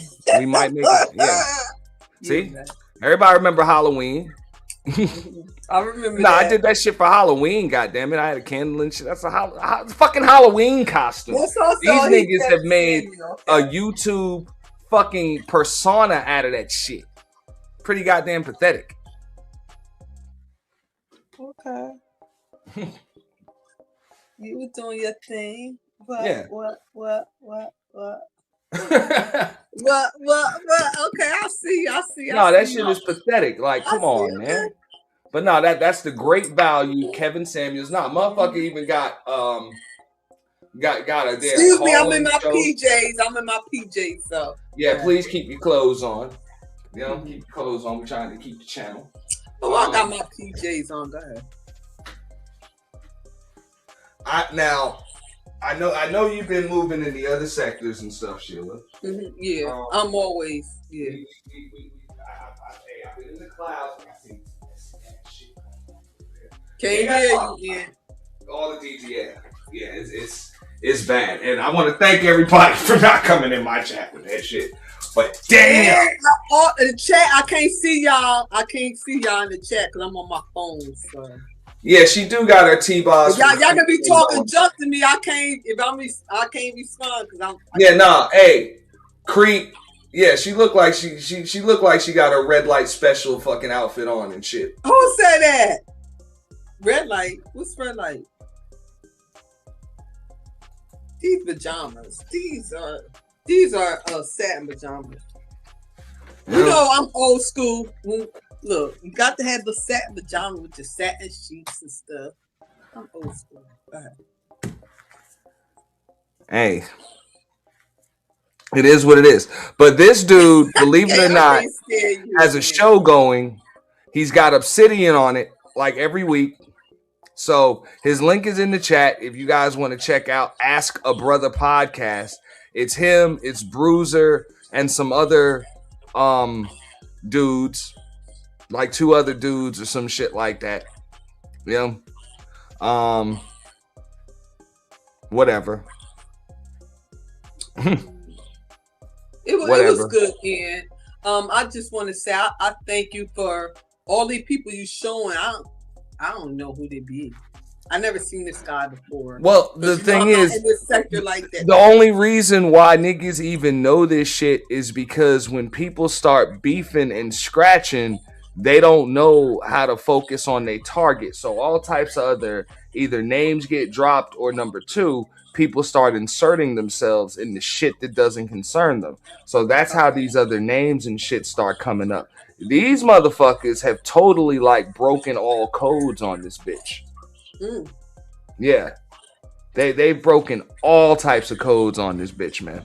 And granted, there's things that you do have to learn, through experience and shit, on here. But when a lot of these messy ass fallouts come from that, people inserting themselves in shit that doesn't concern them, and of course all the extra unnecessary name dropping and people, getting into shit with other people, but then looking for a fucking support system. Throwing rocks and hiding their hands, and it's like, nah, man. You gotta be able to handle your shit on here if you're gonna handle it at all. Mm-hmm. And what I don't think a lot of folks understand on here is a lot of times ain't no shame in just ignoring a motherfucker. Keep it good. And for real, I don't know if people think there's shame in that shit, or they're ashamed, or scared to just not respond or any of that shit. But sometimes, like, for real, because everybody ain't built for this shit. Like, seriously, if you concerned with what people think about you and you don't want to be seen as the villain and shit, and that, you might just want to just stand down. It's okay, but just stand down. I'm glad you said that. That's why a lot of people don't cam up women's and stuff, because people are zooming. Just love yourself. Be who you. I mean, like, come on. No, that's how a lot of people don't cam up on here, because now YouTube passed that policy. If you're an avatar, they're not monetizing your channel. Well, you know that, right? Yeah. Well, no. My Boiler Room channel. The Boiler Room, which majority of the viewers tonight over there, but I almost got demonetized a couple of months ago. Mm-hmm. They made me do a video. I had to appeal it with a with a video on camera. I had to be on camera and explain my channel and shit like that. I won my appeal too. I won that shit. Okay. So they tried to demonetize me, but fuck them. I won. Yeah. I felt like they want the content creators to be on cameras and stuff. Well, and that's because of the AI faceless channels and shit. And remember I told you about that? You thought was being smart. Well, everybody, the AI, you could be whoever you want to do, the AI, the filter, whatever like that. Just be yourself, love yourself, because you love yourself. You ain't got to have all that other filter. I don't know how to use no filter, AI, all that stuff. You don't need all that stuff. Be who you are. If you say you that bad woman, you this and that, just cam up and show who you are. That easy. Well, I mean, it's a double-edged sword, because a lot of folks get caught up. What up, Big Stacks? A lot of people get caught up with the bells and whistles and shit, and start to neglect that. Look, I'm old school. What you mean with the bells and whistles? Well, no, I mean with the bells, the whistles, the cameras and the microphones and the graphics and the intros. Well, I have all that. I didn't go. And the cutaway clips and all of that shit. Which, hey, don't get me wrong, it definitely does enhance a show, but don't do it at the expense of actual content. Because the channels still grow because of content. Mm-hmm. All of that other shit just kind of enhances it. It's like it's like, just like you said, like the clothes don't make a person. You know what I'm saying? A person make the clothes. And the same rules apply with all the bells, the whistles, the equipment, and all of that other stuff. Mm-hmm. So, and then you got some people, they don't have the camera, just their voice alone. That's what I'm saying. Like there are some people with ridiculously. You can't take that away from some people. Like everybody, if you could do that voice or whatever, that's a blessing right there.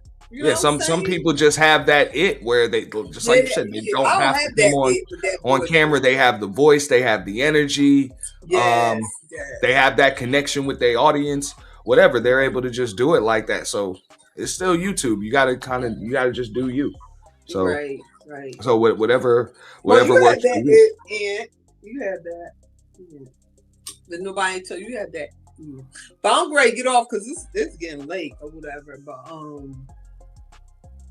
Hey, that hour fucked me up, man. They took an hour from me. I know. I gotta go to the doctors tomorrow. Now, for those of y'all, what is it? Tennessee, Arizona, and whatever other state don't have to jump. Lucky y'all, man. I lost a motherfucking hour, and I'm fucked up over that shit. And, it was a pleasure. I'm being in the chat. Love you, little bro. Appreciate you, Sheila. Okay, appreciate you too. Thank you for coming up. The one Thank and only. you for keeping the sector alive.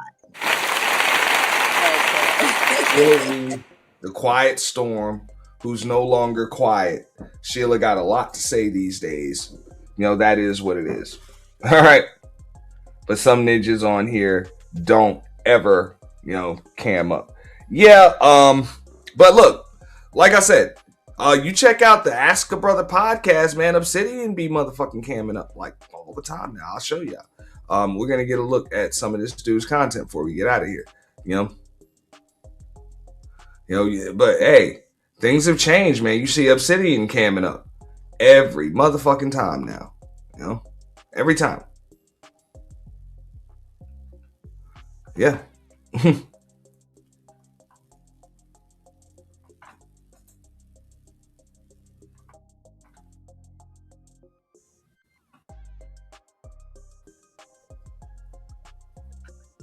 From different voices. I don't want to just hear from people that agree with me.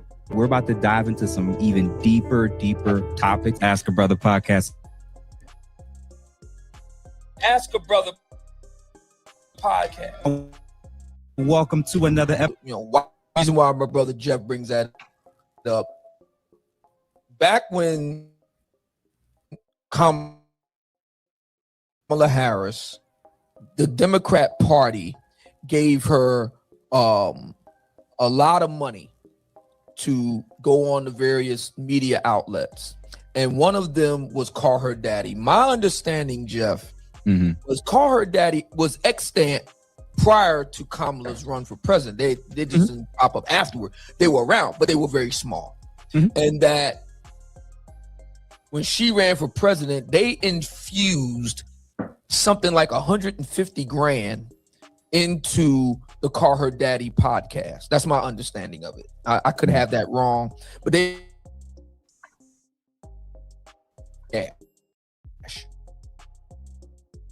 we see now. That's what you got. The music the last 20 years is going down the drain. Everybody that got a music deal ain't a great singer. Everybody that got a big platform, that don't mean that they're actually connecting with the audience. And if they're into politics and they're getting political people to come to their platform, and then when you listen to them, like, how did they get that? They're super charismatic. Are they really well learned? Are they a specialist at something?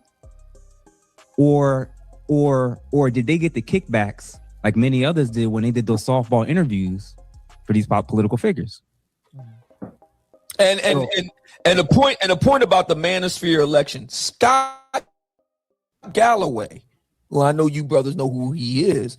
He made the point right after the elections. There you go. Things have changed. So I'm about to get up out of here, man. You see that shit, but hey, times have changed when Penguin Handyman is now on camera every fucking stream.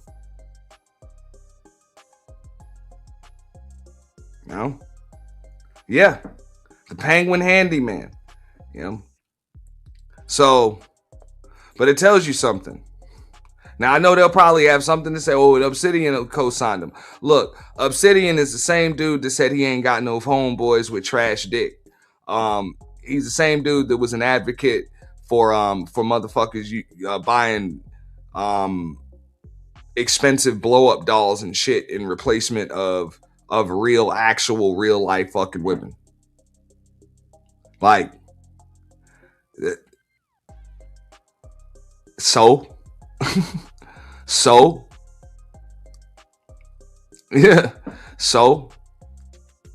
but on that note, man, I'm going to get all the way up out of here.